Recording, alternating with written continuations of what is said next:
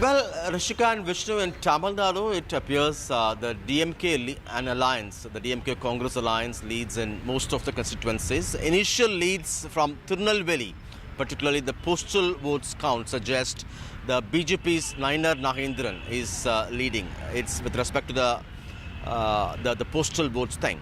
But largely, if it continues, then it will be advantage BJP in terms of opening its first account fighting elections in Tamil Nadu on its own. But too early to say that. But initial trends show at least in one constituency in Tirunelveli the BJP is leading. But otherwise, it appears to be a clear advantage, a clear sweep-like trend for the ruling DMK in Tamil Nadu, which had retained its 2019 alliance, which had swept the poll last time as well.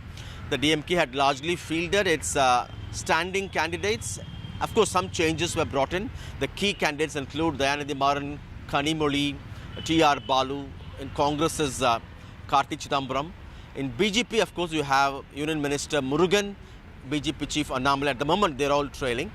And in terms of the AIADMK, although it's the first election under the singular leadership of Edappadi Palaniswamy, they had fielded, many would say, weak candidates. Many of the veterans were not really keen to fight this time, perhaps hoping that the ruling DMK has a better chance, but too early now.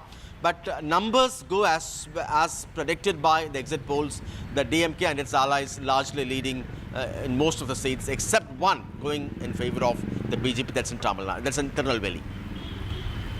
Well, one of the most fascinating states, we'll just go across to our guests in a moment. Let's pull up the numbers for Bengal at this stage, where it does appear that the BJP is actually pulling ahead of the Trinamool Congress. It is still a big fight over here, but the Trinamool is down 2 from last time. The Congress is, in a sense, a surprise in a state which has been dominated last time around by the BJP and the Trinamool.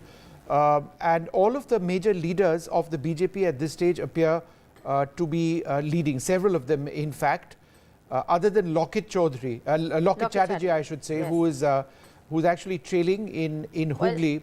Adhir Ranjan Chaudhary is also leading, and Yusuf Pathan is trailing there. So that was going to be a very interesting, yes, a very interesting seat to watch out for at the moment. Before we, quickly get a word from the spokespersons, can we just look at the numbers right now, given the gap, Sandeep Shastri? Are we allowed to be a little excited or not yet?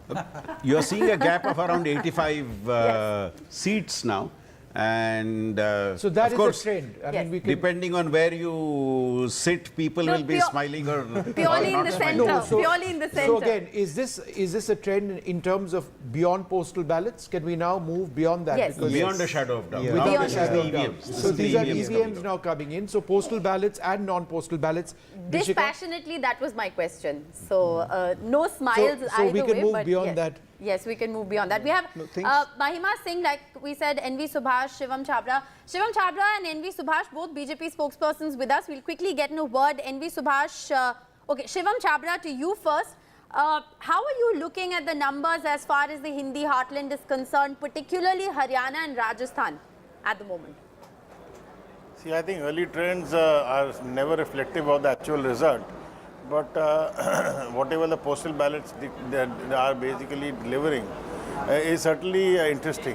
And I think we must not jump the goals and probably wait for the right moment to come and then celebrate what we are here to do so for today.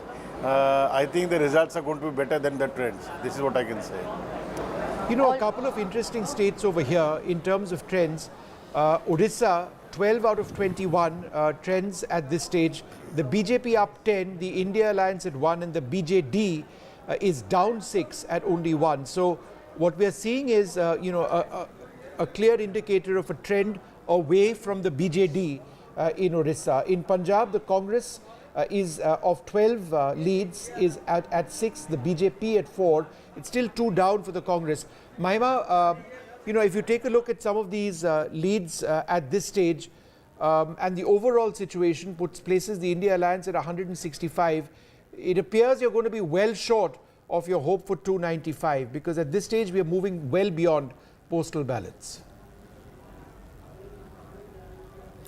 I would say, Vishnu, के यकीन चांद पे सूरज पे एतबार भी रख, मगर निगाह में थोड़ा सा इंतजार भी रख. These are early trends.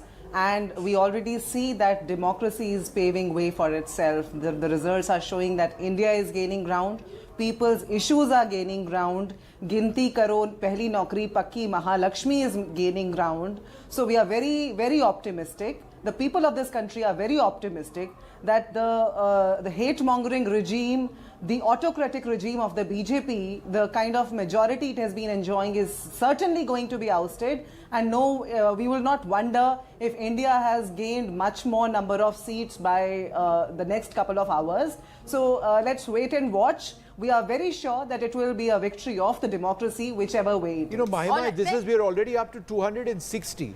Yes. Remember, they're at 261. They're chasing 272 is the halfway mark.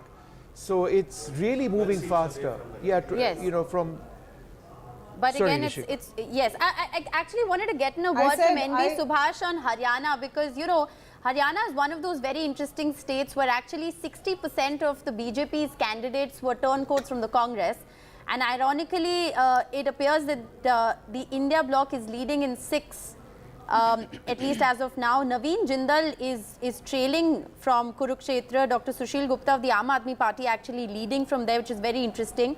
Kumari Shelja is also leading from Sirsa at the moment. That's what we are learning, which is also very, very interesting. And Manohar Lal Khattar is also trailing at the moment from Karnal, which I think is also very interesting. So very quickly, NV Subhash, there was a lot of turbulence in Haryana, you know, change of guard, new faces got in. There was a sense that the BJP had sensed anti-incumbency and therefore made all of those changes. How are you looking at the numbers overall and Haryana in particular?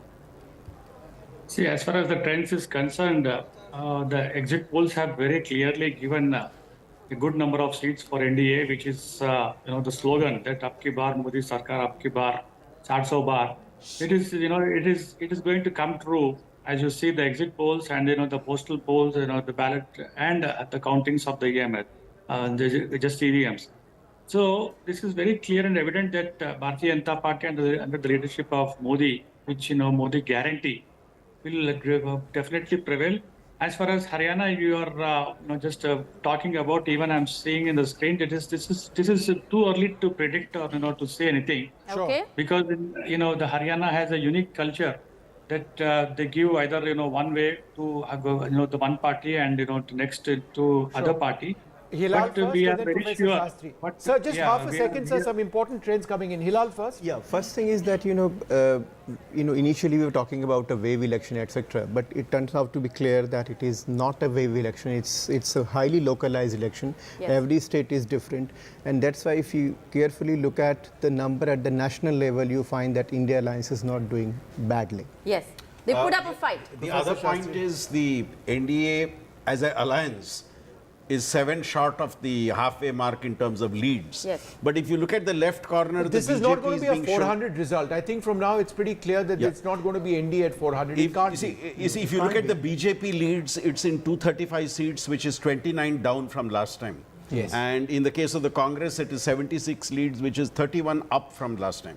So I think we need to look at both these numbers, the big numbers there of NDA, India and others, and also the two major parties which is being shown in the box on the left side. You know what is interesting, and I want to spend a little bit of time on this, is Uttar Pradesh. The reason the India Alliance is where they are at 177, commendable compared to their performance last time around, is Uttar Pradesh. This is where there was a sense that the BJP was going to sweep like last time, but it's actually 36-26 at this stage. That's 20, a change of 20 for the India Alliance, right? And it's down 12 for the NDA. Remember, this is 63 of 80, but irrespective of whether it goes, if this trend holds, then it's a positive performance, certainly, for the India Alliance. And all of their big leaders appear to be winning at this stage. It's 271 now. It's already at we are one short of 272. We are one short of the magic mark. So, we know that, they are going to form the government. But these numbers are actually very interesting and complicated. It's not 400 par, 370. Let's just take a look at the strike rate data which is coming in right now. Okay, it's 272 now. We are at the halfway mark. The NDA 36 down from last time, but quite clearly at this stage, I think it's safe to say that they're headed towards government formation. We are well beyond postal ballots. Professor Shastri? If you look at the non-BJP NDA, that is leads in 36. And in the original estimate of 400 par, 370 was to be the BJP and the non-BJP NDA 30. But in the leads, they have already crossed 36. 36 of the NDA leads are non-BJP leads. So we're now the NDA at 272, it was 273 a few moments back. So it is quite clear where we are headed for the next 5 years, unless there is a massive reversal. But given the gap between the two, it seems pretty unlikely. Go ahead. Yeah, no, it's going to be a small margin victories. You know, I mean, these trends, you know, these numbers, and the fight that the India Alliance is putting up, it is going to be a small margin victories all across, I suppose. But I think we have to Is that necessarily it's not going to be small, like it's not going to be. It's not going to be like. It's not going to be 400. Maybe 350 might be tough. But I think it's too early. It's too early, Vishnu. I will say that because it's 9 and the postal ballots would have just about 90. ended. No. It's what so our consensus to say that these numbers are going to hold and because still wait we are I'll still wait for 1 hour before coming to a conclusion. We're just sort of saying that we are well beyond postal ballots at this stage, is what our experts have been saying. However, it is still 90 in favor of the NDA. So if this is a pattern that holds, then they're already above, as you can see, that halfway mark. We are above the postal ballot situation. Yes, it's 8:45. It's 8:45 is when the postal ballots end. So the first round of EVM counts would have just about begun in most of these constituencies. So let's tell that to our viewers and have a lot of skepticism at this stage because, even if we look at these numbers... Professor Shastri, your interpretation on that, are we still at postal ballots or given the gap, the trends, and you can see that in states as well? I think we have started off with the EVM trends.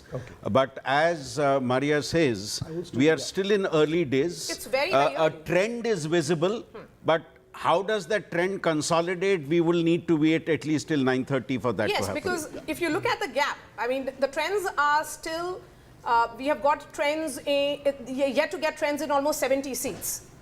474. For 543 out of 543. So it's very much early trend. Let's tell our viewers that it's 9 a.m. sharp right now, which essentially means that the first round would have been happening in most of these constituencies. 70 seats are yet to be announced. So let's hold our horses and wait to see how that loss of 41 to the NDA and gain of 88 to the India actually translates. Yes. See, in the first few rounds of EVMs being opened, the margins are very small, so it keeps moving back and forth, and as more trends consolidate, the leader will tend to pull away in every constituency. And these 479 that we are seeing are largely coming from Maharashtra, where it's important to again reiterate that. It's also coming from Rajasthan, Haryana, and India is doing better. But overall, 9 a.m. it's still just the postal ballot and first round of EVM. Still almost like 43 and another 20. So you have 63 seats to go.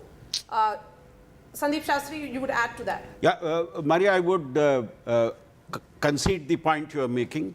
The trends seem to be visible, but then do these trends consolidate over time? Because already you are seeing a gap of around 94 seats between the India Alliance and the NDA.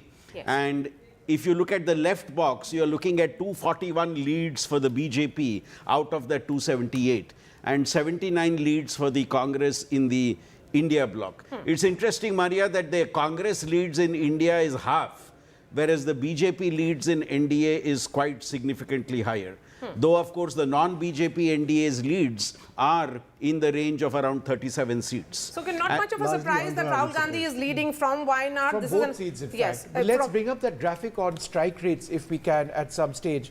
What does appear to be quite interesting is that while the exit poll, the exit poll results, if you want to use that word, has been consistent across the state, the one area Where the leads position is curious at this stage is the state of Uttar Pradesh, where 67 of 80 are out, where the India alliance is actually up 23 from last time, leading in 29, the NDA at 37, that's down 14.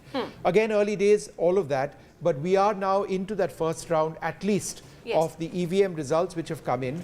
Maharashtra is another curious state because that is one where, that's right, we've got the, okay, right, so let's just Maharashtra over there, the India alliance, you know, narrowly, I mean, reasonably ahead over here of the NDA. But everywhere else, Maria, it's, I mean, the gap has opened up substantially between the NDA and the India alliance. Okay, let's straight go to the Congress headquarters, 24 Akbar Road. That's where Sunil Prabhu is joining us live from. Sunil, the Congress, how are they viewing it?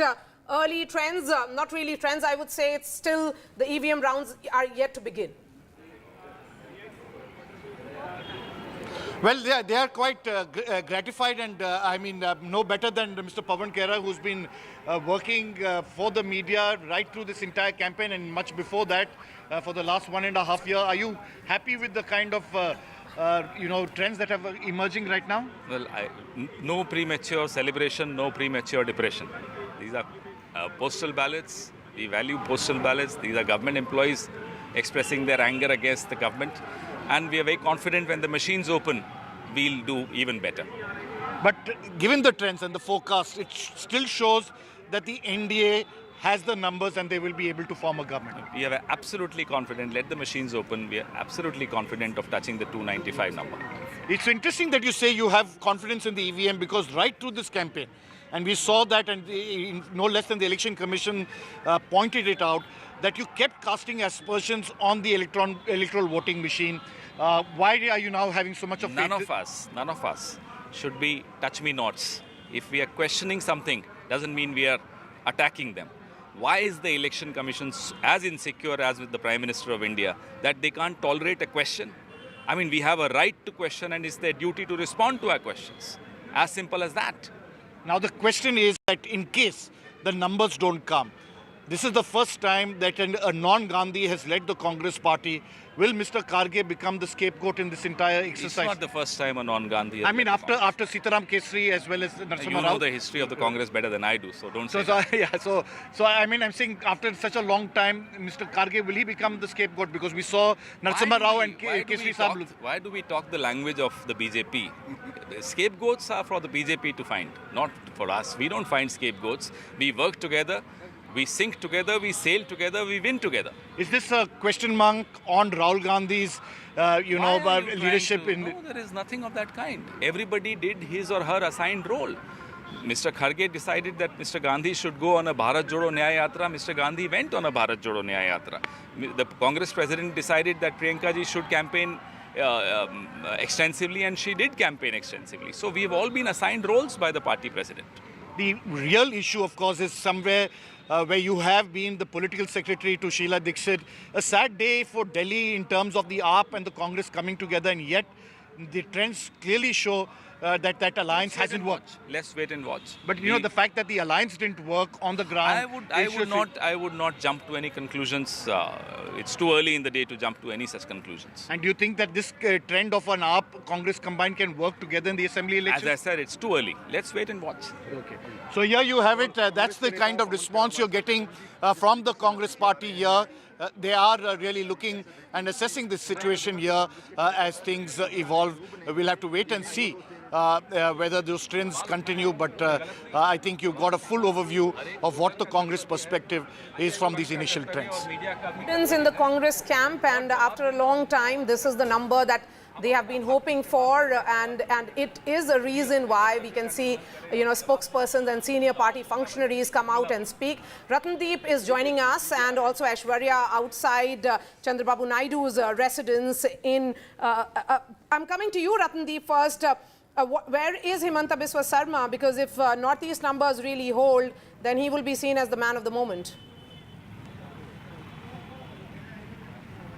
Well, Himanta Biswa Sarma was till this morning at the national capital. He was supposed to fly back to Guwahati last night, but there were some urgent meetings. So what we are hearing that sometime from now he would land in Guwahati.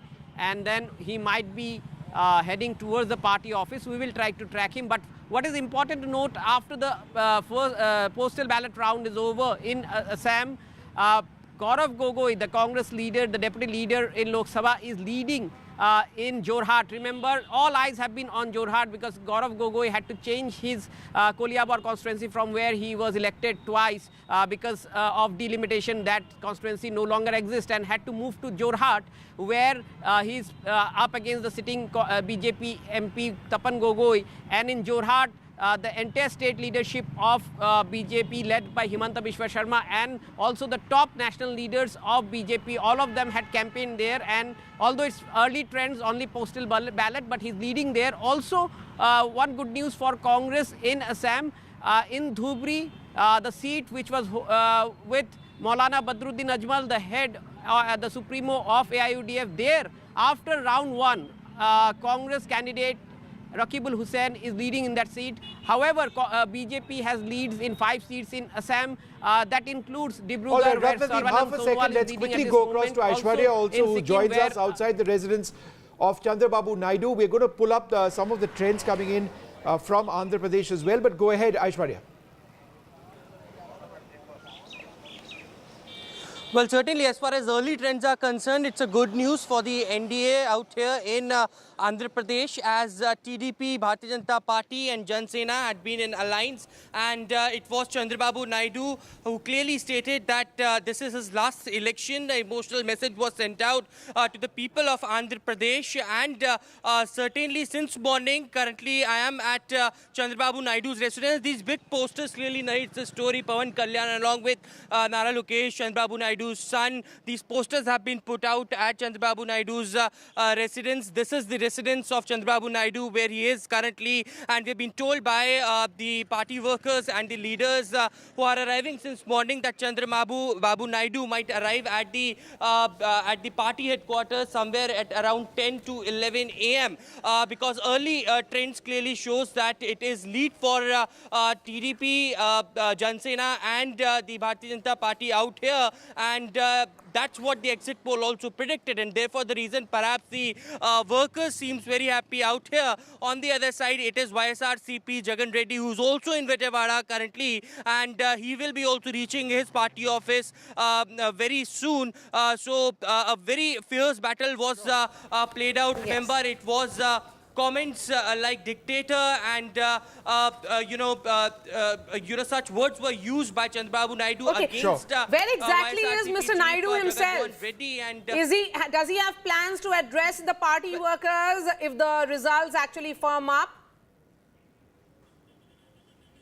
Well, yes, he is here at his residence currently in Vijayawada, and he will be heading to party office at around 10 to 11 a.m. is what we have been told. All right. And he will be addressing the party workers as well. So, Aishwarya, hold on for 1 second. We've got GVL Narasimha Rao, Rajya Sabha MP of the BJP with us. Thanks so very much for being with us. So, the unfortunate part, Mr. GVL Narasimha Rao, is that we can never be entirely sure when we are out of postal ballots and into first round counting. Mari and I have been fighting over this. I would suggest that we are well and truly into first round countings because a couple of these trends have actually firmed up. I'm just curious to know what your sense is at 9:12 in the morning, where it's 282 right now for the NDA, 281, 282, and about 199. Do you believe that we are beyond postal ballots at this stage, or just postal ballots? Good morning, Vishnu, to you, Maria, and all the panelists and the viewers. I think these are two early trends. You see, as a rule, I have never commented on the results per se until about 10:30 or so, because 8:30 is when actually the counting on the EVMs begins. And the first round is usually completed by 9 a.m. We are 9:09 now, but it does take time for the information from counting stations because it's not a sort of an automatic system where you count in the polling station and let's say Election Commission headquarters has the information. No, it doesn't happen that way. It is your reporters and the agencies who are in the field get this information and transmit it over telephone or through an app. So it does take some time. So I think the first round electronic voting information would not have come from more than 50 or 100 parliamentary constituencies till now. Sure. But I'm really very happy with the numbers now, because usually the employees, government employees and service voters, they are never very favorable to an incumbent establishment. So therefore the result, the leads that we have on your screen, no, but Mr. are there GVL broadly... Narasimha Rao, I would just suggest that at 501 trends out of 543 seats, these are, the numbers are fairly robust at this stage.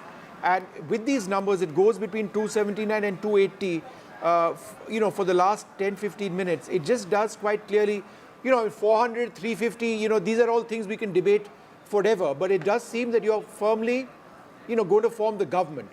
Yeah, very true. You see, unless there's a massive reversal in trends. And the trend is quite clear. It's been clear from the morning. The early trends suggest the same direction in which exit polls have predicted. A sizable majority government for the NDA, and I think as you get electronic voting trends, which certainly, because women voters are 50% in the general population, they are never 50% in government employees. They might even be less than 10% or 15%. So that itself, you see, the lead for the BJP in the women voters is going to be substantial across the country. Yes. This is borne out by evidence. So therefore, the initial trends, what you're seeing on the screen, will go far in excess of BJP support as electronic voting begins to trickle in. Okay, GVL, continue to be with us. Let me come back to the studio and speak to GVL and speak to Sandeep Shastri. Professor Shastri, we are looking at these numbers, 278 for NDA, and most of these Lok Sabha constituencies, depending on, of course, the size of it, have close to 20 to 25 rounds. So when we are looking at 9:15, even if EVM rounds would have begun in number of them, it would have been only first or second round. Because after the first round, all the polling agents sit across, then there is that signing and the formality that is completed before the second round begins. Maria, 2 points on what you say. One, yes, these may be the initial rounds of the EVM, and these could strengthen or change. Yes. Second point, I think I would like to emphasize, a lot of the trends are coming from states where the NDA and not just the BJP are contesting.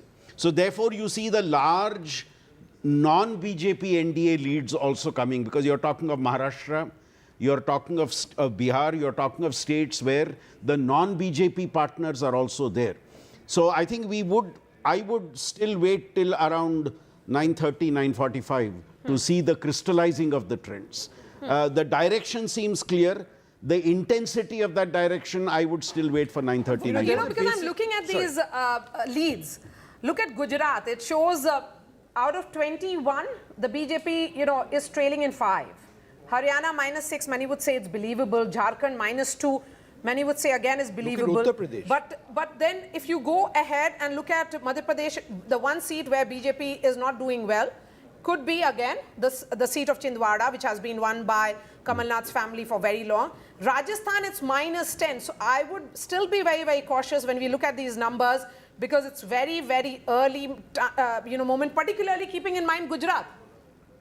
I think, Maria, we tended to dismiss when people talked about Gujarat. There are 3, 4, 5 seats by name, they would say, but there is a takkar. And because Gujarat is Gujarat, the Prime Minister and Home Minister state, it seemed unthinkable. But is that what that is getting reflected? And remember, the overall number, India is climbing faster now in the last sort of 20 minutes or so. I mean, we shouldn't come to any conclusion. I absolutely agree with you. Last time also we made this mistake. But it doesn't look to be an absolute runaway thing, 400, as the exit polls had predicted. What's the most surprising aspect of all of this, and again, just to add to Maria's argument that we really should be waiting, is because despite conventional wisdom, it's the India alliance which is ahead of the NDA in Uttar Pradesh. 74 out of 80 seats are seeing trends at this stage, where it's 37-36 in favor of India. The India alliance is up 31 the NDA down 22. So some would suggest that these would be pretty early, because I don't think any exit poll, anybody would have expected a change so drastic in the state of Uttar Pradesh, which is key obviously for any political party or alliance looking to win these elections. Yeah, so I think, look, right from the beginning, there was never any doubt that NDA would form the next government. I don't think that was ever in doubt. It was really a pipe dream to expect India to get the numbers that they were projecting and form the government. The question is really, where would the NDA stop? Would it stop at 300? Would it cross and go into 350, 400? Today, as per the trends we're seeing, it looks like they cannot go beyond 300. Yeah. I mean, that would be at the moment, unless things change. As Sandeep ji said, let's wait till 10 for the trends to crystallize. And the two key battleground states, which we have been talking about through all these weeks, Maharashtra and UP. These are the two key battleground states that are going to determine the fate of the BJP and the NDA. And so, at the moment, the numbers are not looking very good for the NDA. Yes, because India is putting up a huge fight. In Maharashtra. Absolutely, because in Uttar Pradesh, if we were to look at that number, and I'll ask the producer to put that on the television screens, because it's minus 22 for the NDA, because there is Apna Dal and Nishad Party also part of it, and plus 31 for the India bloc. Again, early trends, but how do you look at this? So how do you look at Uttar Pradesh numbers? Look, the Uttar Pradesh looks tight at the moment. I would still say we should wait for some more rounds to come in, because in all elections, the leader, whichever is the leader in the constituency or the state, tends to pull away as more numbers come. Sure. But certainly, whatever we've heard on the ground, about a consolidation of OBC votes and some Dalit votes in favor of the India alliance seems to be bearing out. It's a very gritty fight at the moment. It's a tough fight that has been. All right, there's some breaking news coming in from the markets which have just opened or a little while back. They are down, I believe 2% is what I have been told at this stage, or 1,100 points. The Sensex has gone down 1,100 points. So the markets, the Nifty is down over 300 points. Professor Shastri, the markets are spooked.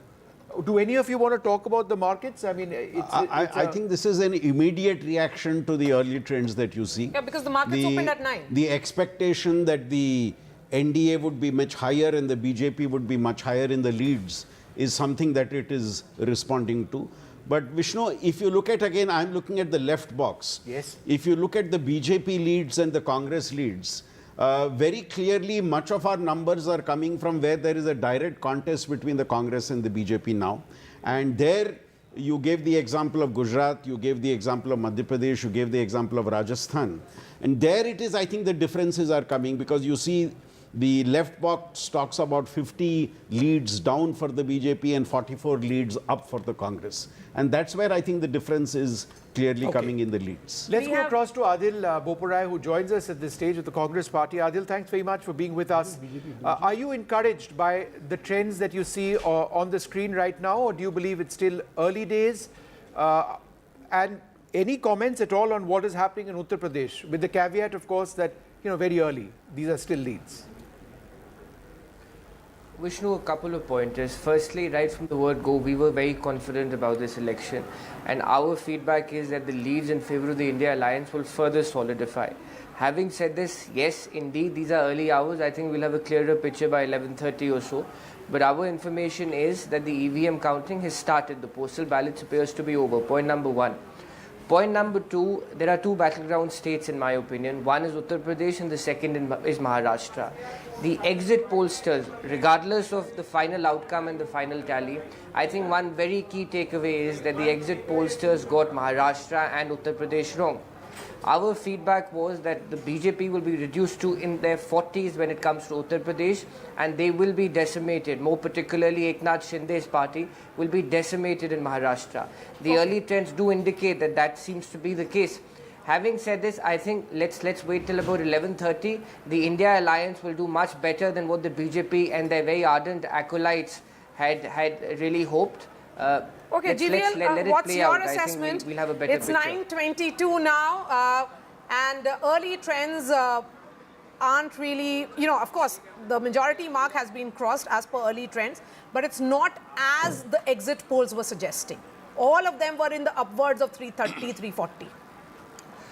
Maria, as I mentioned earlier, there are many states where things got reversed completely by 10:30. So therefore, I think coming to any conclusions based on counting of just postal ballots, in some cases the numbers are very, very small. So therefore, I suggest, I'm looking at the Election Commission site, where on some of the seats, in fact, is EVM counting is available, where almost 50,000 votes have been counted. Therefore, I think if your technical team can separate these two and look at only leads based on EVM counts and early leads based on postal ballots, that will tell you a better story. And for that to really clarity to say, currently these two are, you have merged these two trends coming from only past postal ballots and also including the EVM count. Therefore, the picture will not become clear until 10:30. At least you will get a better picture by 10:30. So I think broadly, NDA majority government is clearly visible on your screens. We are very confident of a full majority BJP government.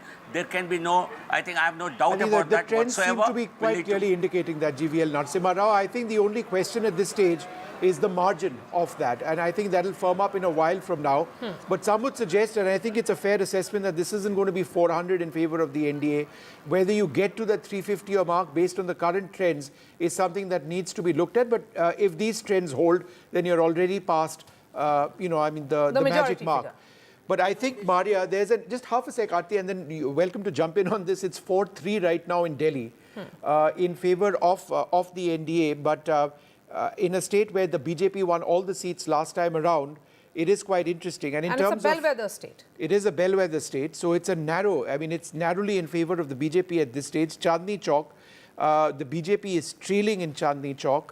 The BJP is leading, is Manoj Tiwari in Northeast Delhi. Kanhaiya Kumar is trailing at this stage of the Congress party. Jaiprakash Agarwal of the Congress party is trailing. And Basuri Swaraj is leading in the New Delhi constituency. Somnath Bharti is trailing at this stage. So who's leading in the India Alliance? The India Alliance. Jaiprakash Agarwal. Yeah, 3 seats they've given India Alliance. Yeah, so where they're leading? Who are the three? Which are the 3 seats? Delhi East. Now they're saying trails. Basuri is trailing also, it says. Basuri Swaraj says it's leading at this stage, but we'll just find out. But your screen says trails. We'll just find out where. Yes, we'll try and get those details. But we'll try and connect with our reporters as well, who are at various counting centers. Now, Manoj Tiwari is leading, and Adil is back with us. That is Kanhaiya Kumar. We were seeing this as a very important battle. Adil, any word on this battle between Manoj Tiwari and Kanhaiya Kumar in Northeast Delhi? The numbers, initial numbers suggest that I think Manoj Mr. Kanhaiya Kumar very well, he's leading. Yes. I'm sorry. Please come. Well, I think, and this is something. In fact, I also had gone to that constituency and got a first-hand experience. I think the Congress and the Aam Aadmi Party and Mr. Kanhaiya Kumar particularly, and kudos to him, he ran a very, very spirited campaign. I think Northeast Delhi will go down to the last wire. Let's hold our horses in Northeast Delhi. But again, even if we go by the early trends, even if we go by the first 2-3 rounds of counting, it appears to be a 4-3 situation, a 4-3 matrix in Delhi. So therefore, right from the beginning, I think one clear deduction which can be made, and I think all your panelists would perhaps agree with me, one clear deduction is that this is a very closed election. Notwithstanding BJP's propaganda of 400, their gimmick of 400, the exit polls chipping in and trying to lift the BJP, I think one thing is very clear, this is a close election, regardless of the final numbers.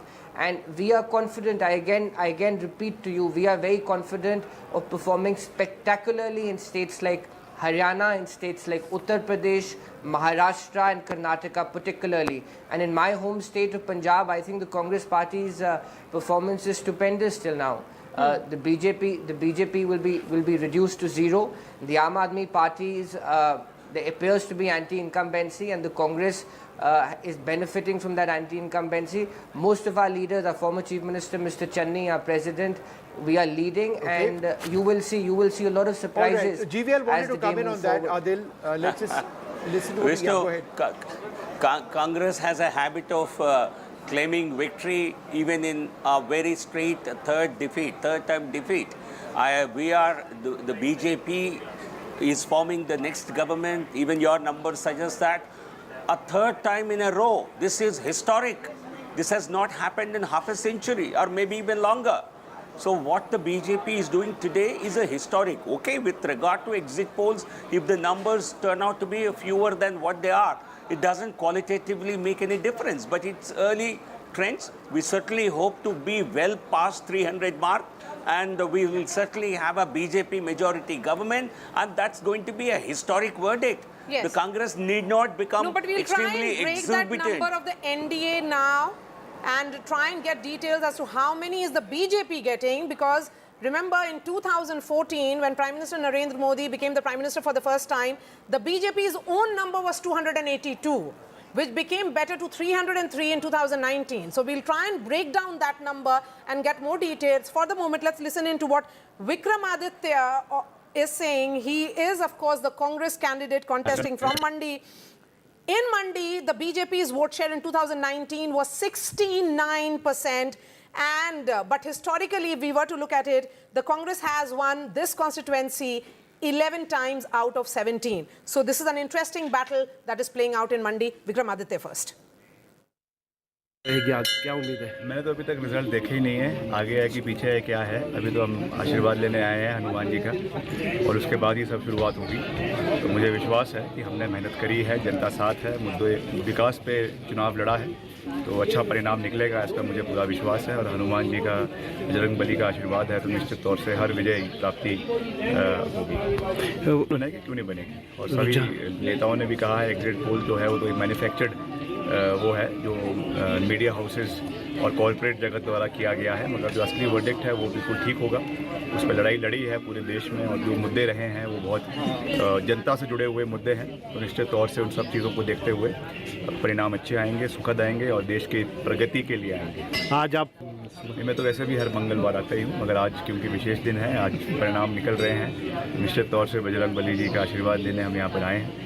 अब जैसा मैंने कहा कि आशीर्वाद ले लिया है तो पूरा दिन अच्छा रहेगा, और सभी प्रदेश के लोगों की मनोकामनाएं जो है वो पूरी होगी। All right, well, the other trend that we are monitoring, of course, is where the markets are. The Sensex down. It was down by more than 1,100 points. I believe that's gone down even further. The market sliding to 2.5% at this stage, not where what they had expected with the resounding exit poll results as they were. What this does show, Maria, if these trends do hold, is that while the NDA appears to be well set to form the next government, which is a landmark victory, of course, it's going to be... the India Alliance has put up a real fight, which is not what the exit polls had suggested as well. Professor Shastri? Yes, Vishnu, the trends as of now seem to suggest that. It would be interesting to see whether, as is the past trends, that as the counting progresses, the one forward pushes more forward, right, or whether the one in second place catches up.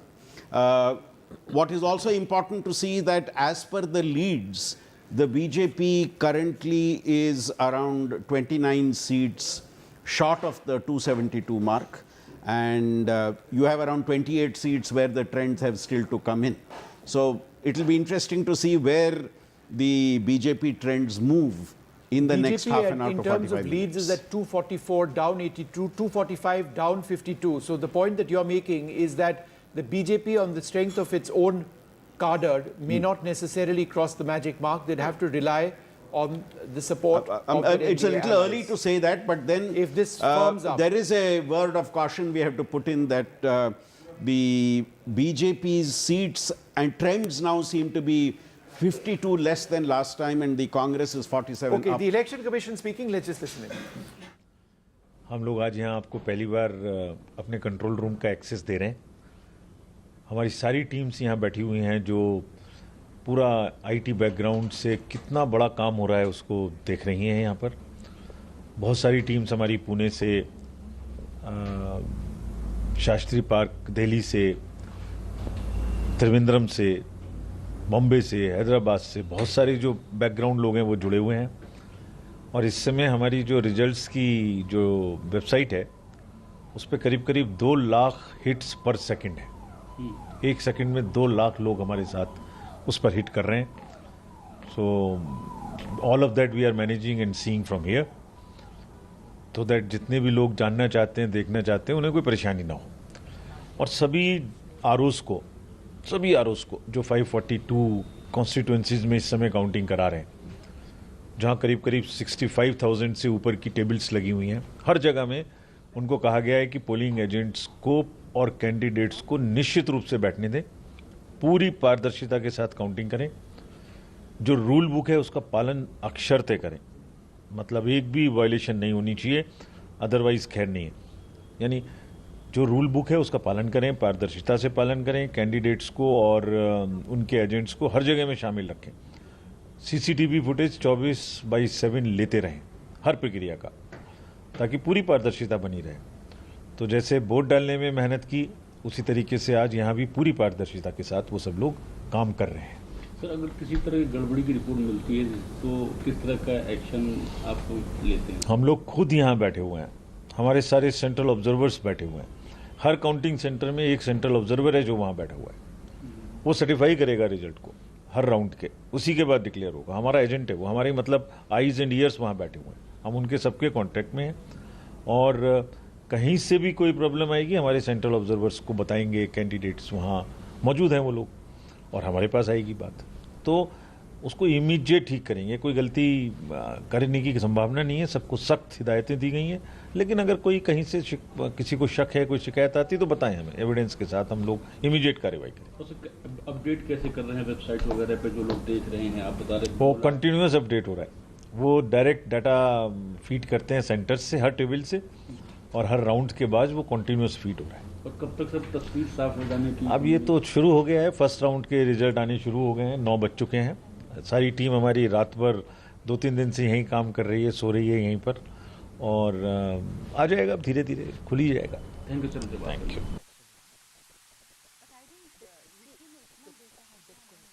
Okay. Uma Sudhir is joining us live. Uma, quick update from where you are. How is the counting progressing, and overall, how is Telangana looking? Because I'm still looking at the data. The early trends are giving a mixed signal. If you can give us details into how many rounds are over. Uma, we'll try and Uma, your audio, can you write? Okay, we'll try and connect Uma's with... audio. Yes, Aarti, you wanted to make a point. No, I just wanted to say I think it's very important to break up the NDA number into BJP and allies. Because the whole question in this, through this election, through this election has been how many seats will the BJP win? Will it touch, there was Yogendra Yadav on one side who was saying that 250. 250, he went down to 220 at one point, yes. And then there was other people who were saying above 300 for the BJP. So this has been the question that has been puzzling everybody. How much will the BJP drive this election? How much will the BJP drive the NDA numbers? So it would be interesting to see, if we put up that breakup so that we can see where the BJP is at this point of time. So again, health warning, If you look at the left-hand side of your screen, just under KK Shailaja's image over there, the BJP alone at 245, that's down 244, down 53. The Congress at 99, up 49. So the Congress is going to score a century this time, it appears, at this stage. So the Congress's own tally is 97. The Congress is 99. Yeah. The Congress's own tally is 98. That's up 48. The BJP alone at 240. So we are just the two parties there.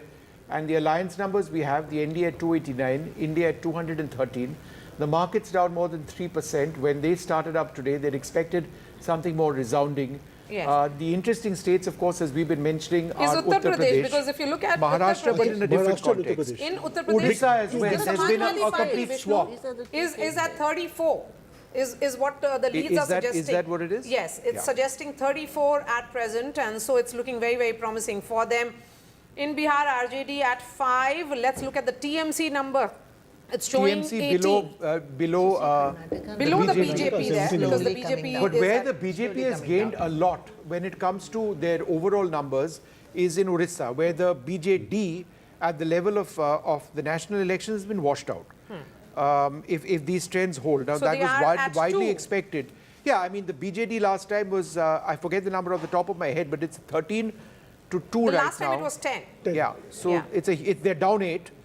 And the India Alliance has gained 2 seats. They're leading now in 3, but the BJP at 13. So the BJP have really made a huge mark in the state of Odisha. How's Telangana? Yes, And also Telangana. They seem to be gaining in Telangana. Yes, and let's go to Uma Sudhir, who is joining us. 9-6 Uma, in Telangana. how many rounds are over, from where you are reporting? We want to understand that are these trends that we are seeing on our television screens right now after 2 or 3 rounds of EVM counting?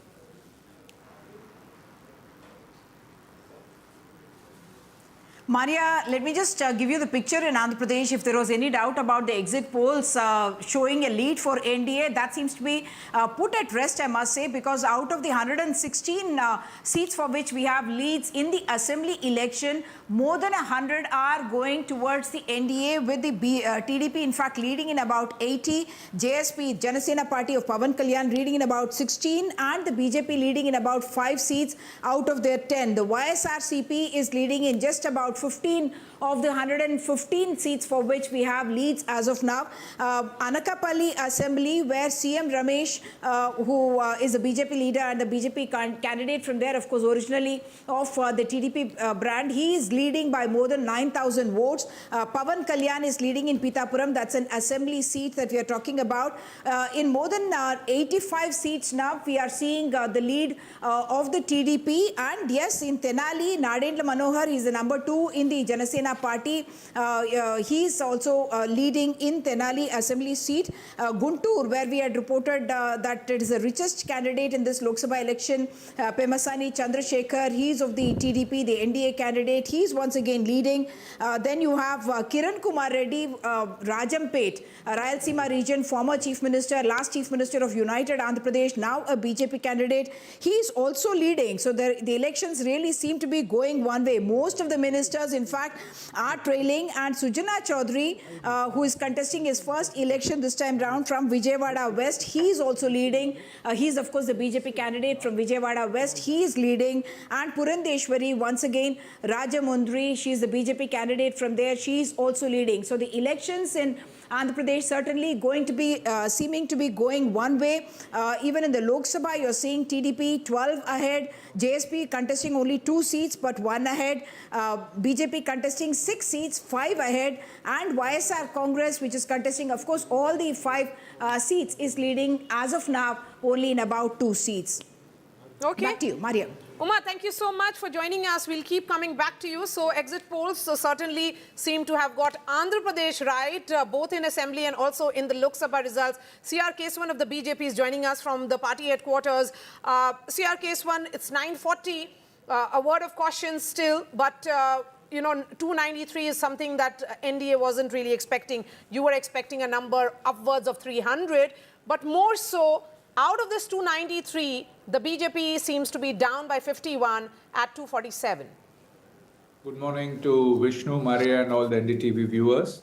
I think I'm very happy to say that we're meeting on a day when hope and history will rhyme. We are very confident already. You see, when 25 seats are yet to be counted, the NDA has crossed the majority mark. And I think today, the people of India will ensure that Modi ji becomes the first Indian ever to be born in independent India, and also the first Indian born after a constitution came into force to secure a historic 3rd term.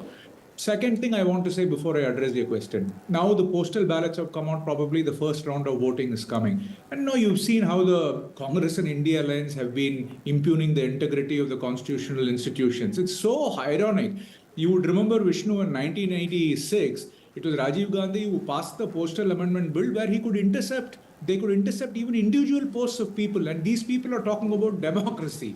It's very funny. But coming back to the story here, I think if you look at the exit polls in this, besides Uttar Pradesh, everything seems to be going perfectly fine. There have been enormous, surge in the east. If you see Odisha is similar to what's happening in West Bengal. It's like a landslide. And if you see the south, Karnataka, Andhra we've gained, Telangana we've gained, and the numbers I'm seeing in the local regional channels in Tamil Nadu, they're trickling in well. Kerala, we may make a mark. So I think if you want me to sum it up, very early trends, but I think we'll consolidate and BJP will very comfortably cross 300 and NDA will also be, have an overwhelming majority.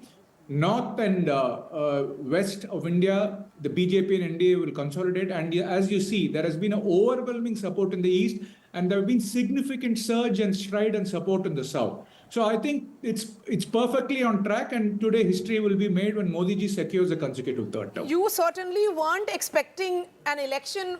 Of course, there's a gap of 80 good seats, but you weren't expecting such a close election. Just look at Uttar Pradesh. It's presenting a completely different picture from what the BJP was expecting. Maria, you're such a seasoned anchor. Postal ballots have come in. First round is 30,000 votes. You see the trend. You have how much? It's like 12-15 lakh votes in a constituency. It's a first round of counting. Already we have established it, and as you see, these only will consolidate. So wait till 10 o'clock, and you'll see us comfortably. We'll have a discussion and chat. So again. you believe, C.R. Keshavan, that what we are seeing in terms of leads in Uttar Pradesh would likely be reversed in your favor, because you are absolutely convinced that what we are seeing is postal ballots or very early phase. Undoubtedly, unequivocally, certainly we will be. So that's an important point, because if what C.R. Keshavan says is correct, and then Vishnu, what we are seeing, because we have some details coming in of seats on which the margin is less than 5% of votes, which is Bagpat. The vote margin is just 30. Uttar Pradesh, another constituency, Haryana, the vote margin between the two parties, that is the BJP and the Samajwadi Party, is just 294. Going further, Bijnor and Moradabad, again the vote margin is around 1,000. So, and Firozabad, Dhaurahar, again the vote margin is roughly around 2,683 and 2,881. So, yes, it's close.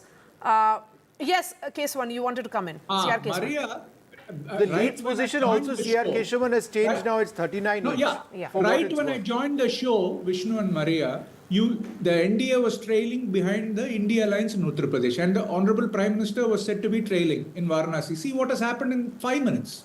You're all very seasoned people. The numbers and the exit poll are all the same, and now Uttar Pradesh is reversing its trend, going exactly back where the exit poll said. See, let me make this very clear. It is a vote for Modi ji ki guarantee. People have seen the Prime Minister perform, transform and reform the country. It is a vote for progress and development, and it's been a very, very divisive campaign by the BJP.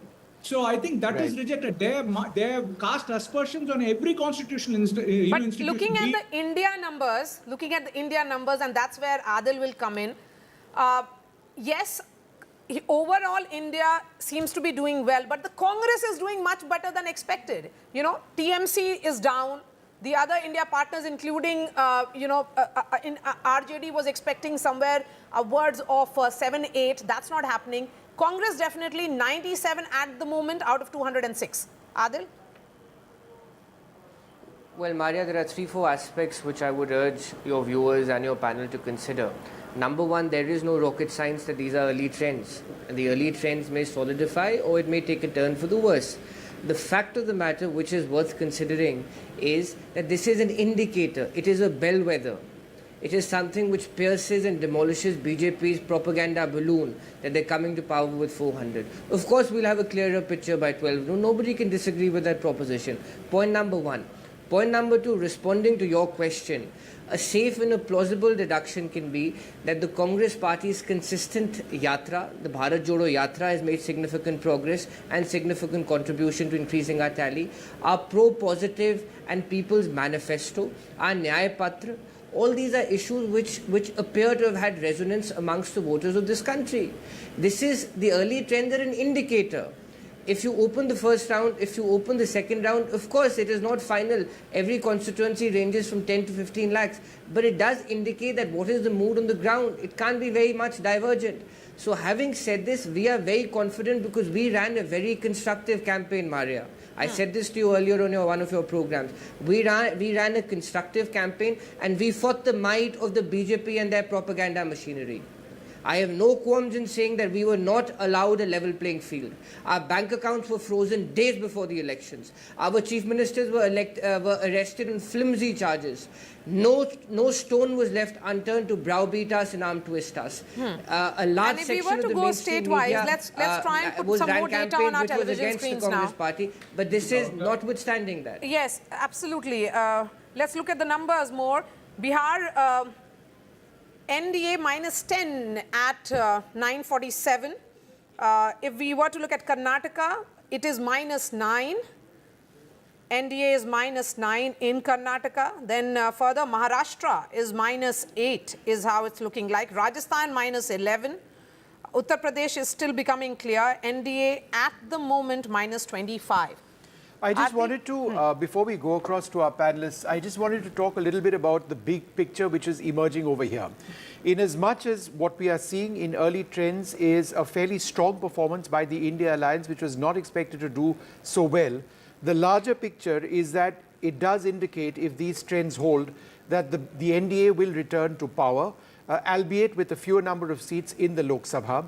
They're well above the 272 mark. So unless there are some sharp reversals, which can still take place, it appears that they would likely cross 300. They're at 296. If this is to be the case, it would still be a landmark as far as Narendra Modi is concerned. The second time in India's history that you've got a Prime Minister coming back for the third term. So at this juncture, it does appear quite clearly that it's going to be a BJP government or an NDA government at the center. But obviously, there'll be a lot of in-depth research. Their NDA allies, in many cases, have done quite well. And irrespective of what the final position is in Uttar Pradesh, it is safe to say that the India Alliance would have done well in Uttar Pradesh, right? It's 39 each right now. One party would be only marginally ahead of the other when the final results actually come out. Yes. Where the NDA has done very well, particularly the BJP, Maria, is in Orissa. That is where the BJD has reversed completely. The BJP has reversed completely where the BJD was dominant. And in Bengal, it was 20-18 when I saw a few minutes back. It goes back and forth. It's pretty much a flip of what happened last time when it was the Trinamool, which was at 22, the BJP at 18. This time, right now, it's the BJP at 21 and the Trinamool at 19. So these are the states which are really interesting. And if you look at the south, the expected opening of the account in Tamil Nadu and Kerala does not seem to be happening from the leads, at least, that we are showing at the moment. So, you know, I mean, should we really wait a little bit before we jump to conclusions? Because there's a lot of flip-flop going on, you know. Not really, Aarti. Not in the larger numbers. Suddenly you find somebody is trailing. Supriya Sule was leading. Now she's trailing. One or two. So, Aarti, you know. One or two. For example, it was NDA 299. It's now 298. But I'm saying in terms of a sharp reversal, nowhere in the last half an hour have we seen a sharp reversal in the overall. Vishnu, as I said earlier, wherever the gap is narrow between the major party and the number two, there is a chance. But where that gap is big, that gap is continuing to hold the way it is. So then the real story of these elections, of course, it's historic. It's historic that the BJP is going to come back for a third term. Narendra Modi is going to be that. It looks like that. But I think what is also historic is that a party that was written off as dead, finished, decayed, and so on, is suddenly coming to is suddenly coming to life. So you know, and I mean, surprisingly, I'm looking at touch 3 digits. Even the BSP seems to be getting one seat. 3 digits. I mean, this is unbelievable. Aarti, that's the beauty of India's democracy. Absolutely. Never write anybody off, never write a leader off, never write a party off, because, you know, things can change. In Karnataka, the Congress is leading in double digits. Okay, we'll try and connect with Tanishq and also Sunil Prabhu is joining us from 24 Akbar Road. Sunil, I think celebrations have already begun at 24 Akbar Road. Where I come from, Uttar Pradesh getting 45 seats. Well, not celebrations, but they are quite elated here at the present moment because the Congress party is extremely elated. I'm waiting for Supriya Shinte to join us, who's going to give us their perspective. They feel that one way or the other, especially the trends that are coming from Uttar Pradesh, it's extremely important to see how things play out. And it's in this context that they are very, very gratified. Somebody who's read this social media campaign for the Congress Party, for the India Alliance, what's your response to what's the initial trends now? I think I'm going to still wait for these early trends to consolidate. I don't believe in premature celebration, but whatever the early trends are showing is very encouraging, especially from my home state of Uttar Pradesh. India Gadbandhan leading in 44 to 45 seats, the BJP and the NDA trailing, tells you a picture. It tells you a picture that this was considered to be a bastion of the BJP, and still the BJP seems to be trailing here. The Prime Minister himself trailing by 11,000 votes is no mean task. So then why do you want, why are you saying no premature thing? Because I'm by nature a little cautious. I'm by nature, I wait for trends to consolidate. I by nature believe in numbers, and let's just wait and watch. I do believe that the early trends are very encouraging. I do believe the early trends give us enough to cheer about, but by nature, I'm somebody who likes to see the trends mature, see the trends consolidate. Supriya, what do you look if these trends do work out this way? What is this an indicator? Because we've seen... The biggest indicator is that the people of this country are wiser than any soul around, are wiser than any political commentators, are wiser than any anchors, are wiser than the wisest souls that roam this earth, because we fought the election on the issues of people of this country. If these numbers indeed consolidate and if these margins are indeed maintained, then it's very... Okay, let's now go to Tanishq, who's joining us from Lucknow. Tanishq, where exactly are you? Are you now planning to move towards the Samajwadi Party headquarters? Because Samajwadi Party seems to be doing well in Uttar Pradesh. The India bloc in totality. Yes, of course. You know, but Maria, these are of course early trends. Okay, so for the first time, the NDA has touched 300. Yes, according to what that is at 954. The NDA touching 300 and India at 208. Please go ahead. Yes, so, you know, I'm right now at the BJP headquarters, and apart from the preparations, you know, the BJP of course is very confident that they are going to win this time. Apart from the preparations they have been doing for their Lok Sabha win, there is also preparations of the Bada Mangal that is celebrated in Lucknow. But you know, these are, of course, what we are looking at right now is, of course, the early trends where we see Samajwadi Party or the India bloc in a stronger position than expected by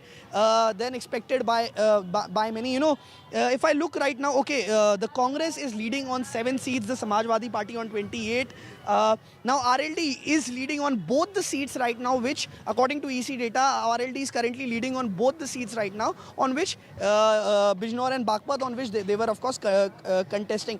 But of course these are very early trends, but some of the key close contests, you know, my eyes are of course on Amethi, because of course I've been there for the longest time. Right now KL Sharma is leading by around 5,000 votes. It's against him, of course, is the giant slayer who defeated Rahul Gandhi in 2019 by a margin of 55,000 votes. So Amethi is, of course, going to be very closely watched this time. But of course, these are early trends. If I talk about just other move around and show leading, that has the level of enthusiasm perhaps gone down at the BJP office.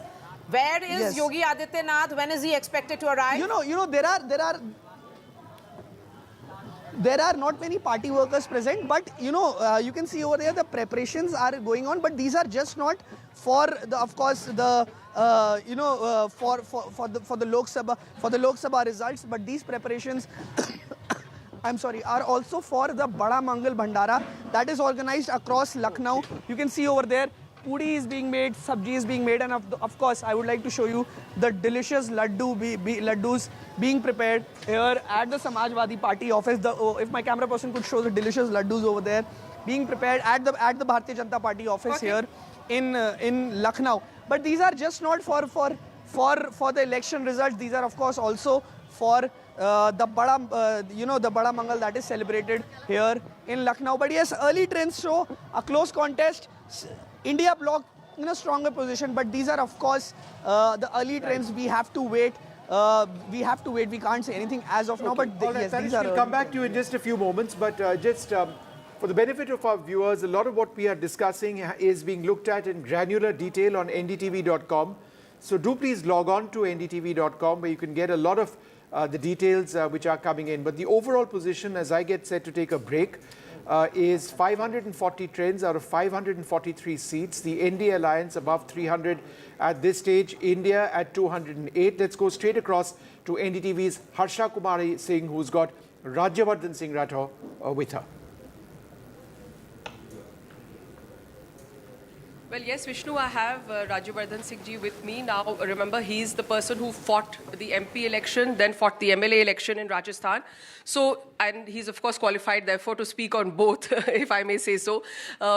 Overall, NDA, a good trend, but in Rajasthan, the Congress is making significant dents or at least taking some leads.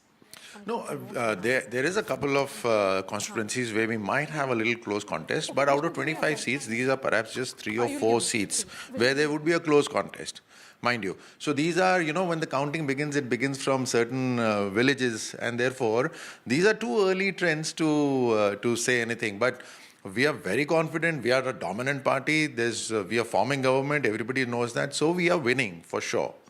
Okay. Vishnu, anything you would like to ask Rajyavardhan ji, or should I carry on? Harsha, please carry on. Okay. Okay. So, okay. So, yeah. Well, so, but in Rajasthan, you see now there is an entire new leadership that has, taken over. There have been certain places, like, for example, a lot of your people, in fact, the BJP has changed at least 14 MLAs, MPs they've changed. They've tried to, sort of break the anti-incumbency factor. But at the same time, in places, say, like Nagaur, in the Jat heartland, where Agniveer is an issue, the farmers' protests may have been an issue. Bardmer, for example, Ravindra Bhati, the BJP really had to fight a tough election this time. The challenges here are not the issues, local issues. This is a national election, and therefore, broadly, everybody understands the development that the country has seen, and the development that is reaching the villages is only through a government that is led by Prime Minister Modi. It is well known, whether it is some of the districts that you have mentioned or otherwise. And like I said, there are certain places where it's a close contest, and even that close contest is not because of Congress. Okay, if all of you, the experts sitting there, if you just analyze, it is our own people, right? And therefore, not more than 3 or 4 seats where we are close, but this is 25 seats in Rajasthan, and we'd probably end up with 24 or 25. Okay. I absolutely picked up on that, where you said wherever there's a close contest, it's somewhere our own people. So I think that's been a problem here in this election. Or I won't say a problem, but there have been so many crossovers, Rajyavardhan ji, that I think even the grassroots worker is confused. He says, I was with Rahul Kaswaha, now you're asking me to be with Devendra Jhajaria, Similarly, in Kota, Prahlad Gunjal, the caste factor, the caste vote is with him, the party workers are with him. I think Mr. Om Birla was confused sometimes. He didn't know whether the BJP worker who was actually coming out in his rallies was with him or not. It was a situation. Similarly with the Congress, Mahendrajit Singh Malviya, you have him, he's the Congress MLA, he becomes the MP candidate. So, and then the Congress candidate refuses to withdraw. So, there was this confusion on the ground. Yeah, it's all right. If you look at it from a magnifying glass, you will see some of these issues that you mentioned. But how many constituencies? You just named 3 constituencies, right? That's what I'm saying. There is close contest in very few constituencies. But overall, as the day progresses, you will see that the BJP will be in majority of the constituencies in lead. One other factor that worried the BJP, I know, because in the first phase, the voting percentage came down by 6%. The second phase, of course, I think everyone stepped up. But it was a cause of worry that the voting percentage had come down as much as 6% in the first 12 to 13 seats. The voting percentage overall in the first phase was low, but it was also low from some of the communities, some of the segments that actually vote for Congress. So it was both ways. I do not think at all that the low percentage would have dented BJP especially. It's dented both parties. I think the overall enthusiasm wasn't there initially, where people were very sure that BJP is winning, and therefore, if I can say that, they felt that BJP will win irrespective of them going to vote or not. In the second phase onwards, everybody realized that they are voters, they need to make an effort, and therefore the percentage increased everywhere. But it's not dented BJP at all. Okay. So very confident, Colonel Rajyavardhan Singh Rathore here with us. Of course, it's early trends yet, but let's wait and watch. Yes, thank you so much for getting us that voice, Harsha Kumari Singh. Yes, it's 10 a.m. The counting is currently on. The EVM machines have opened, and after second round, this is what we are seeing on our television screens. There is not as what was being predicted. 300 par, and the India bloc being 200 par. So that's quite interesting. Congress not yet at that 100 par mark, I think, which is what if we were to being look at talked it about. from various zone point of view, and I would ask Ashok Malik and Aarti Jairath to come in on this, it's the setback for the BJP in early trends is coming from Uttar Pradesh and also from West zone, which includes Gujarat, Maharashtra, even Rajasthan. Rajasthan minus 11. And Rajasthan with Rajyavardhan Rathore, talking about something, Aarti, we talked about earlier on also after the first phase of voting about, voter turnout and enthusiasm and how a lot of them weren't coming out to, cast their votes given that the turnout was low and how, so Rajyavardhan Rathore, they're making the point, then we realized and we pushed them. So this is something that has been a talking point and something that he spoke about as well. So, the Rajasthan and Gujarat, so far, the trends are very, very interesting because these were two states where we had heard about anger among certain communities. In Gujarat, we'd heard about Rajput anger. And in Rajasthan, about Jat anger, which moved, which moved across the border into Haryana as well, So if these trends are holding, it shows that that anger has actually translated into votes against the BJP. If these trends hold. I don't know what will happen later. If these trends hold, we have to keep adding this health warning, all the But so this whole thing of ignoring this community anger, Gujarat, I think and again, its own peril. There were expectations from South Zone. They are making gains, and the gain is largely coming from Andhra Pradesh. It's the NDA which is gaining in Andhra Pradesh, not as much as the BJP. But Karnataka, the BJP is down minus 10. Again, there is a significant loss if these numbers actually hold. And let me go straight to we have Pratibha with us, who's joining us live with Tejasvi Surya. Pratibha, what is Tejasvi saying particularly of the Karnataka numbers? Not very much as the BJP had expected. It's minus down as the exit as per polls the had leads. predicted. Yes. Well, I'm posing the very same question to BJP's firebrand leader, Tejasvi Surya here, sir. The numbers do not really seem to be in line with what the BJP really projected. So what is your take on this? Ma'am, these are still very early rounds in the counting today. In a parliamentary election, on an average, there are 18 to 20 rounds of counting. I think most of the places, it's just the completion of the second round or maximum the third round. There is still 15 to 20 rounds of counting, 15 to 18 rounds of counting left. A lot may change in that. But look at it from the perspective of a party being in power for 10 years. You have no parallel in world history where after 10 years of being in power, there has been a pro-incumbency wave and a prime minister has gotten re-elected with such a large mandate. I am very confident that the Bharatiya Janata Party will win with a big margin and Narendra Modi ji will be Prime Minister of the country with a very, very comfortable victory.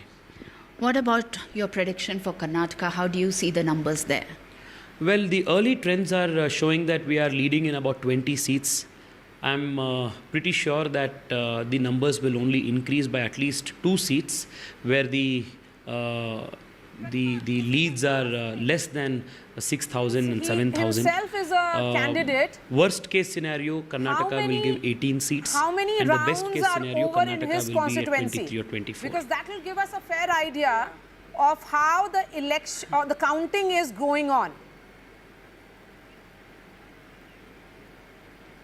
Right. The curiosity also lies in Bangalore South because that has been one of the most, that has witnessed one of the most prestige battles there. So how do you see the numbers in Bengaluru South when it comes to your own constituency? Madam, just the numbers that I got right now after 3 rounds of counting is that we are 44,000 votes ahead. There is still 17 rounds of counting left. I am very confident that the people of Bengaluru South will bless us with a very big margin. In fact, in 2019, Bengaluru Rural was the only constituency that was won by the Congress. And this time it seems like Dr. Manjunath of the BJP seems to be in the lead there. So how do you see this? Do you think that this is going to break the jinx with respect to Bengaluru Rural being a Congress bastion? We are very confident, madam, because the BJP-JDS alliance has really benefited the Bharatiya Janata Party's candidate in Bengaluru Rural. In about 4 to 5 assembly constituencies in Bengaluru Rural, the JDS is a very formidable force. In the 3 urban areas, the BJP is a very formidable force.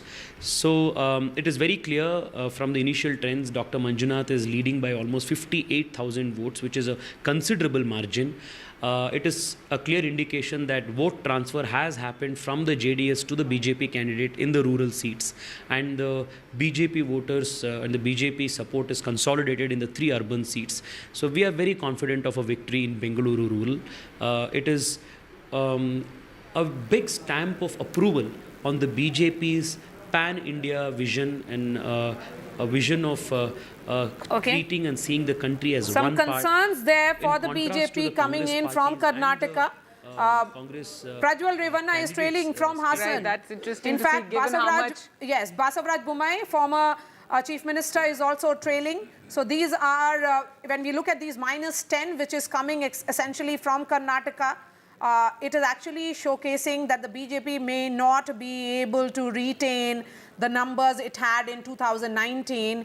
So, Aarti, you know, we have been talking about CM, PM elections, that people vote differently.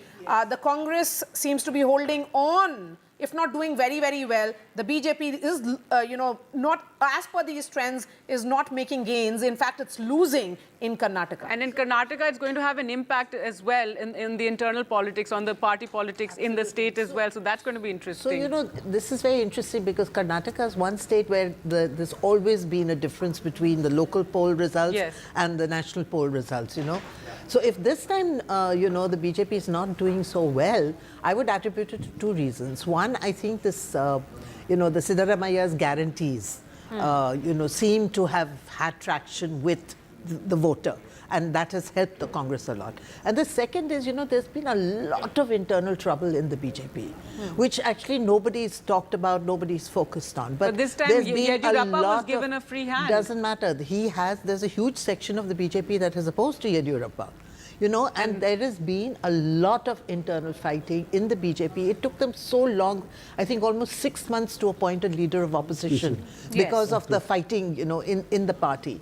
And, you know, the Lingayat community never came fully back to them after it went away in the assembly elections.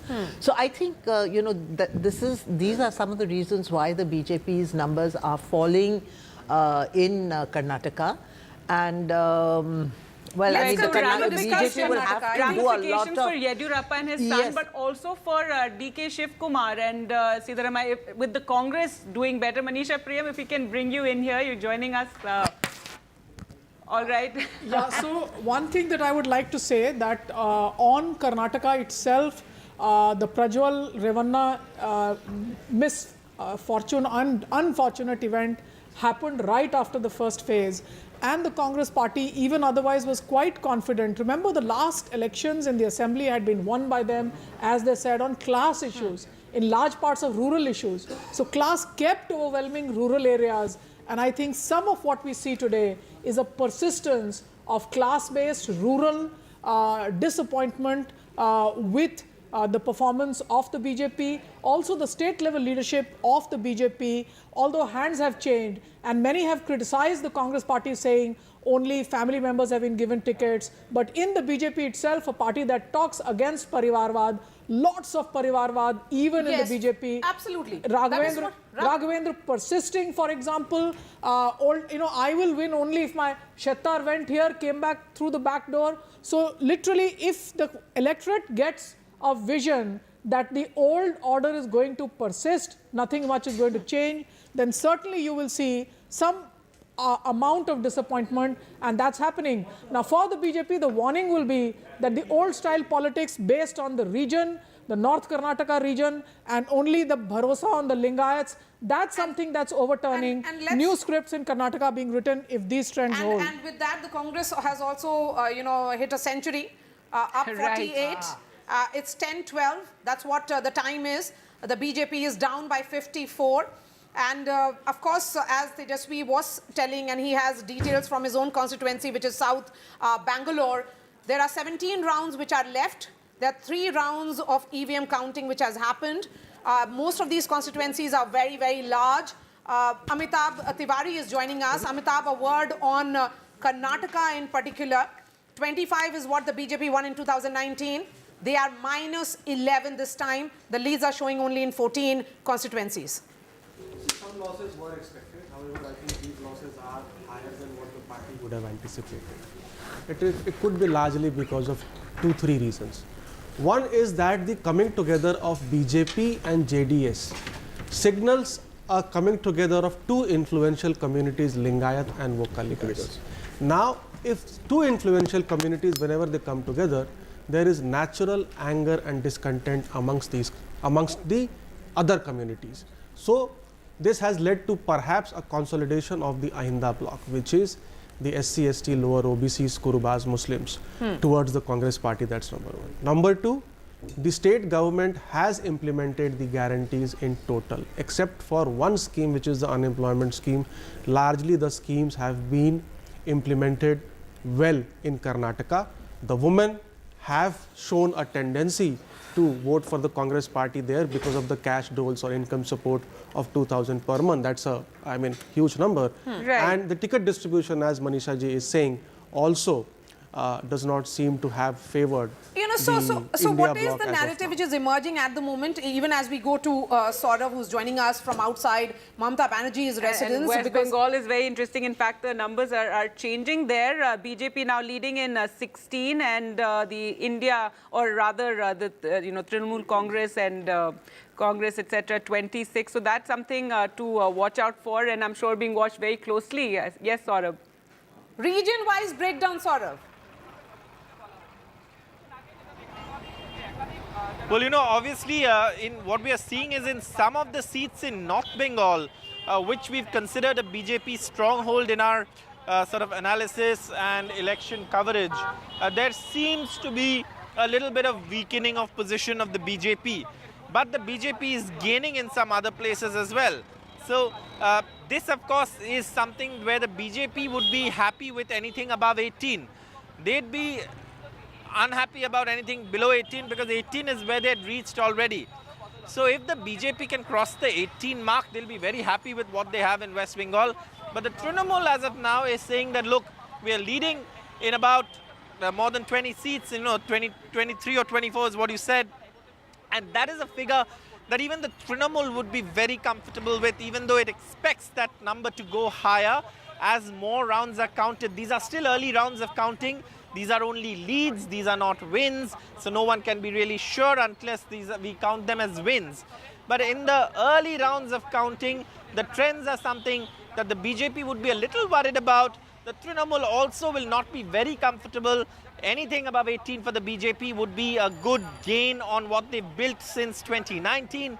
Anything below 18 for the BJP would be, of course, going back to the drawing board. For the Trinamool, if they can better 2019, they'd be happy with that. I think higher that targets. issue of So Sandesh if they fall short of targets, they'll be unhappy. Saurav, that the BJP had really nailed it in many ways. They kept on talking about it.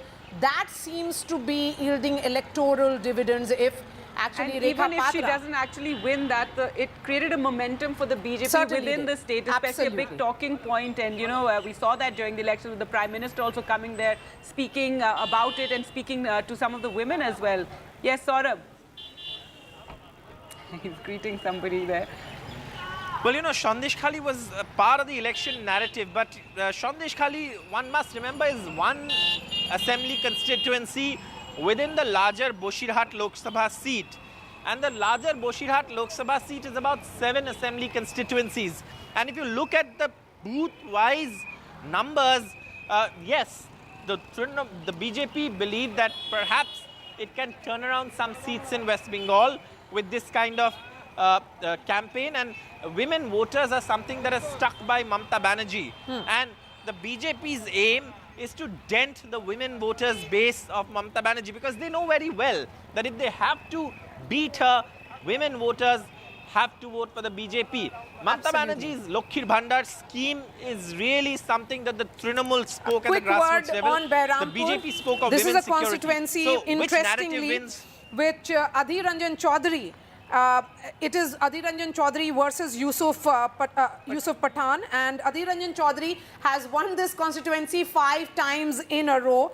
And looks like if he manages to consolidate once again, yes. it again will be an important battle. And I know that, we said 26 for India in West Bengal, but obviously not. It's 24 for Trinamool Congress and 2 TMC for the has never Congress. won this constituency at all. Thank you so much for joining us, Saurabh. Let's bring in Ghazali, who is joining us. Ghazali, an update on Delhi. Aam Aadmi Party office, are there some signs of celebrations? Delhi, of course, 7 seats. The trends are showing a mixed reaction. In fact, the trends are showing that BJP could be -1. Which is this -1 for BJP? See, as of now, no such celebration in Aam Aadmi Party headquarters. The leaders are not around. The supporters are here. They're glued to the TV screens, Twitter, EC website, and they're just checking after every round the counting of votes. Just a few minutes ago, it was showing that from New Delhi seat, Bansuri Swaraj was trailing. Then suddenly she started leading. So that kind of mixed reaction coming from the workers here, though no top leadership is available at the headquarters right now. And also, Aam Aadmi Party is also keeping a close eye on Punjab, where they're also fighting elections, but not with Congress. Even there, they're expecting some good, healthy lead in 4 to 5 seats. The trend suggests that perhaps in Punjab, the Aam Aadmi Party is leading on 4 to 5 seats, as well as Congress is also leading on similar number of seats. A big surprise would be the BJP in Punjab, but as far as Delhi is concerned, just a short while back, it was 7 seats. On all of those 7 seats, the BJP was leading. That one particular seat where BJP is not leading was Manoj Tiwari's seat, but it keeps changing every hour, as you know, as the rounds of counting continues. So as of now, no such celebration, but loud cheers whenever the trends or whenever the television screen shows that perhaps Aam Aadmi Party or the India bloc is leading on some of the seats in Delhi and Punjab. So Kanhaiya Kumar trailing from Northeast Delhi, where it is a direct battle. Again, Bansuri Swaraj leading. I think it's the Chandni Chowk seat, which the Congress is being watched very closely. Let's shift focus now to Jammu and Kashmir, from where straight to Srinagar, where Nazir is joining us. Nazir, as of now, National Conference leading in 2, they are down -1. Which is this -1? Well, Omar Abdullah is trailing, so is Mehbooba Mufti. So you can see leaders of both the 2 main regional parties, National Conference and PDP, are trailing. Omar Abdullah is trailing in Baramulla, where jail leader Engineer Rashid, who is in Tihar jail for last 5 years on terror funding charges. He is leading by more than 19,000 votes. These are early rounds of counting. Things can change, but this clearly shows the direction which way this election is going. And Mehbooba Mufti is trailing from Anantnag constituency, where National Conference leader Mia Altaf is leading by more than 60,000 votes. National Conference leader Aga Ruhul candidate is also leading from Srinagar. So, but the big news from Kashmir is that both the former chief ministers, PDP and National Conference leaders, they are trailing in this election. And in Ladakh, independent candidate who is actually unofficial candidate of National Conference is leading from Ladakh constituency, where both the Congress official candidate and the BJP candidate election, because this is the first election post abrogation of 370. People are trying to send a message. Engineer Rashid was someone who was always talking about plebiscite. He was his politics was bordering around separatism.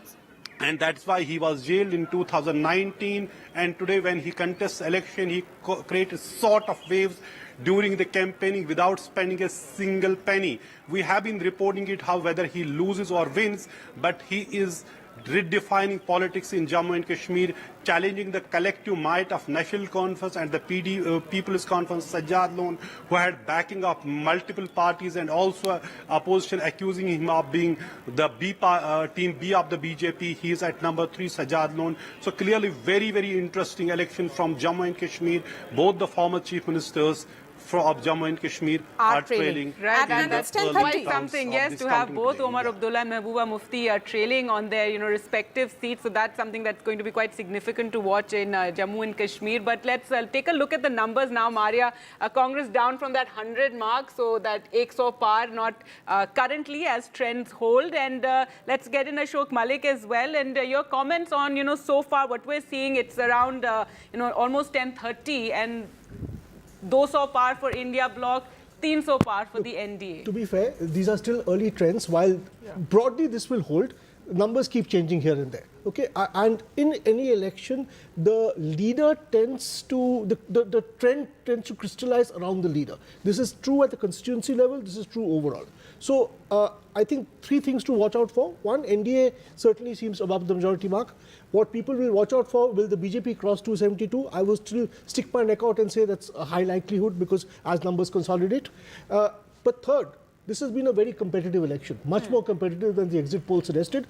I think Indian democracy is well and truly alive. All those who were saying this was, this election was a sham and all of that, owe everybody an apology, right, I think including the we'll election talk commission. about the exit polls after this, and we'll get Amitabh on that just a minute. But yes, Shugata, Srinivas, Raju, you've just joined us, and your comments on, and what is it that you're looking at right now with these early trends, the way the fight is in Karnataka, Maharashtra, Delhi, of course, we're seeing that just one down. Yes. First, the bigger point, I completely endorse what Ashokji just said, that Indian democracy is well and alive, and I think Modi's government, if not for the numbers, credit for the numbers they would usually take, they should go out and say that, see, we have not rigged the system. The institutional credibility was being questioned big time even yesterday. And I think that is completely evaporated with the kind of trends that you're seeing. So it's a big, big thing for Indian democracy. So that's point number 1. And point number 2, Karnataka having a strong opposition. Yes, there's a strong opposition, and the numbers are not. It's as the opposition expected. The trends are in that direction, although they may not touch the figures that they have. And you're referring to Mr. Bhupesh Baghel's that, yes, thing that he put out saying about the EVMs, etc. Rahul Gandhi, Akhilesh Yadav. But Rahul Gandhi had commented on the exit polls. Yes, more and than also Mallikarjun Kharge's letter to all the people saying, be brave. They were trying to create a hysteria. And also jeopardizing the kind of liberal space that existed in India by sort of reacting overboard. Yes, but overall, if we look at it region-wise, Amitabh, what is becoming clear is that even when we were talking about BJP's forts, that seems to be dithering in a way. Look at Gujarat, -5. Look at Rajasthan, -11. So the localized anger seems to be turning into electoral numbers or seat numbers for the opposition. Yeah, so BJP was expected to lose seats in Rajasthan, Maharashtra, Bihar, and they were likely to compensate it through gains in West Bengal, Odisha and the southern part of India. Now, if you see, something interesting is happening. The BJP, as of earlier trends, is down 51 seats and the Congress party is up 46. Because this election is largely a Congress versus BJP based election. Congress gains, BJP loses. That's the crux of the election. Now, as Ashokji said, the key number to watch out for is 272 for the BJP and 300 plus for the NDA bloc. We are seeing that the exit poll projections are likely to ending up as of now towards the lower end of the projections. No, in fact, 300, way off the mark. 300 is... Way off the mark. Majority of them. One second. All those who ridiculed us as academics, we put our life's labor, and we can tell you today that our field visions are being upheld by the results thanks to the Election Commission. And let me give the health warnings that NDTV gave every day were literally such important health warnings, and discredit to a lot of the exit pollsters. I think they owe a lot to India's electorate. They were causing the hysteria because people felt that, oh, we voted this way and we are seeing the exit polls this way. And that so why feeding into this doubt why that was just being blame created? the political parties? We were keeping quiet because we wanted the hysteria to die down. And to everybody yesterday I said, including you, I said, let's not do the late evening shows. Let's wait for today. Wait. It's the day of democracy. And democracy, the numbers, the election commission. All right, well, speaking of that, we're now joined by Gaurav Vallabh from the BJP office and Matthew Antony joining us, spokesperson, Congress party. Gaurav Vallabh, first to you, your comments on what it's looking like right now. Yes, it's going to be another BJP-led government, the way the trends are going, but not as emphatic a victory as the exit polls would have had us believe. See, first thing we should appreciate that till now only 2 rounds or 3 rounds or at the most 4 rounds are completed. It's 10:30, and there are 20 and there are something around 21 rounds on an average in a Lok Sabha constituency. This is point number 1. Point number 2, am I audible to you? Yes, go ahead. Yes. And point number 2, that for last 5-7 minutes I was online and I was viewing and listening the comments of the experts. You can see when I joined, the NDA tally was 298 and then it moved to up to 305 and right now it is 300. So I think let us wait for some more time. We are expecting that we are going to outperform the 2019 numbers, first thing, as a party individually, and the NDA performance will be something similar to what exit polls had predicted 2-3 days back.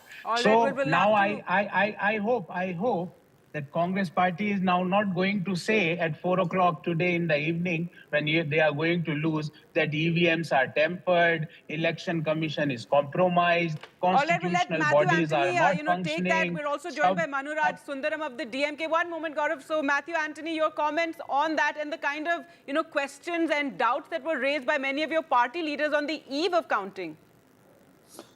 See, we have made our comments and our actions very clear about our concerns with the election commission as well as with the entire process where we have seen many compromises happen in the past.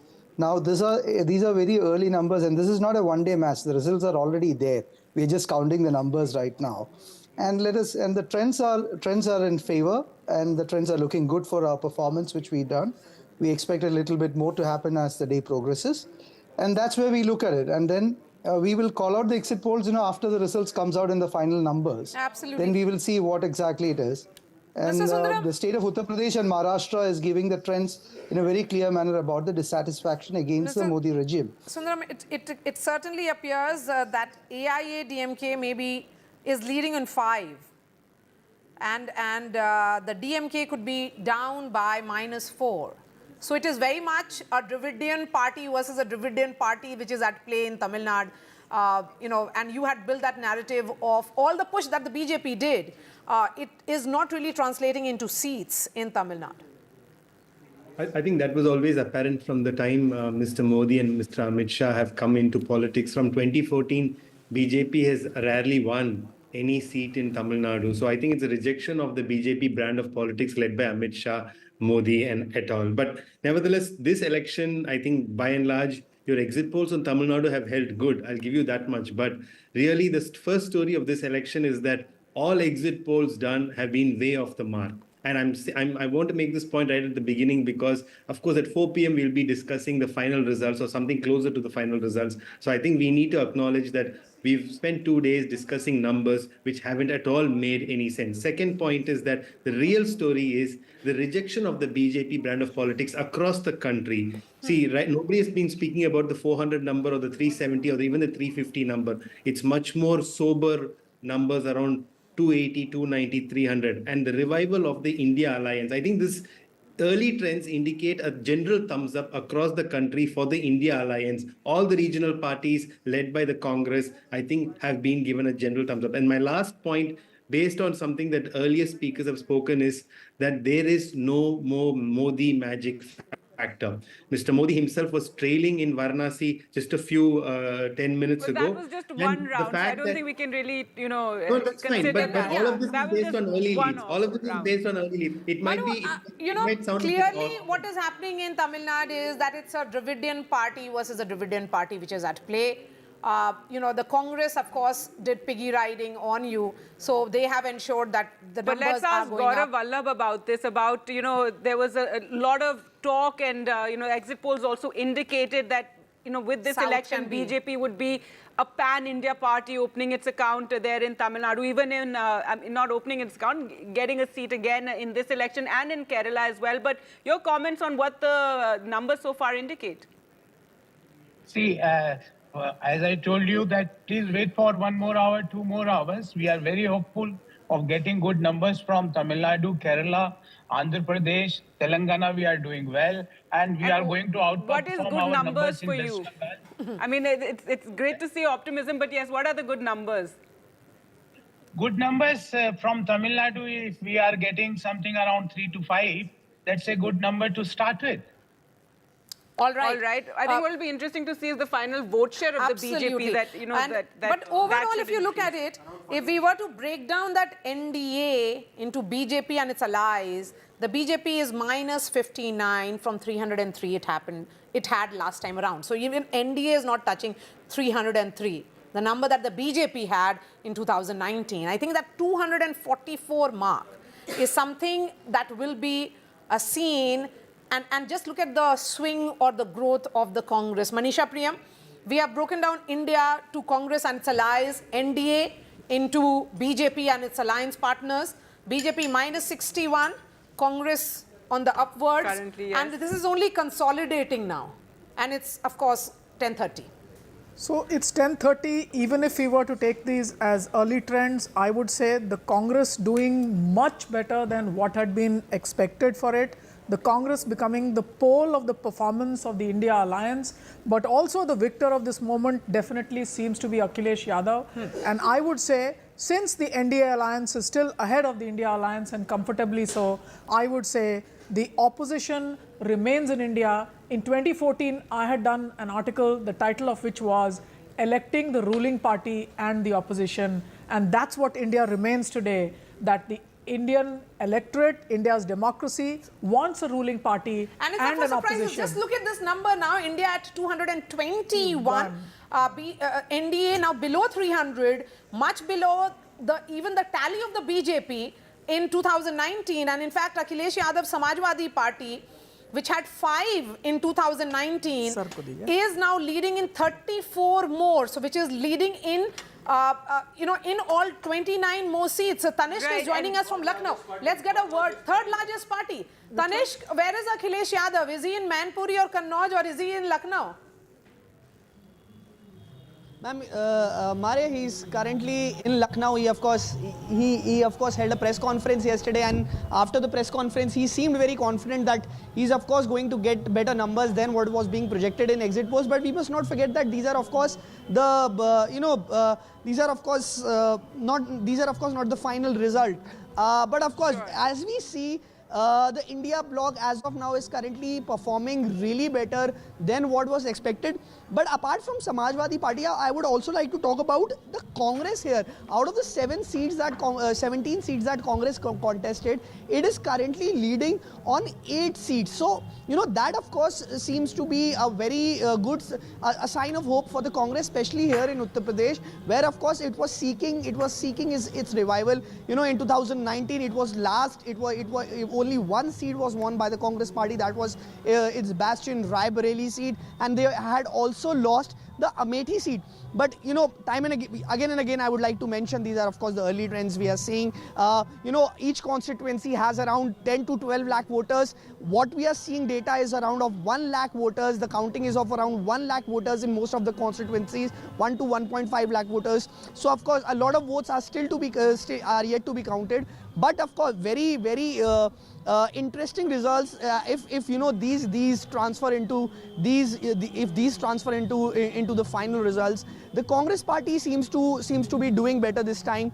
Talking about the most watched seat, of course. I want to get more comments on this from our panelists also on what's happening in UP and Srinivas Raju. This UP ke ladke, that whole chemistry worked, the Khatakhat promises. Arithmetic also worked. I mean, somehow the of arithmetic. Course, Samajwadi Party doing a lot better, but see, if these numbers hold and if this trend holds, obviously what the BJP expected, that the BSP's collapse would help it only the BJP. It went the other way. It probably went. Yes, both ways. because what was completely seen on the ground is that the Jatovs were looking towards the cycle more because of the slogan of 400 par.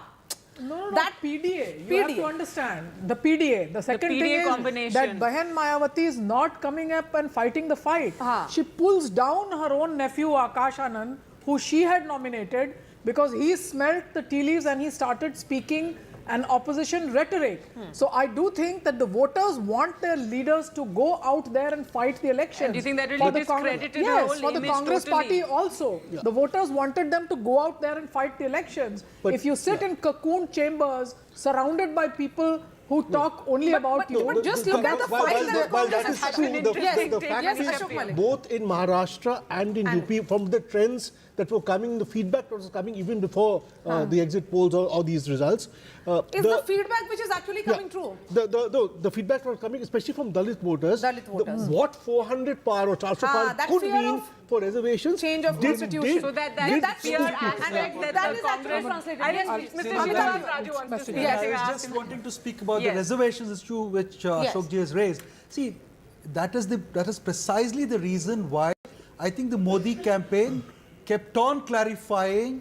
I mean, an innumerable number of They times. went on the defensive problem with the was- attack of the yes. Congress. When with the this- elections moved from third phase onwards, yes. that slogan was back in action.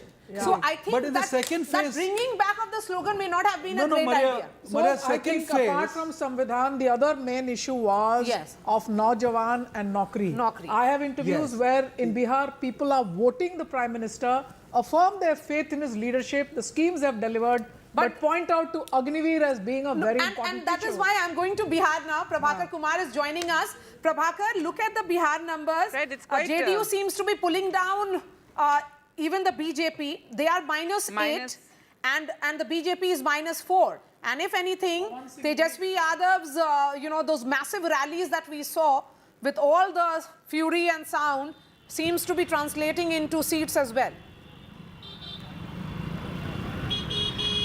Yeah, exactly. That is what the RJD camp is hoping for. When we reached the BJP office here in the morning, they were all preparing for the celebration, but that has now all been put on hold because the numbers, the trends which are coming is not what they had actually expected. They were hoping to reach that figure, that exit poll figure, which had kept them, which it's almost a deserted BJP office. You can see behind me, and as far the JDU is concerned, it is Maria very much on the expected lines. It was since the poll began, it was expected that JDU is the one actually the coalition partner which will pull down the number of NDA's seats in Bihar, and that is exactly what is happening. The RJD has started on the zero tally, and they were hoping to score, they were hoping to get into double digits. And if the trend continues as we are seeing on our screens, they might actually be able to do it today. So it would be a big political upset as far as the JDU's numbers coming down is concerned, and as far as RJD's upsurge in Bihar is concerned. Yes, and if we were to break that down further in terms of the constituencies, Prabhakar, is Rohini leading? In fact, Meesa Bharti is leading against Ramkirpal Yadav trailing from Patliputra. Let's put out another placard and show what is the, battle like in Saran. Between Rajiv Pratap Rudy and another daughter of Lalu Yadav. She is trailing. Rohini Acharya trailing, and Rajiv Pratap Rudy is leading. Yes, ma'am. So, you have very important news coming out of Bihar. Jahanabad, the RJD is leading.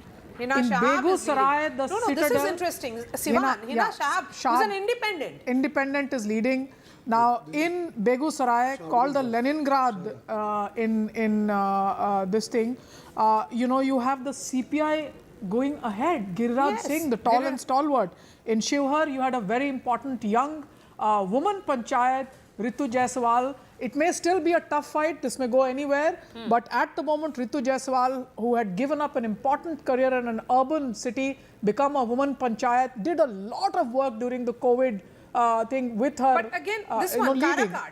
Karakat, because if Upendra Kushwaha is trailing. CPI-ML leading. CPI Raja Ram Kushwaha is leading. But Hina Shah contesting as a independent this time around, Mohammad Shahabuddin's widow. One common thread between UP and Bihar is that in UP and Bihar, the BJP has not replaced candidates. 55 out of 62 were renominated in UP, whereas the national average of drop is around 35 to 40%.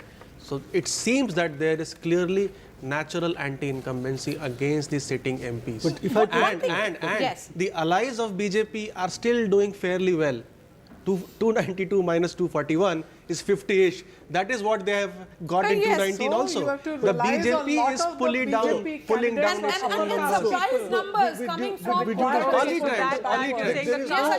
there is no automaticity to this change candidates and you will do well, because in Rajasthan, for instance, you had 11 rebel candidates because you changed candidates because you didn't, so it can work both ways, to be fair. Yes, but if we were to look at Uttar Pradesh, and I think Uttar Pradesh story is most fascinating. And Pappu Yadav, they're leading in Purnia right now. Again, he was somebody who spoiled the India. We have not discussed the Yogi factor at all in Uttar Pradesh. See, because the general talk was that it is Yogi who's pulling the engine there. It's not Modi, the brand Modi. In fact, it's on Yogi. the ground, and of course, Maria can talk more on this. So what happens to the Yogi thing? And when Arvind Kejriwal made a statement that Prime Minister Modi will not remain PM because he will cross 75 years.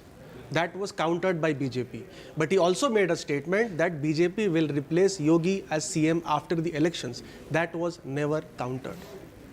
Okay, we'll be going straight to Andhra Pradesh, and the only state or assembly which the pollsters seem to have got right is Andhra Pradesh. And that's where Aishwarya is joining us from. Aishwarya, you're joining us from Vijayawada. Chandrababu Naidu, man of the moment. It's a landslide for them. The alliance of the BJP, Janasena and the TDP has worked.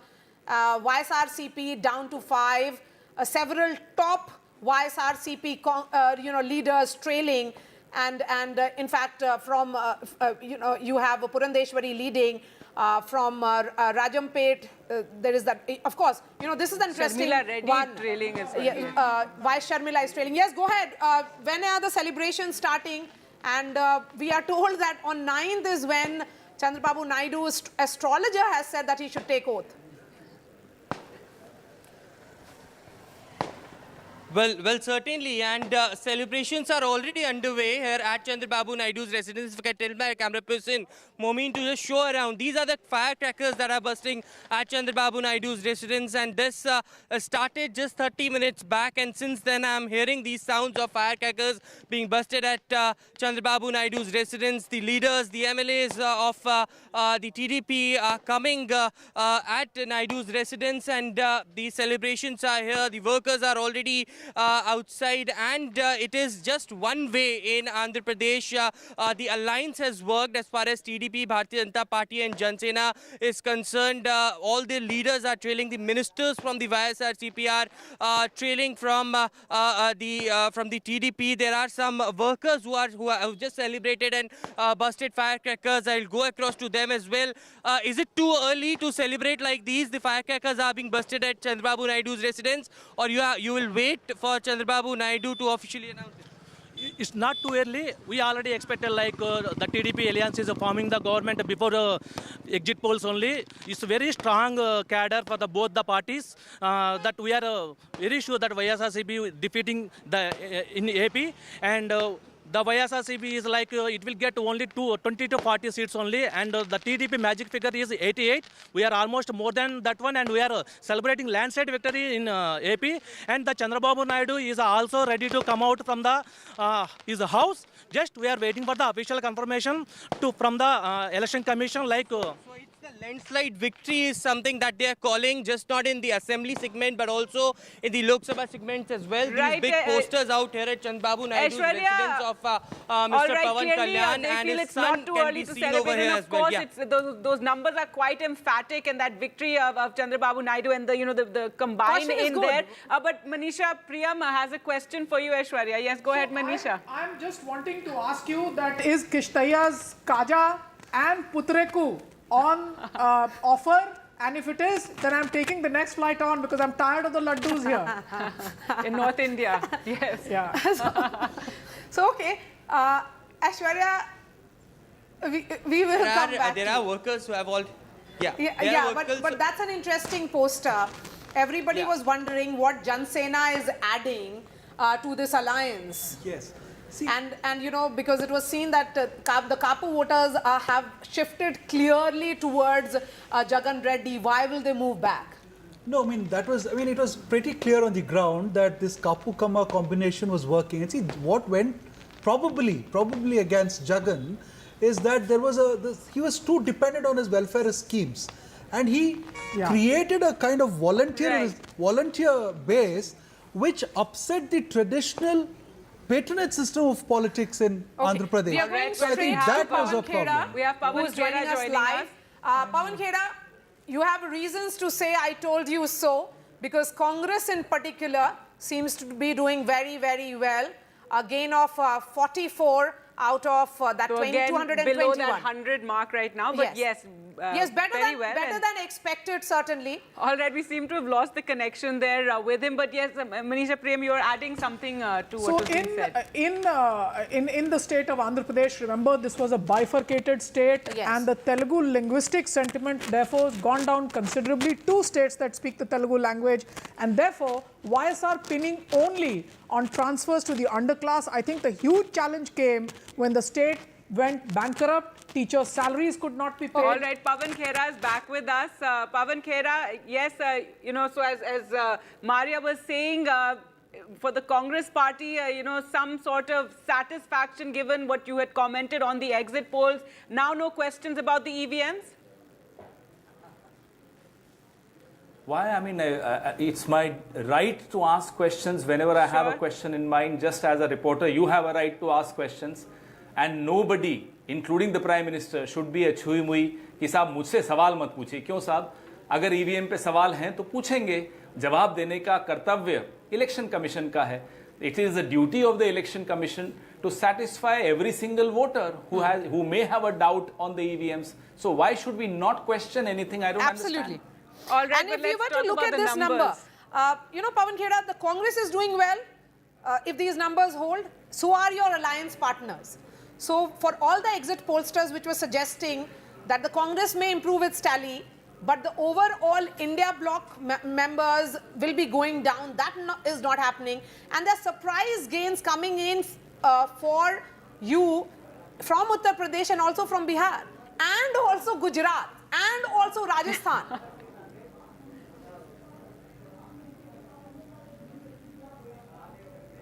या फिर गया आवाज. Yes, if you heard. So, Pawan Khera, if you heard me, the question was... Yes, I've heard your question. The gains that you are seeing pan-India. Yes, go ahead.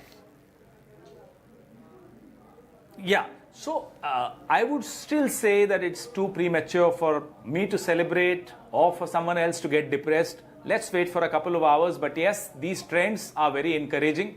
And we were absolutely sure about the intent and the content of the exit polls, and that has been proved right. We've been proved right. But as I said, it's too premature to celebrate. Yes, we are smiling, and we are sure that we'll only smile through the day. Okay, Pawan Khera, you know, many would say that in these elections, the goalpost had shifted with that slogan of 400 par. At 292, it is the BJP-led NDA which is still way past the majority number of 272. But yes, below their own expectations and below what the exit pollsters had suggested. But at 224, India is still way off the 272 number. And it's 11, of course. We'll be cautious about that. We are absolutely confident. As I said, it's too premature. We are confident as the day progresses. Our seats will go up.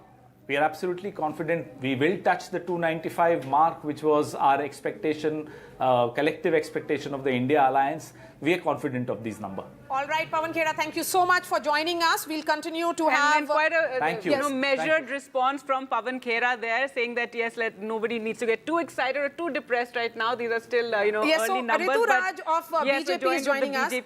Rituraj, if we were to look at BJP numbers alone, that's only on the decline. Down 65 currently, and if we look at NDA, it's under 300. Well, I think these are still a little too early to call the election. I think most Lok Sabha seats have 20 to 30 rounds of counting. We are barely in the 5th round of counting now. So I'd say let's wait for at least 2 hours before we call it. But let's look at the macro trend. The macro trend is that NDA and Prime Minister Modi are coming back to power for a 3rd term, which is unprecedented, and I think it's a remarkable trend as it holds today. And I'm sure it'll be very clear and certain in a matter of another 2 hours. Right now it's 10:52. Of course, 4 to 5 rounds of EVM counting would be over. It's 237 for the BJP, which is down 66. Yes, you have crossed the 272 mark, along with your alliance partners.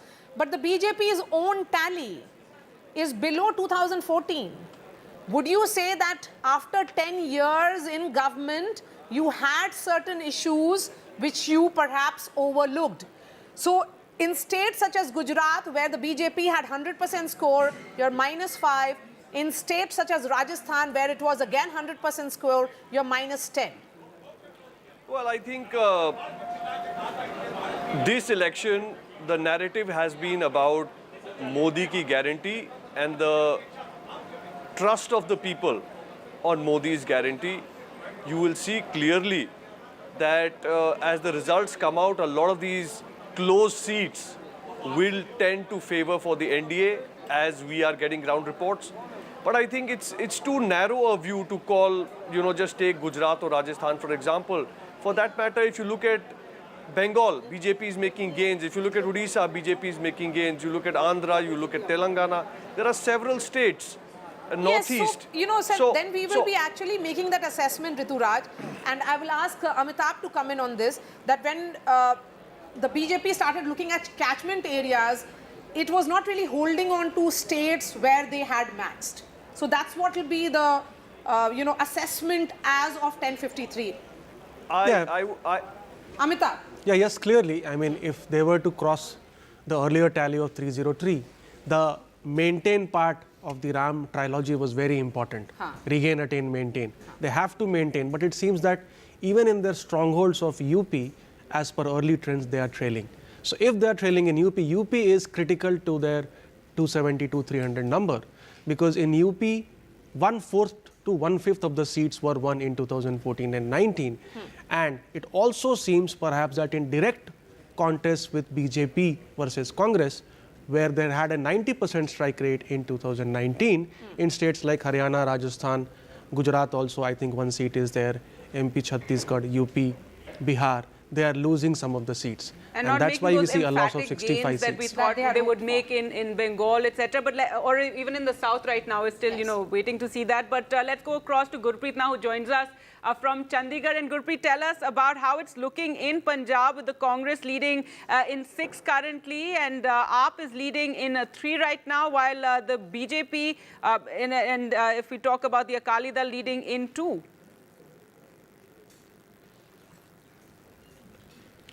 Well, yes, of course, very surprising trends are coming, and Congress has already have an upper edge in Punjab.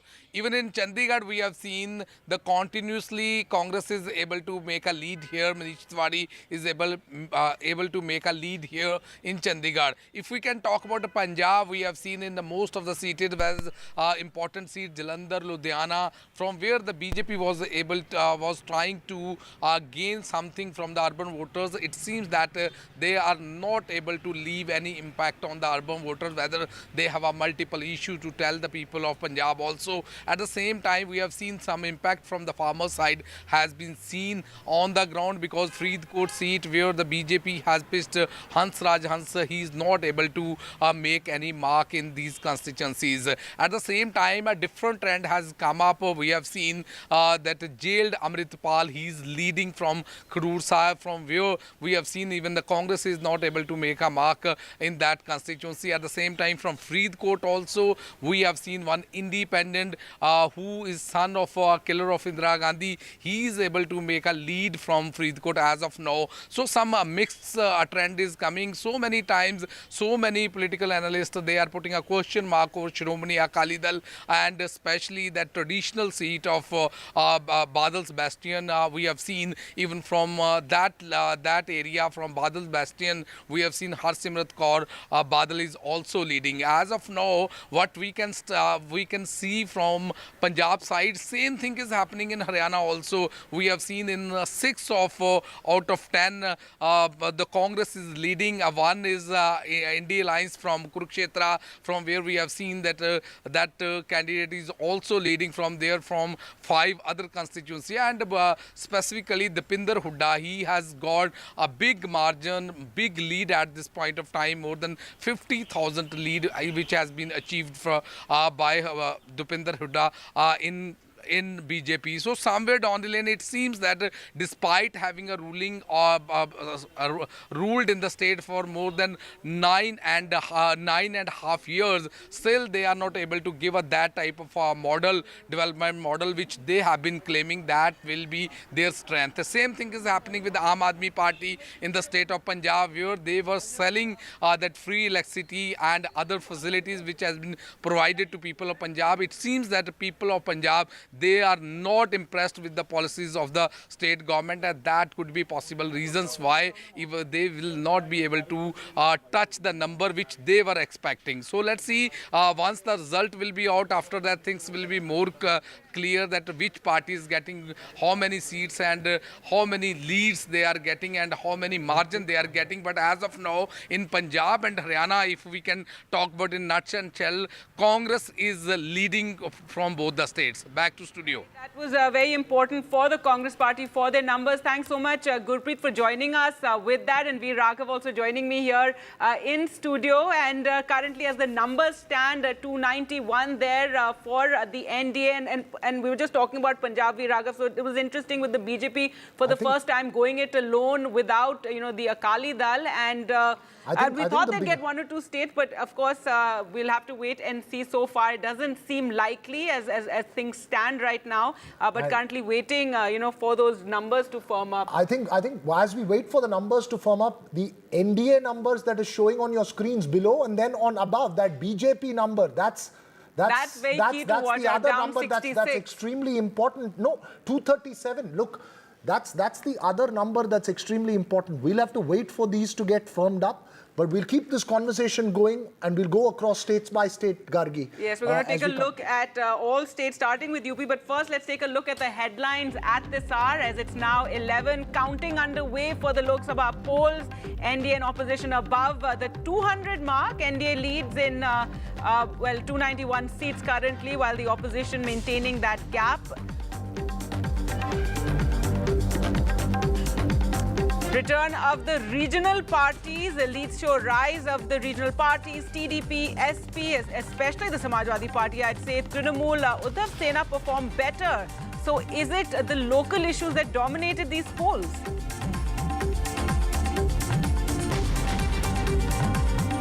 Okay, the Uttar Pradesh numbers, a big surprise there with a neck-and-neck fight, if we can say that. In UP, a resurgence of the Samajwadi Party, so that chemistry between the SP and Congress having worked in UP. Smriti is currently trailing, all eyes on Amethi. And the NDA stalls the juggernaut, and TDP scripts a comeback in Andhra Pradesh, and celebrations already, in fact, taking place with Chandrababu Naidu set to return at the top there. And in Bengal, it's a close contest, unlike what the exit polls would have had us believe. The Trinamool is leading, while the BJP is yet to match that number of 18 that it got in 2019. So the BJP hoping to match that number, but currently below it.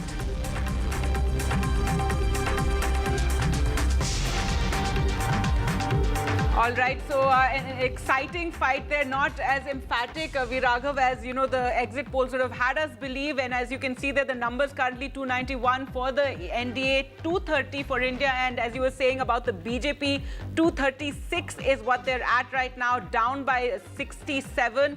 The Congress keeps touching that 100 par number, but now below at 99. But let's well, it's fascinating in terms of the numbers that you're just seeing here. And this is an aggregate of states. Look, and I think the big shocker today for the BJP has come from the state of Uttar Pradesh, where I think the Samajwadi Party Congress alliance seems to have really held on. We'll have to wait for the numbers to firm up. Manisha Priyam here in the studios with us as well. Manisha, you've tracked Bihar very closely. We spoke about Karnataka. All through this election campaign, everyone was saying UP was the wild card. It does seem to have turned out to be the big wild card. So, you know, one has to understand that there were issues of the poor. I do not think that the brand Modi was eroding in a large way, but issues of the poor were being spoken about. The inability to hear and respond to that turned out to be important, even though, remember, the BJP, to its credit, had all the parties. Sorry, Manisha, to interrupt you. We're going to go across to Sunil Prabhu, who's joined by Pramod Tiwari. Yes, Sunil, over to you, and tell us more about what's happening there at the Congress headquarters. Well, Gargi, as you rightly pointed out, and I was overhearing Viraghav talk about UP being the story, no better than Mr. Pramod Tiwari to talk about it. This is clearly a big, even if those trends are clear, 43 in your favor against the BJP. What happened, Mr. Pramod Tiwari? How have you all been able to do it?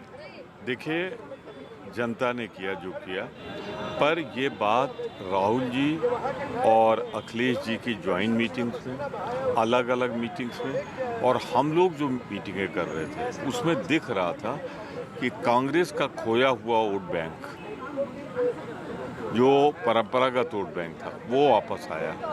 और चूंकि सापा के साथ भी हम लोग थे, उनका vote bank जुड़ा। दोनों ने मिलकर जो धोखे और जिस तरीके से कदम कदम पे वायदा खिलाफी हो रही थी, भाजपा को सजा देने का मन सेकेंड राउंड के बाद बना लिया था। और ये बात मैंने यहाँ पे जब मैं आया लौट के मैंने फीडबैक दिया और 35+ सीट बताई, तो लोगों को यकीन नहीं हो रहा था। पर मैं फिर कह दूं आपसे, परंपरागत वोटर लौट आया है और उसी ने ये सब किया है। जिस मुद्दों पे भाजपा चल रही थी, वो मुद्दा अब आखिरी बार हो गया। इसके बाद अगर कोई चुनाव होगा तो भारतीय जनता पार्टी वहाँ बहुत पीछे रह जाएगी। But how did you see that you know, the BJP, because all exit polls, all opinion polls, all indicators were showing that they were going to do very well. What went wrong for them? देखिए, मैं किसी exit poll के खिलाफ कुछ नहीं कहूँगा, पर इतना ज़रूर कहूँगा, इतने कम परसेंटेज पे वो लेते हैं। कब लेते हैं मुझे ये भी नहीं मालूम। ये कहानी जब चुनाव शुरू हुई, उस समय हो सकता है ये एग्जिट पोल सही रहा हो, पर जैसे जैसे चुनाव बढ़ता गया, second round, third round, fourth और फोर्थ के बाद 5th, 6th, 7th ने पूरी कहानी लिख दी। आप जो सीटें आ रही हैं, आप इनका एक जायज़ा ले लें, तो आपको लगेगा कि 5वें, 6ठे, 7वें राउंड में एक बड़ी कहानी लिखी है। Pramod Saab, you know, the big issue that everybody has is मुद्दा क्या था? आप लोग what worked? क्यों SP और क्योंकि in 2019 this didn't work. What happened this time around that has worked for the Congress and SP, even though you don't have the BSP this time? Rahul Akhilesh की जो गारंटी थी, ख़ास तौर से कांग्रेस ने जो 5 गारंटी 7 गारंटी दी, वो सीधे जनता के बीच में गई कि कांग्रेस ऐसी पार्टी है जिसने राज्यों में जो वादा किया था वहाँ पे पूरा किया है। तो अगर केंद्र में ये कह रहे हैं तो ज़रूर पूरा करेंगे। मैं फिर कह रहा हूँ, अगर 5 से 10 किलो का डिक्लेरेशन चुनाव के पहले हो गया होता तो ये सीटों का नंबर और बहुत पहले बढ़ गया था। I have my colleague Viraghav who wants a question. Yeah, go ahead, Viraghav. I'll ask Mr. Pramod Tiwari. Look, you know, giving you just the numbers, both in Amethi and Rai Bareli, Kishori Lal in Amethi and Rahul Gandhi in Rai Bareli leading now by a clear margin. Now, this is not just about numbers, Sunil. This is also a symbolic message down there. These were You know, and I think that's the real import as far as UP is concerned. I mean, as somebody from the Congress, isn't that the real big story as far as for the Congress is concerned? Because the numbers are the SP's story, but Amethi Raebareli seems to be the Congress's story today. That's right. That's a very important point. Amethi and Raebareli, sir, both KL Sharma as well as Rahul Gandhi leading, and it's a clear indicator, you know, that things worked this time round. What is your comments to that? How do you respond to the fact that Smriti Irani is trailing? Raebareli और राहुल गांधी या गांधी नेहरू परिवार का रिश्ता इतना गहरा है कि पिछली बार हम एक सीट जीते थे तो भी रायबरेली जीते थे। दूसरी बात, इस बार राहुल गांधी को ये नहीं देखना है कितने वोट से वो जीतेंगे या हारेंगे, उनको देखना है कितने लाख वोट से जीतेंगे। ये कंपटीशन था रायबरेली, मेरी कॉन्स्टिट्यूंसी जिससे मैं 9 बार 3 बार मेरी बेटी इलेक्ट हुई है, रायबरेली का बॉर्डर। अमेठी में शुरुआत के 1 या 2 दिन चुनाव प्रचार के तो थोड़ा बहुत लड़ी स्मृति जी, फिर जब लोगों को लगा कि एक विकल्प आ गया, विकल्प की तलाश, तो राहुल गांधी की हार का बदला लोगों ने स्मृति ईरानी से लिया। राहुल गांधी को हरा के मैं कह सकता हूं कि अमेठी दुखी थी। उसने ये संदेश दिया है कि हमसे गलती हुई थी पिछली बार, हमारा नाता बना रहना चाहिए, और जिस आदमी को खड़ा किया हम लोगों ने KL शर्मा, वो नेहरू गांधी परिवार के बहुत निकटस्थ लोगों में है, तो लोगों ने स्वीकार कर लिया। आप यूपी का लीडर है, आपका क्या एडवाइस होगा अभी राहुल गांधी आप जब बोल रहा है कि he has done so well in, और ये 2 सीट जीत रहा है, एक है रायबरेली और एक है वायनाड, किसको रखना चाहिए, रायबरेली या वायनाड? ये छोड़ देना चाहिए राहुल जी पर, और राहुल जी सही मौके पर सही फैसला लेते हैं, लिया उन्होंने, जैसे उन्होंने रायबरेली। मैं मानता हूं कि इन दोनों सीटें जो 41-42 गई हैं, thank you for asking this question, ये राहुल जी के रायबरेली चुनाव लड़ने से, आप देखिए अगल बगल की सारी सीटें हम लोग जीत रहे हैं। दूसरा, अखिलेश जी का भी, पर प्रियंका गांधी भी खड़ा होना चाहिए था ना सर। मैं फिर आपसे कह रहा हूँ, गांधी परिवार में कौन खड़ा होगा कौन नहीं खड़ा होगा ये फैसला उस पर छोड़ देना चाहिए। हम पार्टी के लोग तो चाहते थे, पर पार्टी नहीं, निर्णय, सुनील, अब किसी को प्रचार भी करना था, अब प्रियंका जी ने बहुत सोच समझ के निर्णय लिया। Go ahead. Sunil, just to give you the numbers, in Amethi, and since you're out on the field, you may not have these numbers. In Amethi, according to the Election Commission website, Kishori Lal leading by 24,512 votes. And in Raebareli, Rahul Gandhi leading by over 70,000 votes. So these are concrete sort of trends at the moment that we are seeing at the moment. It is fascinating at the end of the day, Sunil. These and the big, I think. Right. Thanks so much, Sunil, for I think the joining big us. question, of course, will be whether Rahul Gandhi will keep his Raebareli or. Yeah.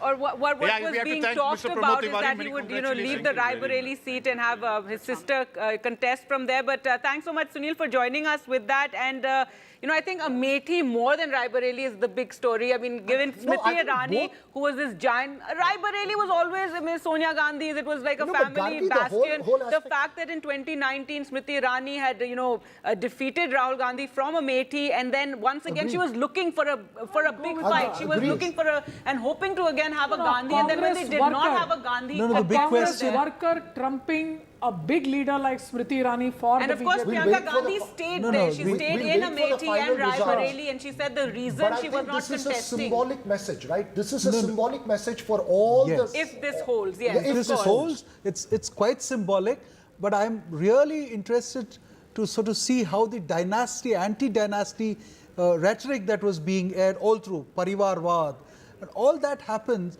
I mean, what will happen to that if both Amethi and Raebareli sort of goes into the Congress kitty again? And I mean, I don't think that the Amethi candidate was a real worker. He was sponsored by the family, so it's still a family seat. He was somebody who was a party worker, very close to the family, used to manage this constituency. Absolutely for them. So it was known that he was a proxy of the family. No, so that's quite and Priyanka Gandhi stayed there on the ground. She stayed on the ground. Shugata, is the fact that you have been speaking about dynasty all throughout. Yes. This is not just about you know, when I say symbolic, it's not just about Rahul Gandhi and Priyanka Gandhi campaigning there. I'm saying that the strategy of UP was that this time we will genuinely have a cohesive alliance with the Samajwadi Party, where both parties back each other everywhere. No, And Congress deferring if they to win both these Samajwadi seats, Party more than... No, if they win both these seats, they have to credit Samajwadi Party for it, for the simple reason that all assembly segments, they don't have MLAs there. Absolutely. The men, machine, Muslim, No, the Samajwadi everything Party MLA, one has crossed over, the other one voted against the... So the Samajwadi Party was left sans its own MLA. No, They but were it taken still over had by the workers. BJP. MLAs may have Still had shifted. the people on the the men ground, and which the machinery was of Congress the does SP. not have. That's the From question. the north, from UP Gargi, let's just shift to the other important state in the south, which is also an Yes, of assembly course, election. Meera, yes. Andhra Pradesh. I have to bring my South Indian instincts out here. No, Andhra Just Pradesh we did shifting talk quick. about. Yeah, definitely, let's Andhra go there. Pradesh as an assembly election that's down there. If we can pull those numbers of Andhra Pradesh, it's a clear romping win for the TDP, BJP, JSP alliance. It's a big hit for the YSRCP there.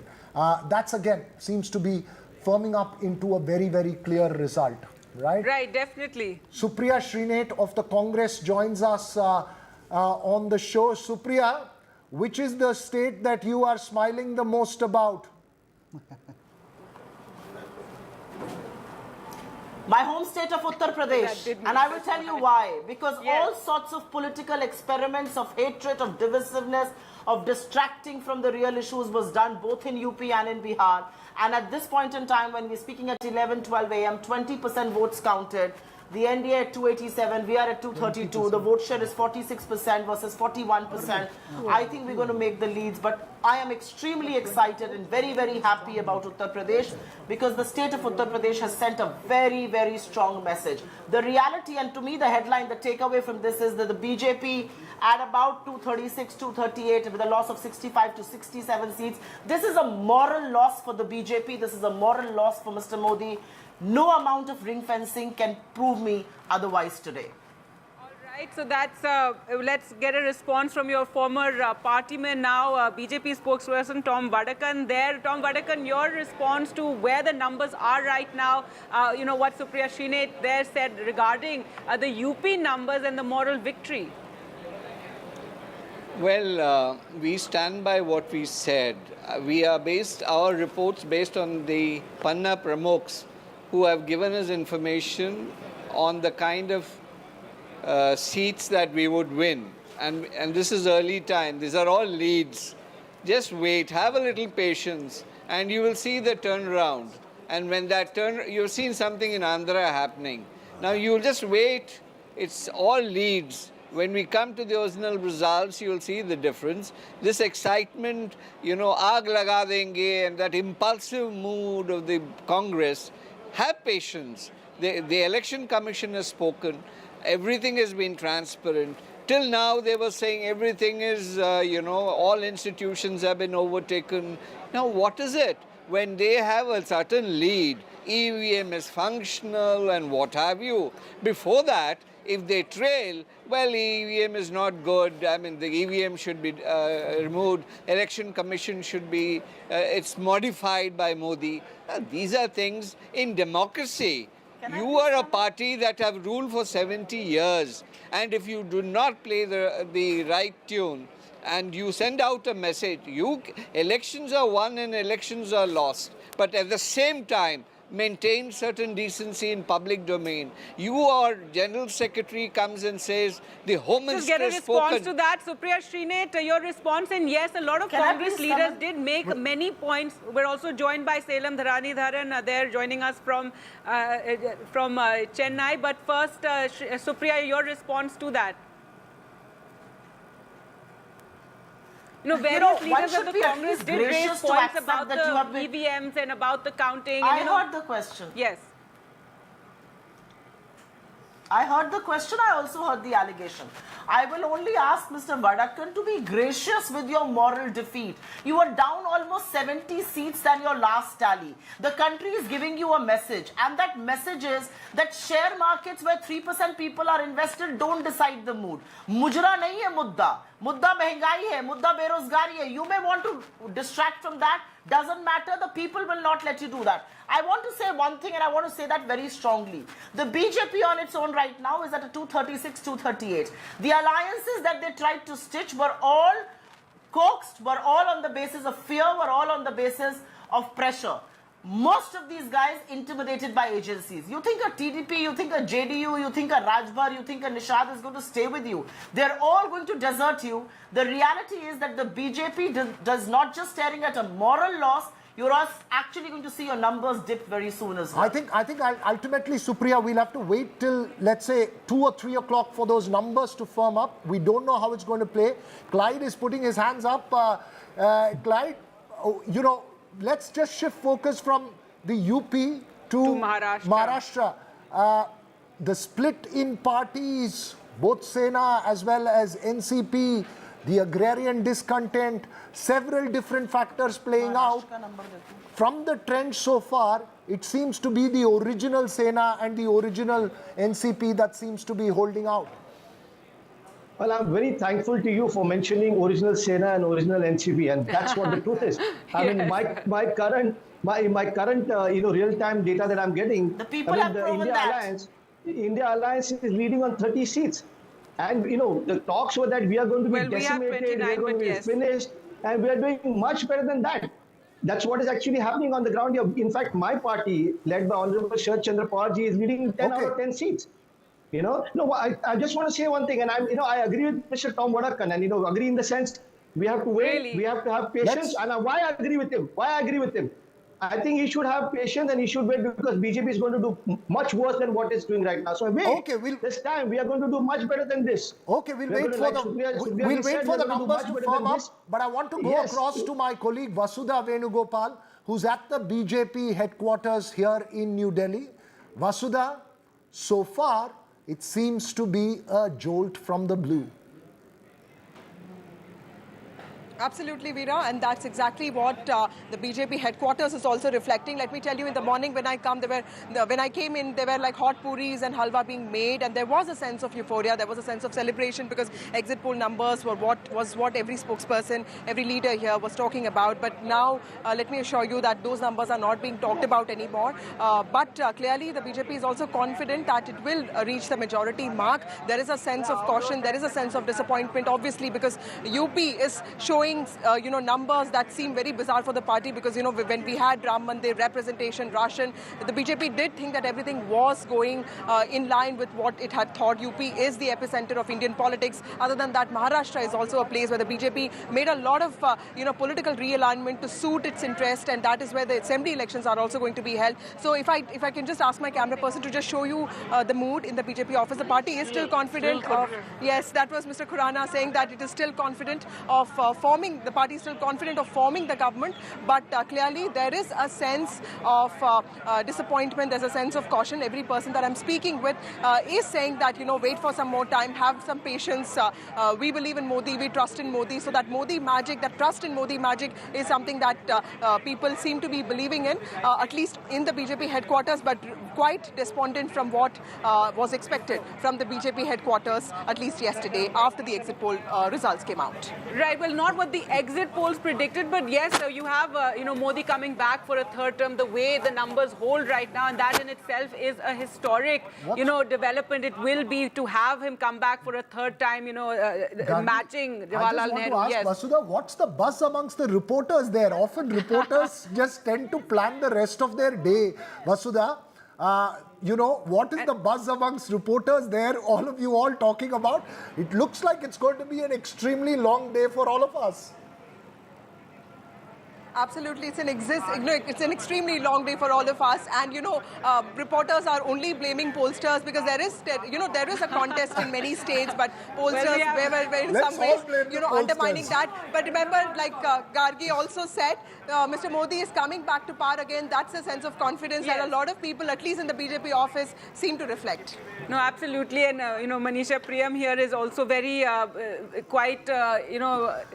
satisfied with what she had predicted and the fact that the pollsters got it wrong, which is something she had also said. But we're also joined by Salem joining us. Salem Dharanidharan there joins us, but in the studios, Gargi, Pradeep Bhatti of the Samajwadi Party joins us. Sir, we are all blaming the pollsters. And sir, you should be looking a little more cheerful. Predicted 295. Even that seems to be not coming through. Their pollster. We are close to that 295. I think once the counting will complete, we'll be close to that. But the real surprise was Uttar Pradesh. PDA, what the slogan which we have given, Honorable Akhilesh Yadav has given, has in majority voted for Samajwadi Party and Akhilesh Yadav ji.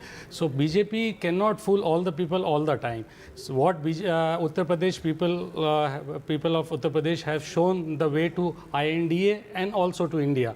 So that how we see, and once the entire counting will complete, there will be and what somewhere around 50 was saying, plus 60s. Sort of moral victory in a sense, given the kind of claims and allegations that were being made on the ground during rallies, talk of Pakistan's influence, talk of the various Muslim quota and a lot of Muslim bashing that took place. So in a sense, all that doesn't seem to have worked, and now some satisfaction there? I think the level of what kind of language has been used, people of Uttar Pradesh does not like these kind of words which Honorable Prime Minister has delivered or spoken in Uttar Pradesh. Uttar Pradesh is a people where people were expecting about kind of jobs they were looking, what kind of poll promises made in 2014 and 2019. None of those promises were fulfilled, and really kind of issues which we raised related to paper leaks and unemployment, related to farmers, related to all what we have seen, marginalized class has been going down in terms of their income. So these were the core issues, and we stick to those core issues. Our whole campaign was very positive. Honorable Akhilesh Yadav ji put it was an inclusive campaign. Everybody was involved in it. Every class was involved in it. And on the other side, BJP, it was totally negative campaign. And I was very surprised to see even Honorable Prime Minister was trailing in a couple of rounds. So well, that is was again surprise. On, but yes, Srinivas Raju, do you agree with that? Is that what worked, or this chemistry between Rahul Gandhi and Akhilesh Yadav, all the khatakhat promises that were being made? I mean, if you look at and of course the Ram Temple, I mean, that didn't have the effect. Exactly. I mean, I just wanted to start with the Ram Temple thing. See, we all thought that there is a quiet indebtedness for the Ram Temple having been built, but I don't see that working in UP where the whole thing has happened. That's one. And I think the other thing is the real yogi factor, I mean, something that we are not sort of looking at very closely, because he was supposed to deliver. He was, and retrospectively, ground, I think I want to ask did you this feel very quickly. When you make that point, Manisha and Sugata, how much of it is also the internal divisions within the BJP? No, that's possible. That's no, and the Rajput factor, and the fact that there was talk that Yogi Adityanath would look at the fact on what happens on Braj Bhushan Charan Singh, an entire national government whose strongest credibility on the field is the Mahila vote, dithers on Braj Bhushan Charan Singh, and finally stops on Karan Bhushan. But do you think that really had an impact? One second. Sure. The fact was that there was one Rajput favored by one group, another Rajput favored by another group. Uma Shankar Singh, the Rajput from the BSP, who helped deliver the state assembly election in favor of the BJP last time and helped the BSP votes get to the BJP. Down and out, not in the field. Raja Bhaiya says my workers are free. Therefore, the Rajputs, I believe, were Thanda in Purvanchal. That affects Bihar seats also. So I would say the Rajput factor is very important, but aside from that, I would say the backward votes that remain with the BJP very strongly still believe that the economic issues and hardships lead them to move away. The Mayawati factor, and also I think retrospectively the Prime Minister or the internal reports were suggesting that things are not going well. So there was an effort at attempt to polarize by, picking on Pakistan or, Mujra and stuff like that. That I think became very sharp because I think their internal reports were clearly suggesting something else. This is, of course, a retrospective comment. Pradeep, is this fact that, look, it's coalition, we were just discussing a short while ago, as far as numbers are concerned, it's Samajwadi Party which seems to have taken, done the heavy lifting. But, overall, is this a reflection of the cohesion at the grassroots between Rahul Gandhi and Akhilesh Yadav? And I'm not saying SP and Congress, I'm saying between two leaders at the top. I think before that, we are talking about women's in, we were talking about women, the maximum number of candidates which Samajwadi Party has filed is close to the women reservation bill. It was somewhere around 25-26%. Which is very interesting given that this is the party of Mulayam Singh Yadav. Less than 20. See, those are bygones. Those let's discuss these things. I appreciate it. I'm just saying I appreciate this. So things, the only issue is that this time on the grassroots level also, people of this Uttar Pradesh and the country have decided to throw out this government. So all the issues which were real issues, BJP was not talking about all those real issues. They were all talking about here, they were trying to divert the issues. So that diversion does not work this time. All the issues, core issues were there on the ground, and everybody, including the top leadership and the workers were in coordination. Let me take a little shift to my home state of Tamil Nadu, and I must tell you, it voted for one thing, Gargi, the ink on my fingers still on, and I voted in the first phase on the 19th of April. It's the power of the ink, and Salem Dharanidharan of the DMK joins us there from Tamil Nadu. Salem Dharanidharan, it's not 39-0 as the DMK expected. There seem to be some losses, but not too many, and the gains seem to be more towards the AIA-DMK. But when the vote share numbers come, is that what you will be keenly watching out for, how the game was played in Tamil Nadu? See, I think before I talk about Tamil Nadu, I just want to say one thing to everyone. I think this election and more so UP has made one message clear. You can build temples. Ram Mandir was built in UP.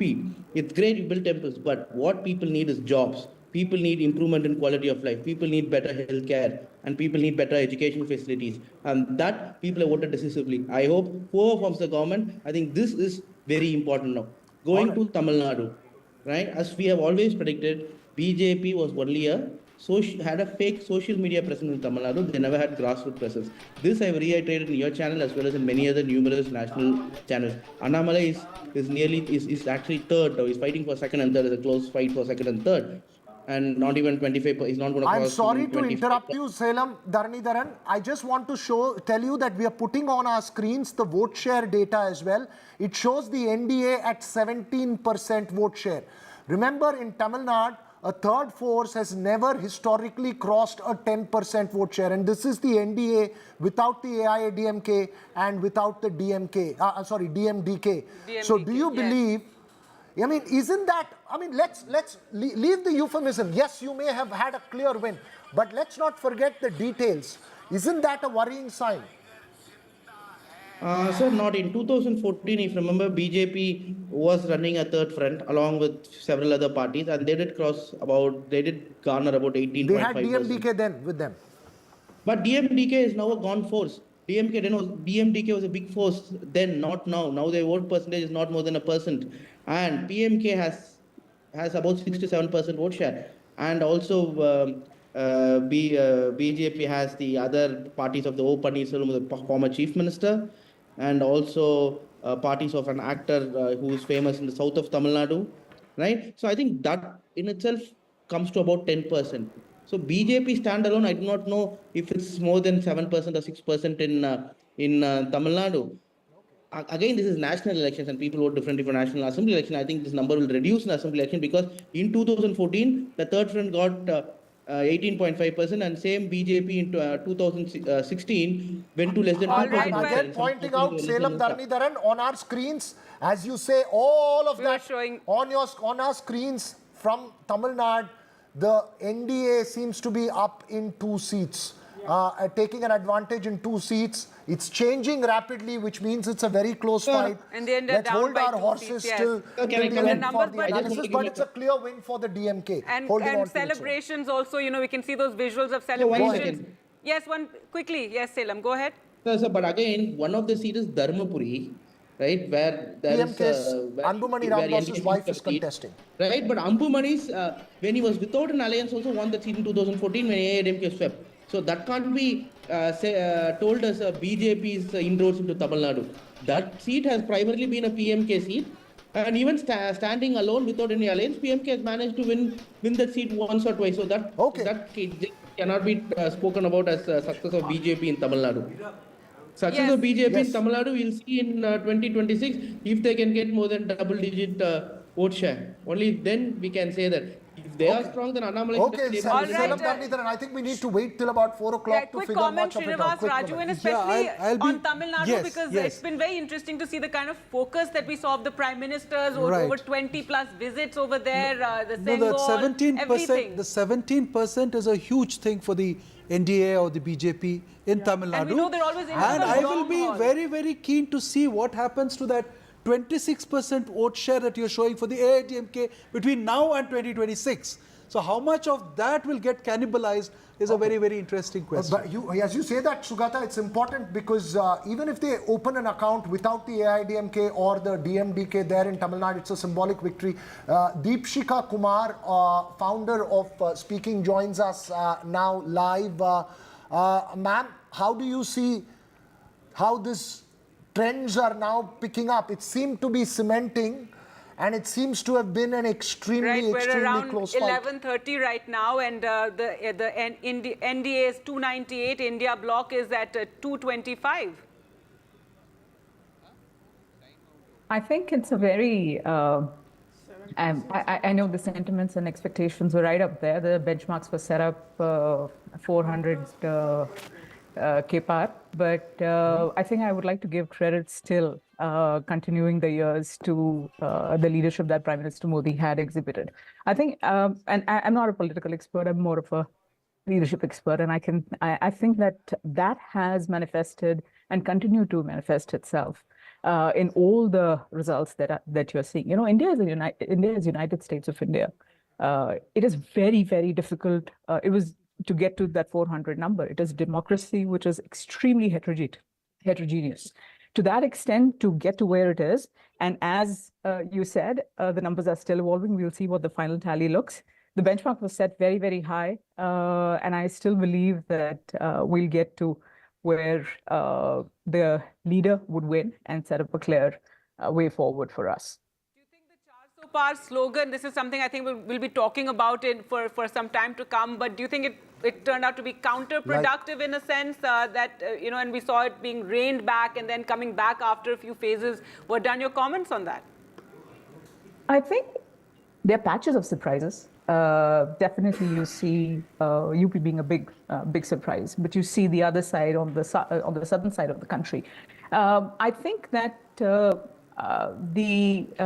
again, the numbers are still evolving, and I would want to see them come back to where they had initially envisaged themselves to be. Right. Thanks very much there. We'll take a very, very short break. And do remember to watch all you can check all the details on ndtv.com as well, where we're updating, you know, every minute, every second as those numbers are coming in, as things are changing on the ground. So do log into ndtv.com also and keep checking all the data. We'll slip into a very short break. When we come back, we'll get more firmed up results as they are coming in thick and fast. Stay with us.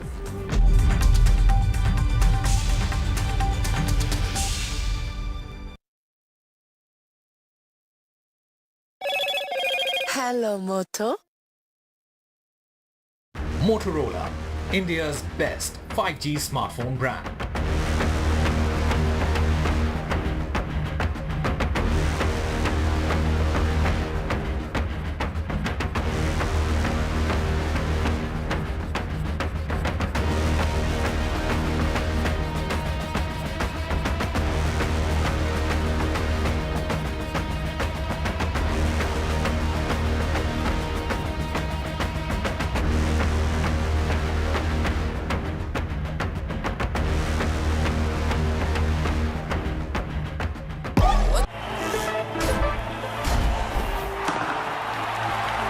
पता नहीं cricket का future कैसा होगा, पर ceiling fans का future पता है, because it's already here.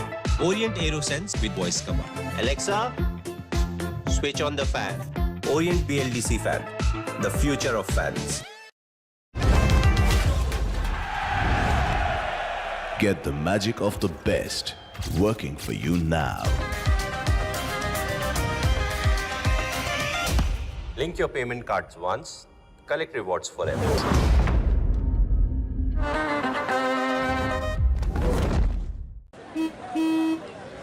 चल हो जा शुरू। केसरिया से मन जोगी हुआ रे, दिल झूमे देखो पतवारा हुआ रे, दिल झूमे देखो पतवारा हुआ रे। हर पल मनाओ केसरी त्योहार। विमल, बोलो जुबान केसरी।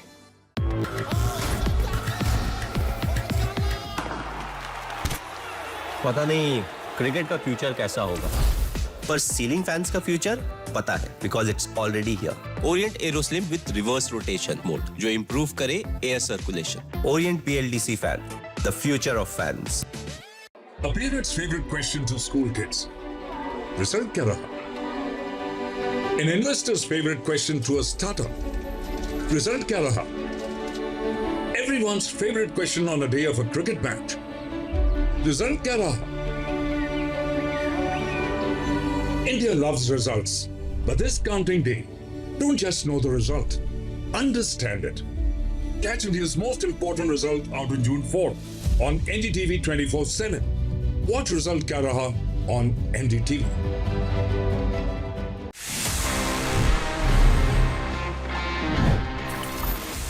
तो फ्रेंड्स, अभी टाइम आ गया है for me to answer all the questions जो आपने पूछे थे in this segment which is ask TG, one of my personal favourites, because मजा आता है आपसे बात करने में, थोड़ा सा सवाल जवाब करने में। Let's see the questions we have for this week's episode. Hi TG, क्या आपको लगता है कि फोन को बैटरी सेवर मोड पे रखने से सही में कोई फायदा है? Well, technically, yes, there is an advantage. See, usually battery saver mode क्या करता है? Basically, वो आपके फोन की कुछ सेटिंग्स को इस तरीके से ट्वीक करता है so that your battery can last for long. अब उसमें कुछ चीजें ऐसी होती हैं जो आप खुद से कर सकते हो. For example, reducing the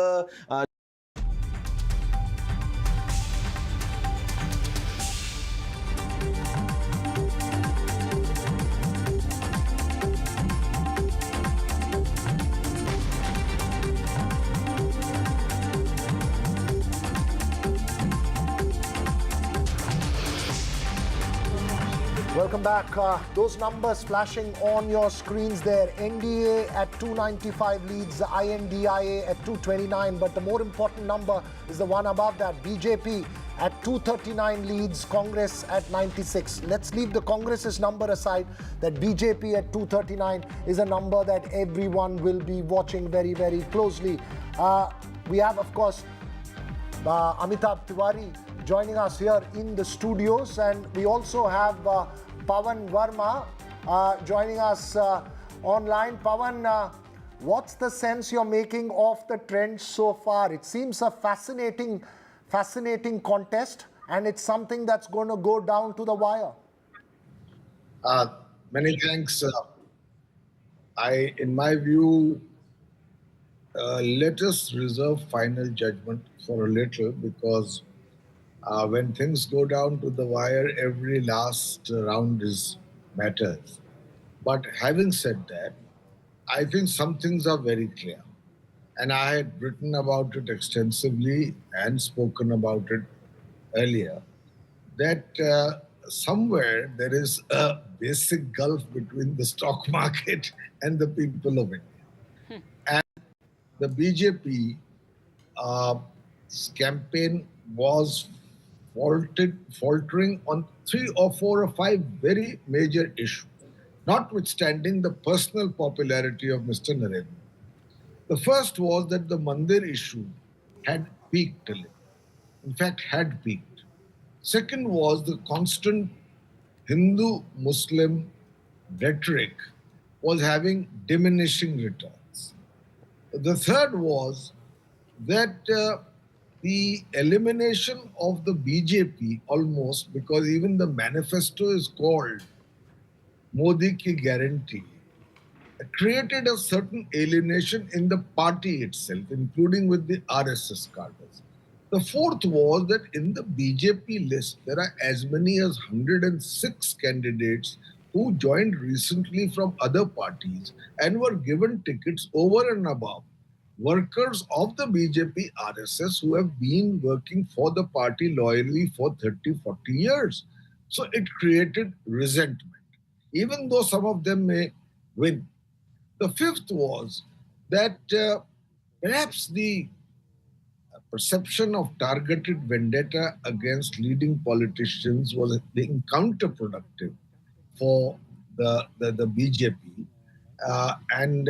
There were loyalties related to regional leaders and others which were sort of annoyed with this kind of absence of level playing field.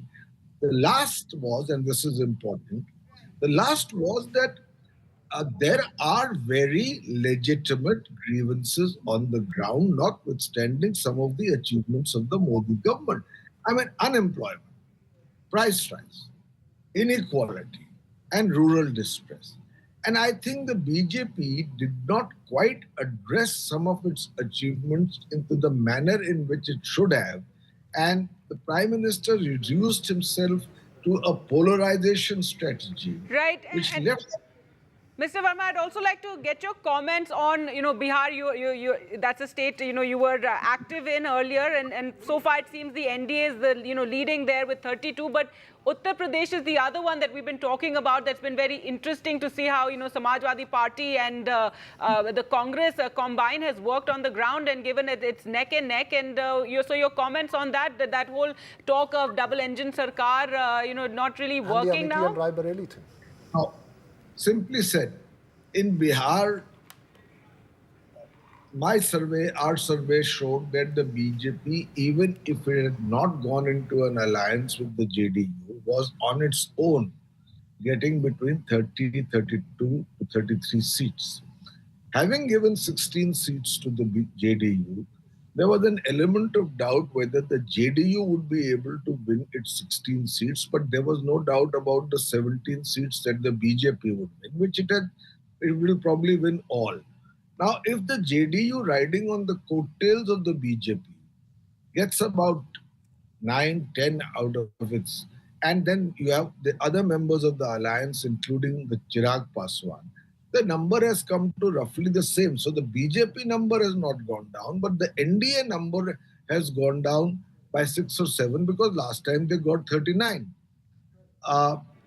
As far as UP is concerned, the two real shockers in this election, if these trends hold, yes, those health are warnings, UP and West Bengal. Yes. In UP, nobody expected that while there could be some hemorrhaging of the BJP's number of seats, that it would go down so appreciably below 60. Since you mentioned that point, sir, the number on our screens showing BJP down to 240. If the UP numbers had held, it would have been 270. So I think at the end of the day, that number could have been the major difference between a 272 or not at the end of the day. We'll have to wait, of course, till the exit polls, till the final numbers come out. But let's go across to my colleague. Thank you so much, Pavan Verma, there for joining us. Uma Sudhir as well as Radhika Ramaswamy join us. But Uma, first to you, Andhra Pradesh and Telangana. Of course, Telangana, the BJP making gains, but Andhra Pradesh, the big story for the TDP. The big story from Andhra Pradesh, Veera, is really not to write off any politician. Less than 8 months ago, we saw Chandrababu Naidu in jail. His party did not seem to have the energy, nor seem to be able to have that kind of a political support from across different parties. And it looked like it was down and out for the 74-year-old Chandrababu Naidu. But of course, the turning point came with Pawan Kalyan, almost in a cinematic style. Power star he's called, but I would think he's the one who actually actually initially has given power to the Telugu Desam and went to jail and announced just outside jail very dramatically that he is going to be fighting the elections along with Chandrababu Naidu and with the Telugu Desam at a time when they were down and out. And I would actually give all credit to Pawan Kalyan for having made this alliance happen to ensure that there is no split in the anti-YSRCP vote. Two things that I must point out. One, that the alliance has worked very, very well between the TDP and the Janasena, because of which now it appears like Chandrababu Naidu will be able to form the government on his own in Andhra Pradesh. But much more importantly, given the figures of the BJP at the center, it appears that Chandrababu Naidu could actually become a kingmaker this time round, and that's a role that Chandrababu Naidu would love after quite a long time, in the wilderness, 5 years in the wilderness this time round, and 10 years between 24 You're and making a very important, Uma is making a very important point. You know that he has played a role in national politics earlier. Getting a chance once again would be something that the you would jail certainly term be very probably, happy about. worked from him. Uma, would you say the jail term actually worked, given that he was thrown in, created that sympathy factor? And it's interesting that, Andhra is the one place I think the exit polls did actually get it right. No, I think directionally they did. Jagan also in jail. See, he was earlier in jail. it's not exactly the sympathy factor, because as soon as Chandrababu Naidu got arrested, you could not see the sympathy factor playing out politically on the ground. It is a fact that Naidu has always had his admirers and supporters among the people of Andhra Pradesh, especially among the Kamma community, the youth, the people who looked upon him as, remember, he used to have the moniker of the CEO of Andhra Pradesh, someone who branded himself as the man of economic reform, someone who built Hyderabad, IT capital of the world. And that is what he had brought to Andhra Pradesh in 2014, when he promised people the same thing, that this is a state, a bifurcated state with despondent people. And at that time, Chandrababu Naidu had seemed like the hope. But even there, it was the wily politician at work, because he realized once again that by himself, he may not be able to win the 2014 elections. And therefore, he came together with the BJP at that time, got the support of Pawan Kalyan, who was not contesting, and managed to win the 2014 elections. Once again, 2019, very similar situation. It appeared like the Telugu Desam was on a weak wicket and YSRCP and Jagan Mohan Reddy were going strong. The Pawan Kalyan alliance really, and bringing in of the BJP through Pawan Kalyan, that has really helped and worked magic for Chandrababu Naidu, who of course campaigned very, very hard, and has in many senses been able to turn the election around by promising Jagan's welfare and something more in terms of development and jobs. All the numbers are of parliamentary elections that's flashing on national TV, but the assembly numbers I will also put out. TDP at 130, JNP at 20. So it's a sweep for Chandrababu Naidu, much bigger than the scale of victory the TDP had in 2014 in Andhra Pradesh. So it's a double win for him. And the point that you made of kingmaker, we'll see how the numbers play out. Never say never in Indian politics. I guess patience pays. He waited outside the Congress, he waited outside the BJP. Patience pays ultimately in politics. So he's actually reversed the 2019 figures in that sense, where they got 151 and 23 was the figure in 2019, and now TDP plus has become 152 and more, and Jagan Mohan Reddy's YSRCP seems to be limited to a 23 or less. Yes, that's the picture there. In Telangana, however, it's according to what we would have thought, 8 plus 8, the Congress and the BJP almost doing equally well in a space where the BRS has largely been decimated, at least as far as parliament elections go. We have to cut across Uma to Prakash Javadekar. I'm sorry to interrupt you. Sometimes not again, because BJP... Thanks so much for joining us. And Radhika, do just wait on. We're just going across to where Prakash Javadekar is without discrimination. Because LDF and UDF do discrimination. Modi doesn't do discrimination. And so 2 crore people are benefited by his welfare scheme out of 3.5 crore. Second, he has built real infrastructure. 6-lane highway, Kasargod to Thiruvananthapuram. People are seeing the progress. And Vande Bharat and many other developments. Simultaneously, all the diaspora of Kerala have also called their families to tell that vote Modi, because of him, our esteem in these countries where we are working has gone up. India's stature has risen. and Modi is the reason. And therefore, they also requested their families to vote for Modi. People have voted with faith, with 10 years, because in 2019, in Kerala, Sunil Prabhu there at the Congress office, who has Salman Khurshid with him. Over to you, Sunil. Over to you.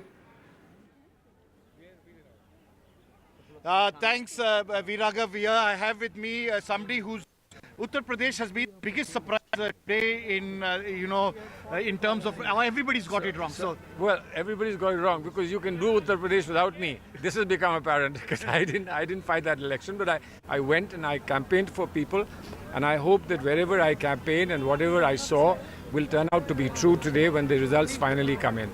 But yes, it's a very pleasant surprise. It's a wonderful feeling. It's the beginning of an important chapter in the political life of Uttar Pradesh, and I hope that we can take it up forward. the big question, of course, is now, because you were, you along with the other committees in this terms of alliances, forging the India alliance, you all are still short. Are you ready to open up now to your old architect, Nitish Kumar, or for that matter, Chandrababu Naidu? That wasn't my mandate. My mandate was to bring people into an alliance. And once we brought them into alliance and elections began, then our mandate expired. Now, trying to bring people back into the Congress fold or into the India fold will depend upon who has the mandate to go out and do it. For each such task, you need special expertise. And there may well be people who have the expertise to go out and reach out to people who are neither committed to the BJP in one way or the other, nor beholden to the BJP in any form. And if they can come and they see promise in the Congress party and India alliance coming together and offering something, and they want to join, I'm sure that our leaders will be very anxious. So you are open to the idea of, because you all are slightly short in numbers. You need to get 272 for the president to call. Much depends on the president of India. The NDA alliance, as a pre-poll alliance, is anyway got the numbers, so they will be invited first. Well, yeah, the point of inviting is to come and prove that you have. But to say that you have may be the beginning, but to prove that you have is the real end and the real test. So let them see. If they get invited first and they are able to show something, then we will talk about this even when they fail to do so. Salman, there is one indicator, and that is, Uddhav Thackeray, Sharad Pawar in Maharashtra, that they could be poached by the NDA. Do you have those fears because you are part of that alliance? Do you feel that is a possibility? I don't know if NDA leaders are fond of poached eggs, but I hope not. I hope not. Let's make it a good, decent vegetarian diet as far as the politics of this time is concerned. Let's not go out and try something which is unbecoming for a serious political party at this particular time. When the elections have gone off so well, when everybody is happy with the results, etc., in one way or the other, let's see what is the natural thing for people to do.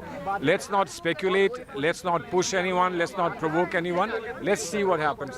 So just an update for you, the India Alliance will be meeting later this evening. Mr. Sharad Pawar is on his way from Mumbai to Delhi and will be arriving here in a short while from now. And really, you can see every effort is being made to cough up that numbers, come what may.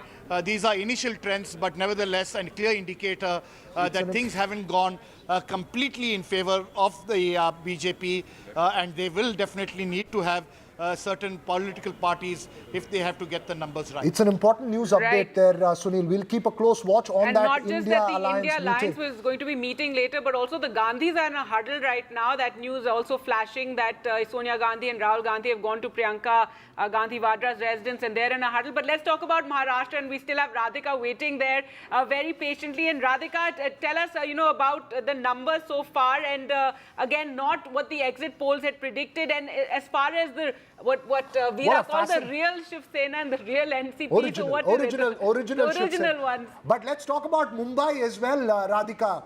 That's the place where the BJP changed 3 of its sitting candidates there. Certainly, as far as Mumbai is concerned, 6 constituencies, of course, and in 3 constituencies, it is Sena versus Sena. And when I just look at the numbers here, what I'm seeing is close contest as far as Mumbai South Central and Mumbai Northwest is concerned, where UBT Sena is leading. It was Shinde Sena that was leading, and it's just changing after every 10 minutes. So it is a close contest as far as Mumbai is concerned. Piyush Goyal is the only one who is reasonably sort of leading with higher margins. Otherwise, it had been, the names had been changing as far as the winning candidate and the losing candidate is concerned. We still cannot call out, as far as the winners are concerned in Maharashtra. It is very, very close. If we look at the entire state, we are looking at Mahayuti ahead in 22 seats, MV ahead in 24 seats, but this could change. This could be, at a later point, Mahayuti ahead in 25 seats and perhaps MV ahead in 23 seats. So close to 24 seats for both the, alliance partners. It was entirely different in 2019. In 2019, clean sweep, almost 41 by NDA of the 48 seats. Now we are looking at a situation where it's so hard to predict even at this point, all because of the change in political landscape, the splits in Sena, splits in the NCP, which means, what the Uddhav Sena had been talking about, what the MV had been talking about right, backstabbing, betrayal, all this had in fact played in the minds of the voters as well, which is why the result this time is, drastically different from what it was in 2019. So still unable to predict if it's going to be Mahayuti or MVA. All right, Radhika, thanks so much for joining us with that. And it's very interesting, Veera, obviously Maharashtra was one that nobody could call. Everybody was wondering whether the sympathy factor would work. All those who travelled in Maharashtra pointed to an agrarian distress and other things, but we'll get that question across to Amitabh Tiwari in a bit. Just take a very short break now. We'll be back shortly.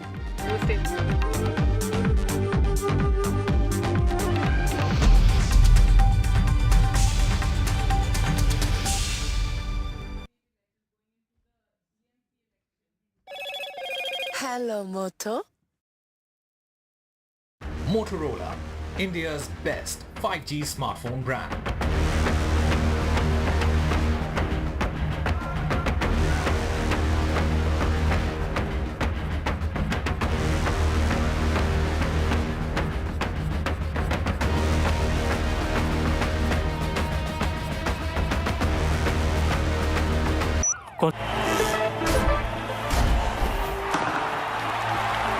पता नहीं cricket का future कैसा होगा, पर ceiling fans का future पता है, because it's already here. Orient AeroSense with voice command. Alexa, switch on the fan. Orient BLDC fan, the future of fans. Get the magic of the best working for you now. Link your payment cards once, collect rewards forever.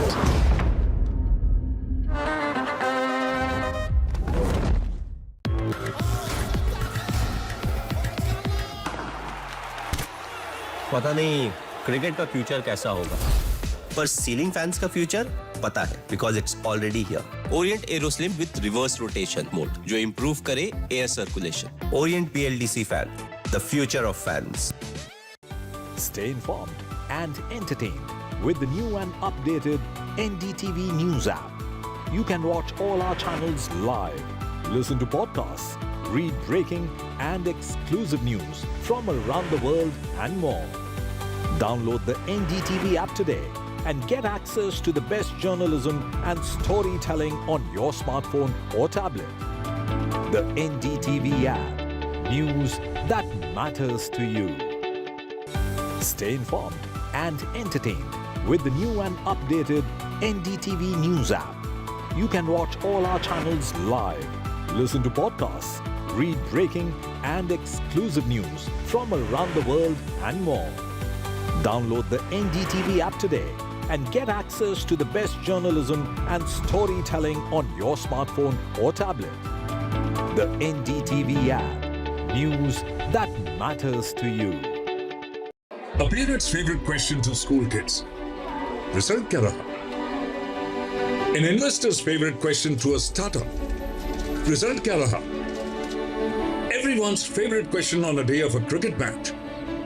Result kya raha? India loves results, but this counting day, Don't just know the result. Understand.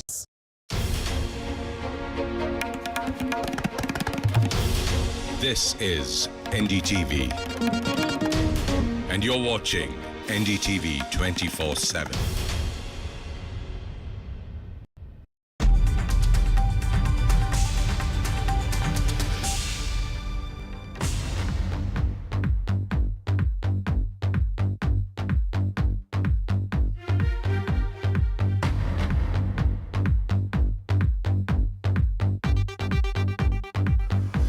Welcome back. We'll keep the conversation going on Maharashtra, which we left you just before the break with. But first, let's take you through the headlines, the big headlines that we are tracking this hour.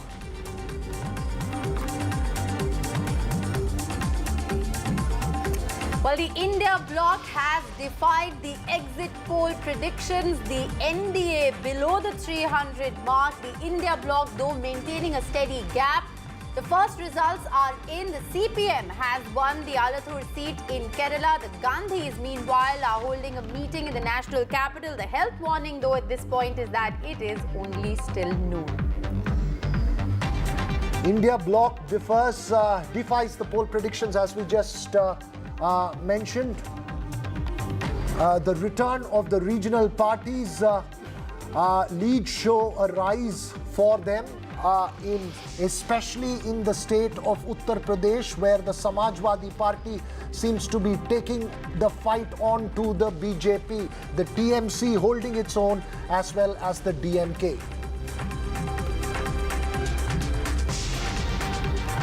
Well, the big story emerging this election is, of course, Uttar Pradesh. As far as the Samajwadi Party is concerned, at the moment, it is a resurgence with a stunner. As far as Uttar Pradesh is concerned, Akhilesh Yadav currently the third largest party. Well, it's the TDP that's the big winner in Andhra Pradesh, both assembly as well as the parliamentary elections. A huge sweep for the TDP, BJP, JSP alliance there in Andhra Pradesh. Will Chandrababu Naidu return as the kingmaker that he was 25 years ago in 1999? And well, Mamata Banerjee is dominating as far as the Bengal results are concerned. If the numbers at 12 noon are to be believed, it's a TMC sweep in West Bengal. The markets slide over 5% on the back of the trends so far. Experts say Dalal Street faces selling pressure as NDA is underperforming.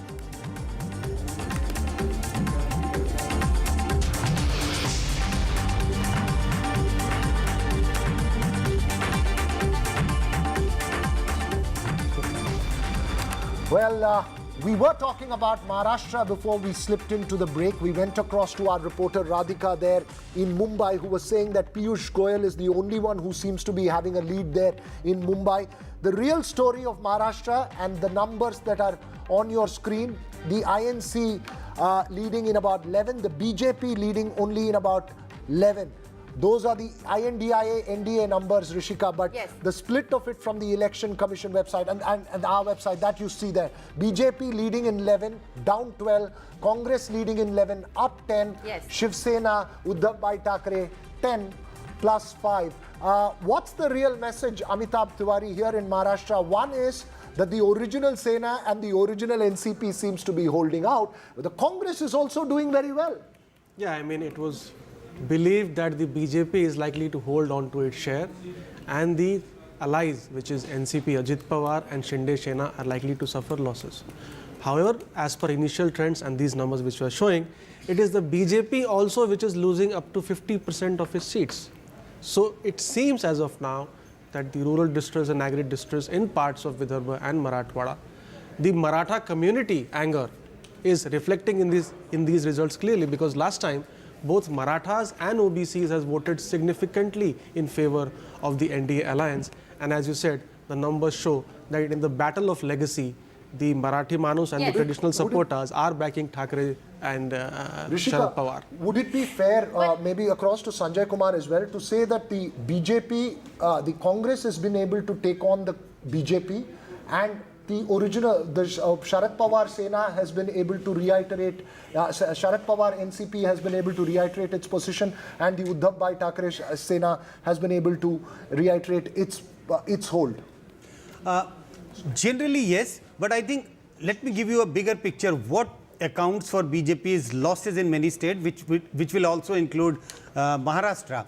I think the sense that when there are so many defections from other parties and people coming and joining BJP, so the image nationally of BJP has gone down. In a sense, there is a image that BJP is no more the same kind of a party. And that has happened a lot in Maharashtra. So that has also, I think, dented not only the image, electoral prospects of the BJP partners, but also the BJP, which we can see right now in the leads. We will get to know finally by the evening how many seats BJP won. But I think there is a clear indication that BJP is heading for losses in Maharashtra. All right. Well, just speaking of what you said about the fact that there was palpable anger or, agrarian distress, rural distress that was discounted. What our own data shows as far as the strike rate of the BJP or the NDA rather in rural India is concerned, it's a over 12% fall. And if you look at the comparison of the India bloc, or if you look at the comparison of those parties coming together, it was in India at that point in time, from 19% in 2019, it has now risen to 40%. And it's a fascinating point that you're making there, this is Rishika. just data that we have in our own internal systems as of about half an hour ago, the last I checked. So this is, I think, something which is very, very interesting. But I'm told we have to shift our focus to the all-important state of Uttar Pradesh. As we always say, Uttar Pradesh is the most important, and that's been the biggest stunner as far as this election is concerned. Tanishq is joining us with the very latest. So Tanishq, we caught you smiling, but where are you? It's very hot. You were saying it's finally raining on the last day of this hot election. But I see that the sun is out once again. It seems like, Rishika, it seems like both the weather and the results are giving a surprise. But again, too early to say anything. There's still many rounds left for counting. But I'm right now outside the Samajwadi Party office. The workers have already started, gathering here slowly. There were, of course, some sweets being distributed. There you could see they are now the sweet boxes are now littering on the ground. But yes, there were, of course, sweets being distributed, and the party workers are slowly gathering here. Akhilesh Yadav's house is just around 200 meters away from here. But yes. India bloc currently, leading on around 40 seats here in Uttar Pradesh. But I would like to talk about Congress here. Congress is currently leading on about 8 to 9 seats, on which, of course, you can hear the slogans of the Samajwadi Party. But yes, talking about Congress is leading on around 8 to 9 seats, out of which around 4 seats, Saharanpur, Amethi, Raebareli, all these 3 to 4 seats are being led with a strong margin, more than 40,000, 30,000, 40,000 margin. Especially Saharanpur also. Raebareli, of course, it is Rahul Gandhi. In Amethi, it is KL Sharma. All these seats, and one more seat, of course, Barabanki, where PL Punya's son Tanuj Punya is contesting elections. So, of course, there is a very high possibility that Congress could increase its tally this time in Uttar Pradesh, whereas in 2019 it was able to get only 1 Lok Sabha seat. There is a hope for Congress in Uttar Pradesh that it could increase its tally here in UP, with, of course, in alliance with the Samajwadi Party. But yes, if these trends, transfer into results, it could be the UP could be the story of the day, because no one would have actually predicted that the India bloc could get these many seats here in Uttar Pradesh. The exit polls predicted around 68 seats for the Samajwadi Party. Yes. Okay, you make that point. You're smartly dressed at the moment in blue. You may have to change to red. Now that you're at the Samajwadi Party, you've got the red mic with you. We could see all the action going out. But important point that you made there about Amethi and Raebareli. Neerja also joins us in the studio here. Very quickly, Neerja, when we see that number on the screen, I'll have to go across to Lavanya Balal and Tuhin Sinha as well. But when you see that number on the screen, quickly, 241 for the BJP, down 62. It's early trends still. I mean, we'll wait for them to firm up in terms of final number. But is UP making the difference potentially at the end of the day between a 272 or not? Absolutely. UP has overturned this election. And nobody, not even the Samajwadi Party, senior leaders expected this kind of a tally. And I think the experiment that they did of widening their social base from beyond MY Muslim Yadav to bringing in smaller OBCs, which has worked because they gave them many tickets. And remember, the Dalits for the first time are believed to have voted for the Samajwadi Party. They gave Dalit tickets. And I think this 400 par has turned out to be counterproductive because it fueled the fear in the Dalits that Arakshan might go, the reservation may be taken away from them. So they have obviously in Maharashtra also, it's become a combination of Maratha, Muslim and Mahar, the Dalit. That is an old winning combination of the Congress party. And I think also here, also in Bihar, I think Tejasvi has done well with a similar kind of realignment of forces. Ultimately, Rishika, it does look like a victory of the INDIA alliance and its cohesion at the grassroots. The cohesion and social base of that they are now crafting. Look at the numbers of the Samajwadi Party at the moment, Veera. It's 36. That's right. They're leading in 36. They are the third largest party. Last hour we were just discussing. This is, I mean, is this cohesion between two parties, or is it cohesion between the two leaders? No, I think it's more than that. Or is it a vote against the BJP? I think that's an important question that we need to look at. No, these questions have been was being discussed that when the two parties form an alliance, how much transfer of vote will take place. And I think I have said it a couple of times that this is an election which people are fighting. So there's no question of vote not getting transferred. In other elections, we see, degree of transfer, 88, 70%. But the fact that this election was fought on Ram and Rashan. It was not fought on Neither has Ram worked nor has Rashan. I'm sorry, Rishika. As far as UP is concerned. No, not at all. BJP tried to fight this election on Ram. But it didn't turn into an election on Ram Mandir. Exactly. Okay, yeah. So you're saying that. Let's go across to the KC Tyagi of the JDU joins us as well. As I mentioned earlier, Lavanya Balal Jain of the Congress as well as Tuhin Sinha of the BJP. But Mr. Tyagi, Bihar, JDU seems to be holding out. Yes. मैं अपनी दोस्त नीरजा चौधरी के statement को correct करना चाहता हूं। बिहार में तेजस्वी यादव का कोई करिश्मा नहीं है। सिर्फ 5 सीटों पे अभी तक the moment we are talking to you उनकी लीड है और 35 सीटों पर एनडीए गठबंधन लीड कर रहा है, जिसमें नीतीश कुमार जिसको आप रिजेक्ट कर चुके थे, जिसको आप आउट कर चुके थे, जिसको नीरजा जी भी कह चुकी थी रिटर्न ऑफ है, वो 16 में से 15 सीटों पर लीड कर रहे हैं। और ये व्यक्ति नहीं है, ये विचार है जो कर्पूरी ठाकुर तक मेरी दोस्त नीरजा जानती हैं, जिन्होंने महिलाओं के एम्पावरमेंट के लिए वहाँ की पुलिस में 35% महिलाएं हैं जो देश में कहीं भी नहीं है। कोई लड़की नहीं है जो पढ़ना चाहते जिस पे साइकिल नहीं है। और जो मुंगेरी लाल कमीशन था 1978 में जो कर्पूरी ठाकुर ने इम्प्लीमेंट किया था कि पिछड़ों में जो अति पिछड़े हैं उनका एम्पावरमेंट होना चाहिए। जातिगत जनगणना जो हुई है उसमें 36% आबादी, जिसको दिल्ली में बैठे लोग जातिवादी संस्करण बताते हैं, उनकी संख्या आई है। तो नीतीश कुमार पॉलिटिकली विंडिकेट हुआ है। उसको लेकर के मीडिया में, पॉलिटिकल लीडर्स में किस तरह की विस्परिंग और किस तरह की गंदगी, मैं आप लोगों से पूछना चाहता हूं, कौन ऐसी पार्टी है जिसने अलाई नहीं बदले? Name one. नीतीश कुमार बदले पलटू राम, अब बड़ी बड़ी पार्टियां बदलें तो आदर्शवादी। तो ये जो आपके ये जो थे आपके ऑब्जर्वेशन सब गलत साबित हुए। आज जेडीयू एनडीए गठबंधन की नंबर 2 की पार्टी है जो 15 सीटों पे लीड कर रही है और कोई हमारे स्टैंड में चेंज नहीं है। पूरे चुनाव में नीतीश कुमार जी कहते रहे कि हम एनडीए में हैं और एनडीए में रहेंगे। यही मेरा अगला सवाल होने वाला था। लिहाजा तो जो आप ये मेरा अगला सवाल होने वाला था, अब आपने आंसर कर दिया। नीरजा जी आपसे एक और सवाल पूछना चाहती हूं। मैं केसी त्यागी जी से दो सवाल पूछना चाहती हूँ, मैं पूछ लूँ क्या? मैं अभी सोच रही थी त्यागी जी कि मान लीजिए अगर नीतीश कुमार इंडिया की साइड में होते तो क्या बिहार का आज परिणाम जिस तरह से हम देख रहे हैं क्या बहुत अलग होता और क्या इंडिया सरकार बनाने की स्थिति में हो सकती थी? सवाल नंबर 1।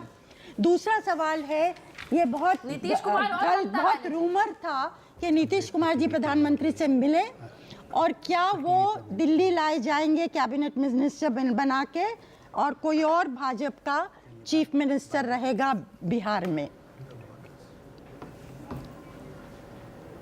नीरजा जी, आपने अच्छा किया ये सवाल छेड़ दिया। नीतीश कुमार जी इंडिया गठबंधन के पायनियर हैं और फाउंडर हैं। कांग्रेस पार्टी अनटचेबल पार्टी थी आम आदमी पार्टी के लिए, अखिलेश यादव के लिए, बीआरएस के लिए, ममता बनर्जी के लिए।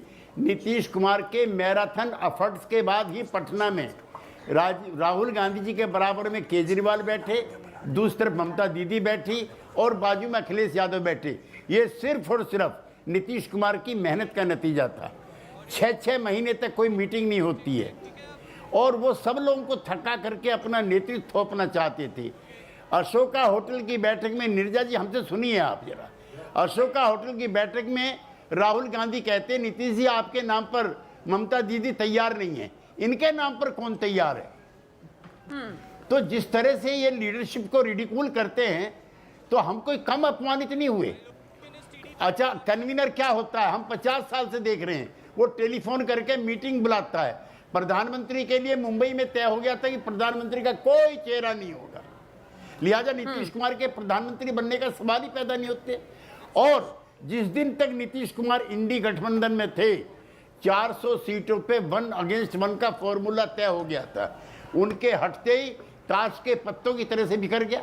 एक दूसरा, कल प्रधानमंत्री से वो मिले, दिल्ली में आए थे, वो अपनी आँख का कई बार चेकअप कराने के लिए, वो दिल्ली में आँख का ऑपरेशन कराने दिखाने आते हैं, दिल्ली को आँख दिखाने नहीं आते। जिसको करेक्ट किया जाए। आपने बहुत इंटरेस्टिंग बातें बोली है, लेकिन जनता के one second, I want to just introduce Lavanya Balal of the Congress with us, Akshay Marathe of the Aam Aadmi Party, and Tuhin Sinha of the BJP. We also have Deven Choksi with us to get us a sense of what's happening in the market. So, you know, we're going to come right back to you in a moment. Quickly, one question, Rishika, if you can put that across to Mr. Tyagi. Mr. Tyagi, very quickly, would Nitish Kumar have had, given the kind of results that's come, and I'm rephrasing Nirja's question, would Nitish Kumar have had a better chance or a far more powerful position had he been with the India alliance? No, we are very comfortable in NDA. There is no question of our going back. We have seen the kind of politics Congress party leaders So did. you say now- What kind of speeches were made by Jairam Ram Ramesh. Okay, so you say now, and we'll take it at that. Sabita Srinivas. I mean, I want to just add to what K.C. Tyagi ji said. See, both Deve Gowda and Nitish Kumar wanted to be part of the India alliance. Yes. Nirja ji even wrote a big piece at that time when the negotiations were happening. Both of them were insulted. If they were on the other side, I think India would have formed the government this time. So let's take that Well, across whose loss to... is it more? I Yeah, think that's that's right. the That's the important important question that Whose you're loss making. is it Let's more? take that to Lavanya Balal. Lavanya, losing JDU here in Bihar, was that, you know, did the Congress push Nitish Kumar away because he wanted to be the convener of the INDIA alliance, and he was one of the first few people to really bolster that INDIA meeting which we saw in Bengaluru. So, in hindsight, how do you see this? With Nitish Kumar, I think we would have had a better number right now. I mean, at this point of time, it is halfway through the counting. We would have had better numbers at this point of time, but I wouldn't like to jump the gun because there are more than 100 seats where the lead of the BJP is about 10,000 or less than 10,000, which can swing either way for both India Alliance or the NDA. So I would not want to comment about, is it a loss for India Alliance? I wouldn't say that, but would it have helped India Alliance better if those numbers were with us? Yes, definitely, of course. It would have strengthened India Alliance further if we had Nitish Kumar with us. But I do see a lot of BJP senior leaders commenting about Nitish Kumar may or may not be with NDA. I do not know what is their source of this information, but I see that on Twitter they are discussing. It is the BJP leaders who are discussing that Nitish Kumar may not stay back with the NDA.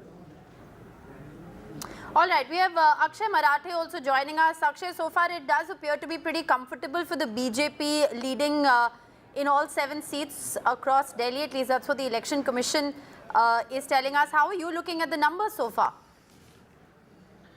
First of all, I want to start off by saying that the BJP getting reduced to less than the 272 mark is a major victory against dictatorship in this country. Arvind Kejriwal ji campaigned hard across the country. He was out on bail, remember, only 21 days for campaigning. And he went across the country and his one single message was, if the BJP is allowed to come back to power with the numbers that they wanted, 400 par, that would be the death of democracy. And I'm so happy today that Indians have voted in large numbers against the BJP's arrogance and hubris. And this is not to suggest that India Alliance has won and we have crossed the 272 mark, but you remember the fact that the NDA allies also know that the BJP is very dangerous for them. If you look at the BJP's own track record when it comes to their relationship with allies, whether it's Akali Dal, whether it's Shiv Sena, NCP, there is a very good chance that now that the winds are blowing in the other direction, the allies will feel emboldened to actually switch sides and form an India Alliance government. And I think the movement in that direction might already be happening in the background. But let's wait and watch. I'm not trying to jump the gun. But you know, we are hopeful that this alliance of convenience is also, you know, Veera, if you just look at the numbers in Punjab, the Congress leading in 7, Aam Aadmi Party in 3. There was no alliance between the two in Punjab, but there was an alliance in Haryana and in Delhi. So it's also played up in a convenient way. Nitish Kumar dropped, Mamata Banerjee didn't work out. Had the India Alliance perhaps made a more concerted effort to keep its bloc together, this verdict would have been very different. No, but Mamata has held her own in West Bengal. Nitish has held his own. Yes, you're right. They had more allies. Their numbers could be more. But Tuhin, at the moment when you see these numbers, what's the big worry? Is it the NDA number at 293 or is it the BJP number at 238, down 65? What's the big worry for the BJP at the moment? Still about 2-3 hours to go before the final numbers emerge. Definitely these numbers are not in sync with what the exit polls had projected just 3 days ago. So I think, you know, the exit polls also probably got it wrong. It is not in sync with our Sankalp or 400 seats. But having said that, I don't see any problem in the BJP forming a very comfortable majority. In fact, by the time the counting is completed, BJP will be in the vicinity of 272 seats. So I don't think there is any issue at all. But yes, I mean, UP is a surprise. We continue to sweep Madhya Pradesh. We continue to sweep Gujarat. The results in Bihar seem to be phenomenal. In fact, we are breaking new geographical ground in Odisha, where we seem to be getting 17 seats. So I don't, I mean, in sports, there is a term called the law of averages. The law of averages sometimes catch up with you, but I don't see it having any impact on the future government, which will be a BJP government. The only state that seems to be bringing smiles for the BJP is Odisha. The rest of it seems to have been big trouble, whether it's Maharashtra or Uttar Pradesh, even Rajasthan, all seems to be big trouble for the BJP. Lavanya, in your own home state of Karnataka, the Congress seems to be holding up to what, 10, 11 seats at the moment? Yeah. We always said we will get double digits. 2019 we were reduced to 1 seat in Karnataka, which was really surprising and really hurtful for us. But this time we are reaching double digits, and that's what we were hoping for. We were looking around 14 seats was our expectation. So if we reach around 12 also, it's a great improvement for us. But a 20 would have been great. Of course, it is our desire to be a 20, but we are not reaching 20. I don't think so. But I would like to reiterate, India bloc still has a great chance because overall in more than 100 seats, the BJP is leading with less than 10,000 votes, and that can swing any way for India Alliance. So I would not want to jump the gun. I would still like to wait till Okay, about 4 or 5 p.m. in the evening. None of us before want to jump the gun. We will wait till the end because this seems to be an election that's going to go down the wire, and we're going to be busy, Rishika, till late in the evening. I believe we can go across to Mr. Nagendra Mohan Krishna of the BJP at the moment. Sir, the trends at the moment, the way you see it on television screens, what's your big worry or what's your sense? Veer Raghav, there is no sense of worry or anything. We are confident that we are forming the government for the third term. That you are missing, and everybody is talking about BJP's downfall from 272 to 238, 240. Just as you rightly said seconds before. All right, so that you may have to wait till interrupt you. We have Anurag Thakur who's speaking. Let's just listen and we'll come right back to you. अब में काफ़ी gap है और कुल मिला के जो हमारा एनडीए गठबंधन है उसको भारी बढ़त बाकियों से बनाई हुई और आगे भी बनी रहेगी। लगातार 5वीं जीत की तरफ बढ़ रहे हैं तो जिम्मेदारी और बढ़ गई आपकी। मैं जनता का आभारी हूं जिन्होंने 5वीं बार हमीरपुर संसदीय क्षेत्र से अब तक भारी बढ़त दिलाई है। आदरणीय प्रधानमंत्री नरेंद्र मोदी जी ने, आदरणीय राष्ट्रीय अध्यक्ष जगत प्रकाश नड्डा जी ने, आदरणीय गृह मंत्री अमित भाई ने, सभी पार्टी के वरिष्ठ नेताओं ने बहुत विश्वास हर बार व्यक्त किया और मुझे पूर्ण आशा है कि उनकी उम्मीदों पर हम लोग खरा उतरे भी हैं। रिजल्ट हिमाचल प्रदेश का और हमीरपुर संसदीय क्षेत्र का भारतीय जनता पार्टी के पक्ष में है और देश में भी भारतीय जनता पार्टी एनडीए की सरकार बनेगी। Sir, that was Anurag Tiwari there. Anurag Thakur there, sending out his message. Mr. Nagendra Mohan He's Krishna. leading from Hamirpur quite comfortably. But interesting, just sorry to interrupt you there, but Kangana is also leading from Mandi. She's been leading, I think, from the very beginning. Vikram Aditya of the Congress trailing, and Anand Sharma is also trailing. So I think it's advantage to the BJP as far as Haryana, as far as Himachal Pradesh is concerned. That's right. Important points that you're making there, Rishika. Mr. Krishna, I mean, going back to the question that I asked you, what's your bigger worry? The number of the BJP on the screen right now is 238. NDA is at 293, well past 272, but BJP at 238. Which is your bigger worry? Veer Raghav, I am smiling.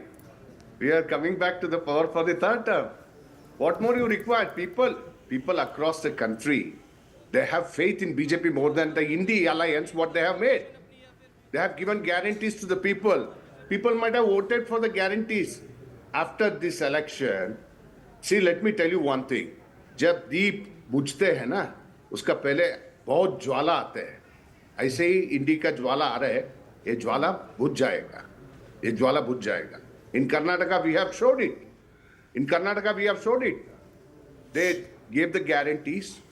So they made all kind of, they utilized the machineries. He's making a very important point, Mr. Krishna. So the point you're making is something very important.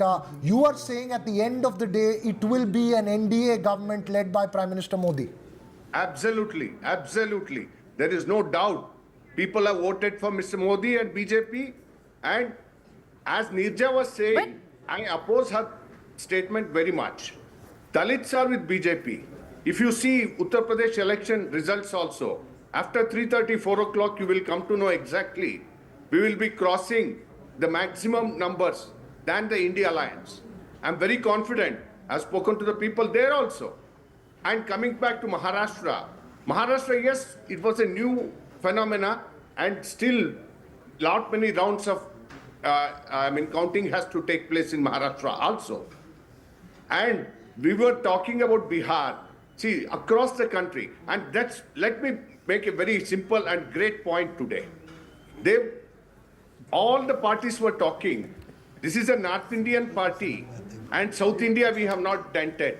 Today we are leading in Kerala, we are leading in Telangana, we are forming a government in, forming a government in Andhra Pradesh, and we are leading in Andhra Pradesh, in Karnataka, and Tamil Nadu also we are opening account. What more you require? What about West Bengal? The Prime Minister, in one of his last interviews to news agency ANI, said West Bengal is going to be the biggest success story of the BJP. There was a bitter war after the exit polls, with the TMC calling for poll strategists and pollsters to apologize, saying that it's wrong. But it does appear at this moment that it's a TMC sweep in West Bengal. Do you look at that as a setback?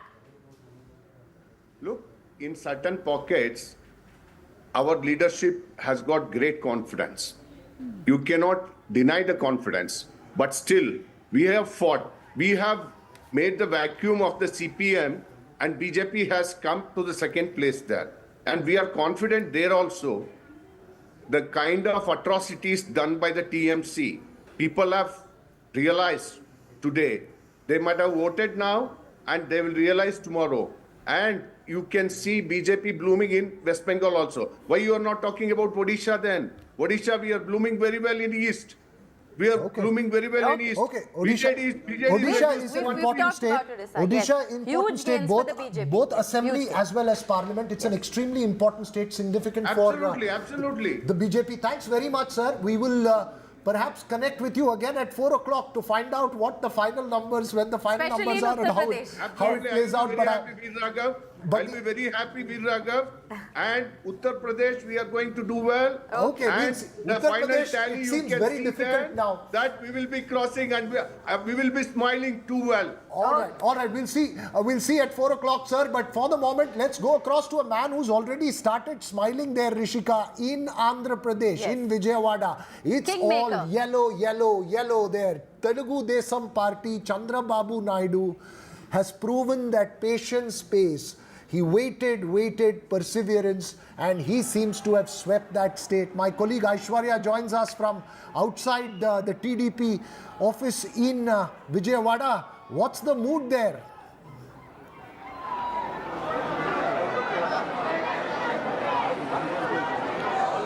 Well, once we saw yellow at the stadiums where Chennai Super Kings used to win. Now today what we are witnessing, all yellow out here at Vijayawada at the TDP headquarters. Just behind me, these happy supporters of the TDP, because it's just one way which has gone in Andhra Pradesh, whether it is the assembly polls or whether it is the Lok Sabha polls. YSR CP had been defeated over here. The celebrations had begun early this morning. Chandrababu Naidu is a man who is on everyone's lips. Certainly it is the alliance that had worked here as far as the NDA is concerned, and happy faces. Joining with me are some supporters out here.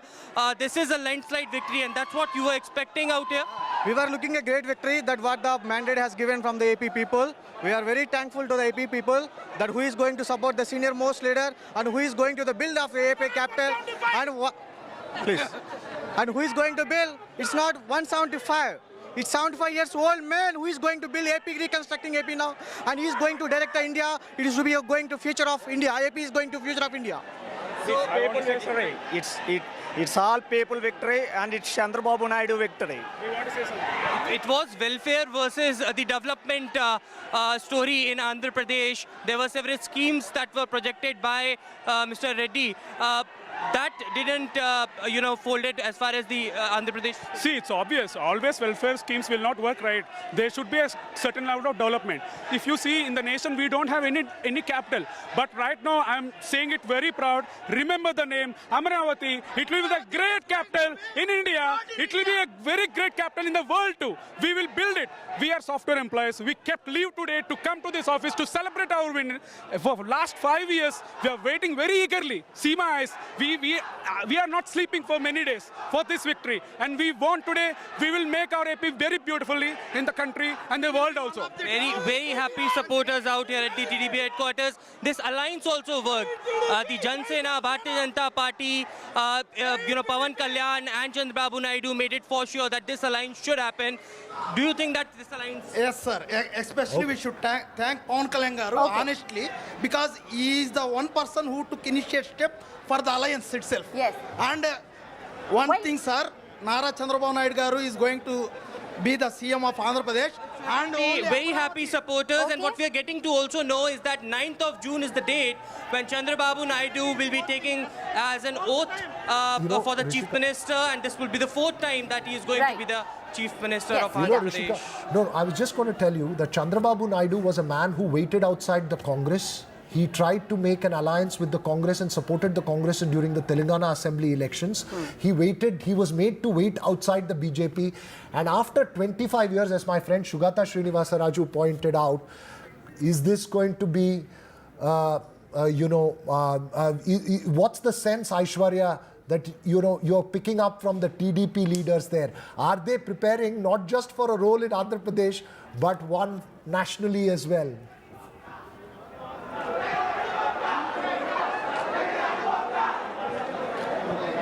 Well, certainly the supporters out here are very enthusiastic as far as the leaders are concerned. We spoke to them who were coming early in the morning at Chandrababu Naidu's residence. They were saying that it is not going to stop just in Andhra Pradesh, but they will be going to expand it, and therefore the reason perhaps the alliance of Bharatiya Janata Party and Jana Sena came together as they were looking for a larger picture working under the leadership of Prime Minister. Remember, it was such words that were used by Chandrababu Naidu against Jagan Reddy as dictatorship and all. But on the other side, it is Chandrababu Naidu who also spoke that it is Prime Minister Narendra Modi who is working for the development of this country, and it is the need of an hour that Andhra Pradesh also needs similar kind of development as far as the entire country is witnessing, and therefore the reason perhaps this alliance got possible.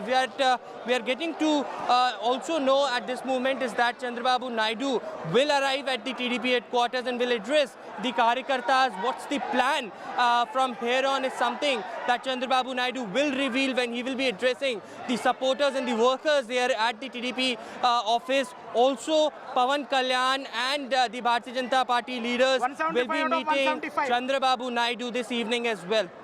All right, the TDP was reduced to 3 seats in the last election, just for context, and they are currently leading in over 16. Amitabh Tiwari, if I can come to you for just a moment, how do you look at Andhra Pradesh? It's absolutely fascinating. It's almost flipped. The vote share difference last time around between the TDP and the YSRCP was over 10%.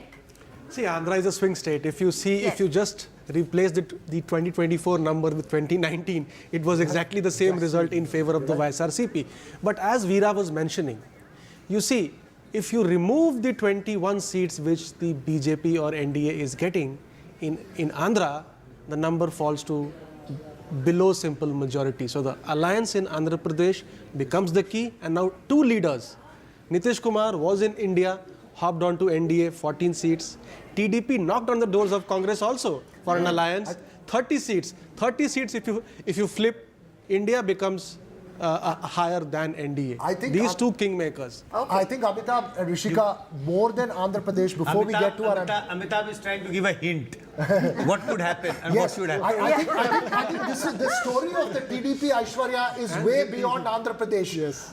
Given the numbers on the screens, and if these numbers hold out, Chandrababu Naidu, the man you will possibly get for an interview by the end of the day, Aishwarya, could be an extremely, extremely important political person, as Sugata Srinivasa Raju points out, I think we leave it at 25 years. Yes, we leave it at that. Aishwarya, if we can just come back to you very quickly. The discussion here, of course, is all about what Chandrababu Naidu is going to do. He's, of course, in an alliance with the BJP and the Jana Sena, but, he's no doubt, Veera, emerged as the kingmaker. Aishwarya.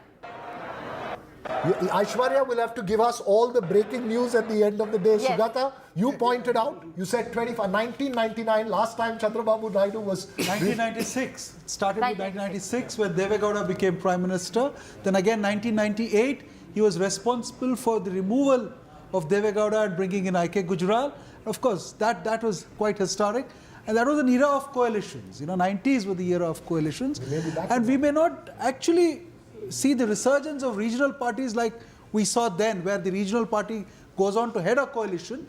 It will be a major party-led kind of thing. And it was always, the regional parties were the ones which gave a tucker to either the Congress or the BJP. Right. So that's and TDP and Chandrababu Naidu in particular this whole period of coalition of the United Front government and followed by the NDA government headed by Vajpayee, he was very, he had a lead role in decisions. Who will become the president of India? Who will become the vice president of India? It was he who was navigating all that terrain.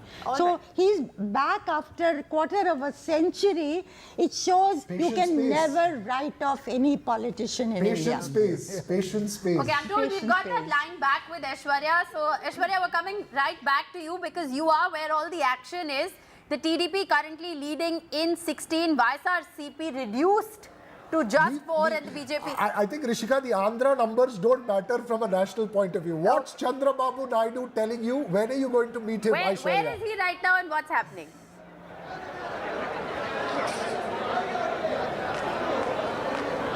Well, Chandrababu Naidu is at his residence. He will be stepping out soon from his residence to come over here to greet the Karyakartas who have in attendance in large numbers.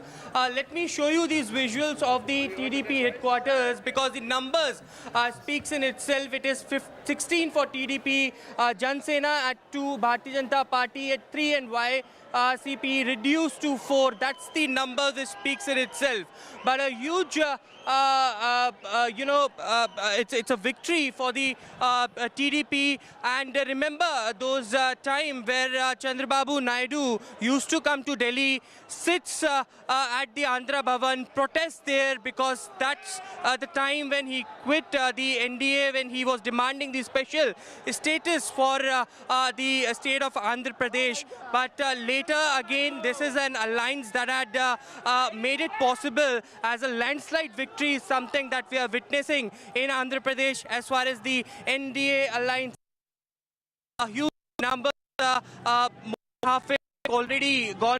The TDP as far as the assembly segment is concerned, Lok Sabha 16 in itself is a huge number in Andhra Pradesh. But there you can see outside the TDP headquarters and supporters, Jan Sena already had okay.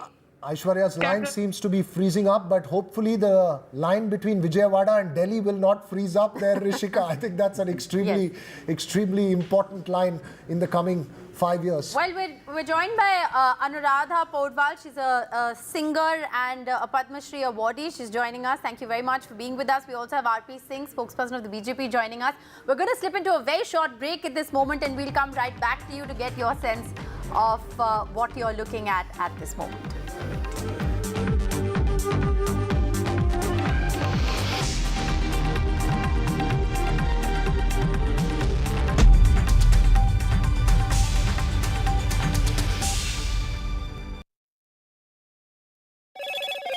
Hello, Moto. Motorola, India's best 5G smartphone brand.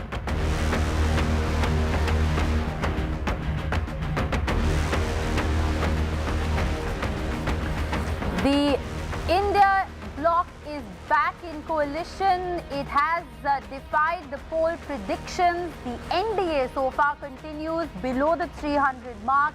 India bloc maintains a steady gap.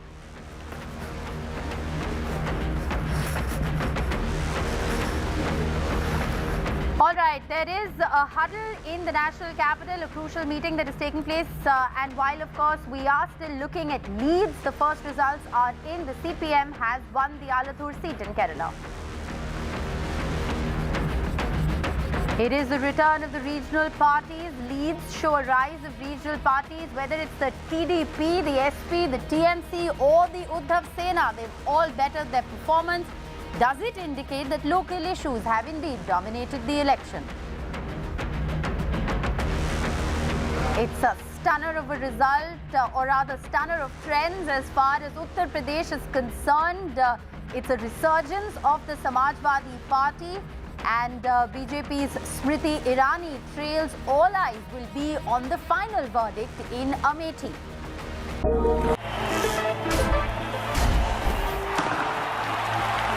पता नहीं cricket का future कैसा होगा, पर ceiling fans का future पता है, because it's already here. Orient AeroSense with voice command. Alexa, switch on the fan. Orient BLDC fan, the future of fans. चल हो जा शुरू। केसरिया से मन जोगी हुआ रे, दिल झूमे देखो पतवारा हुआ रे, दिल झूमे देखो पतवारा हुआ रे। हर पल मनाओ केसरी त्योहार। विमल बोलो जुबान केसरी।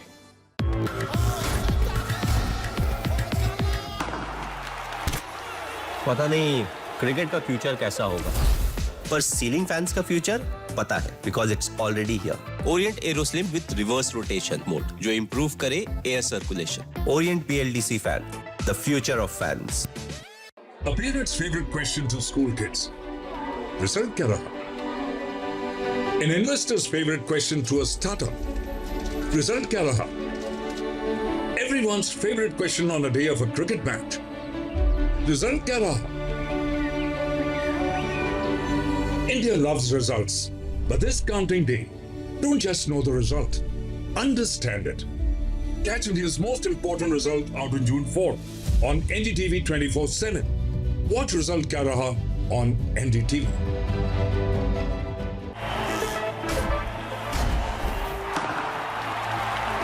पता नहीं क्रिकेट का फ्यूचर कैसा होगा, पर सीलिंग फैंस का फ्यूचर पता है, because it's already here. Orient Aerosense with voice command. Alexa switch on the fan. Orient BLDC fan, the future of fans. चल हो जा शुरू। केसरिया से मन जोगी हुआ रे, दिल झूमे देखो पतवारा हुआ रे, दिल झूमे देखो पतवारा हुआ रे। हर पल मनाओ केसरी त्योहार। विमल बोलो जुबान Kesari.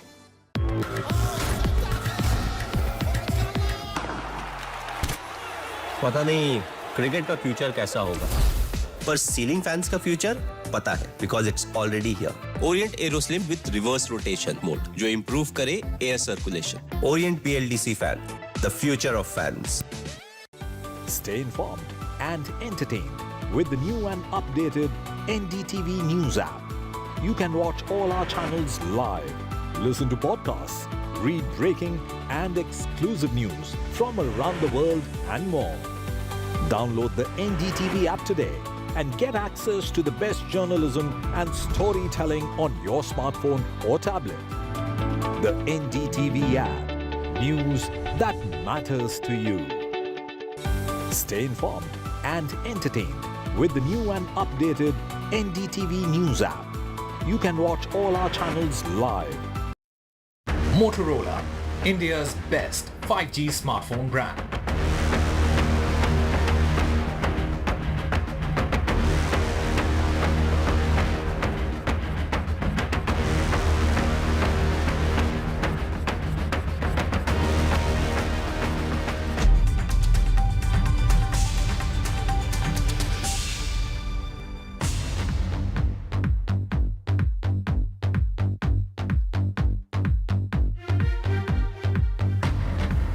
Welcome back. Let's go right across to Saurabh Gupta joining us live from outside Mamata Banerjee's residence. We also have Radhika Ramaswamy joining us from Mumbai. Saurabh, to you first. The TMC at the moment is leading in 31 seats, the BJP in 10 and the Congress in 1. Mamata Banerjee had said that she will ask pollsters to apologize if the exit polls are wrong. Is she going to make that happen? What are you picking up? What's happening outside her house? Well, the Trinamool is definitely in the mood to do so, because as you can see right now, celebrations have broken out, and this is of course what Mamata Banerjee is known for, the iconic Hawai Chappal, something that Trinamool workers always support with. So celebrations outside. Now if I can quickly go through 4 points that the Trinamool of course is working on and why they see this as a victory, and those 4 points are very important.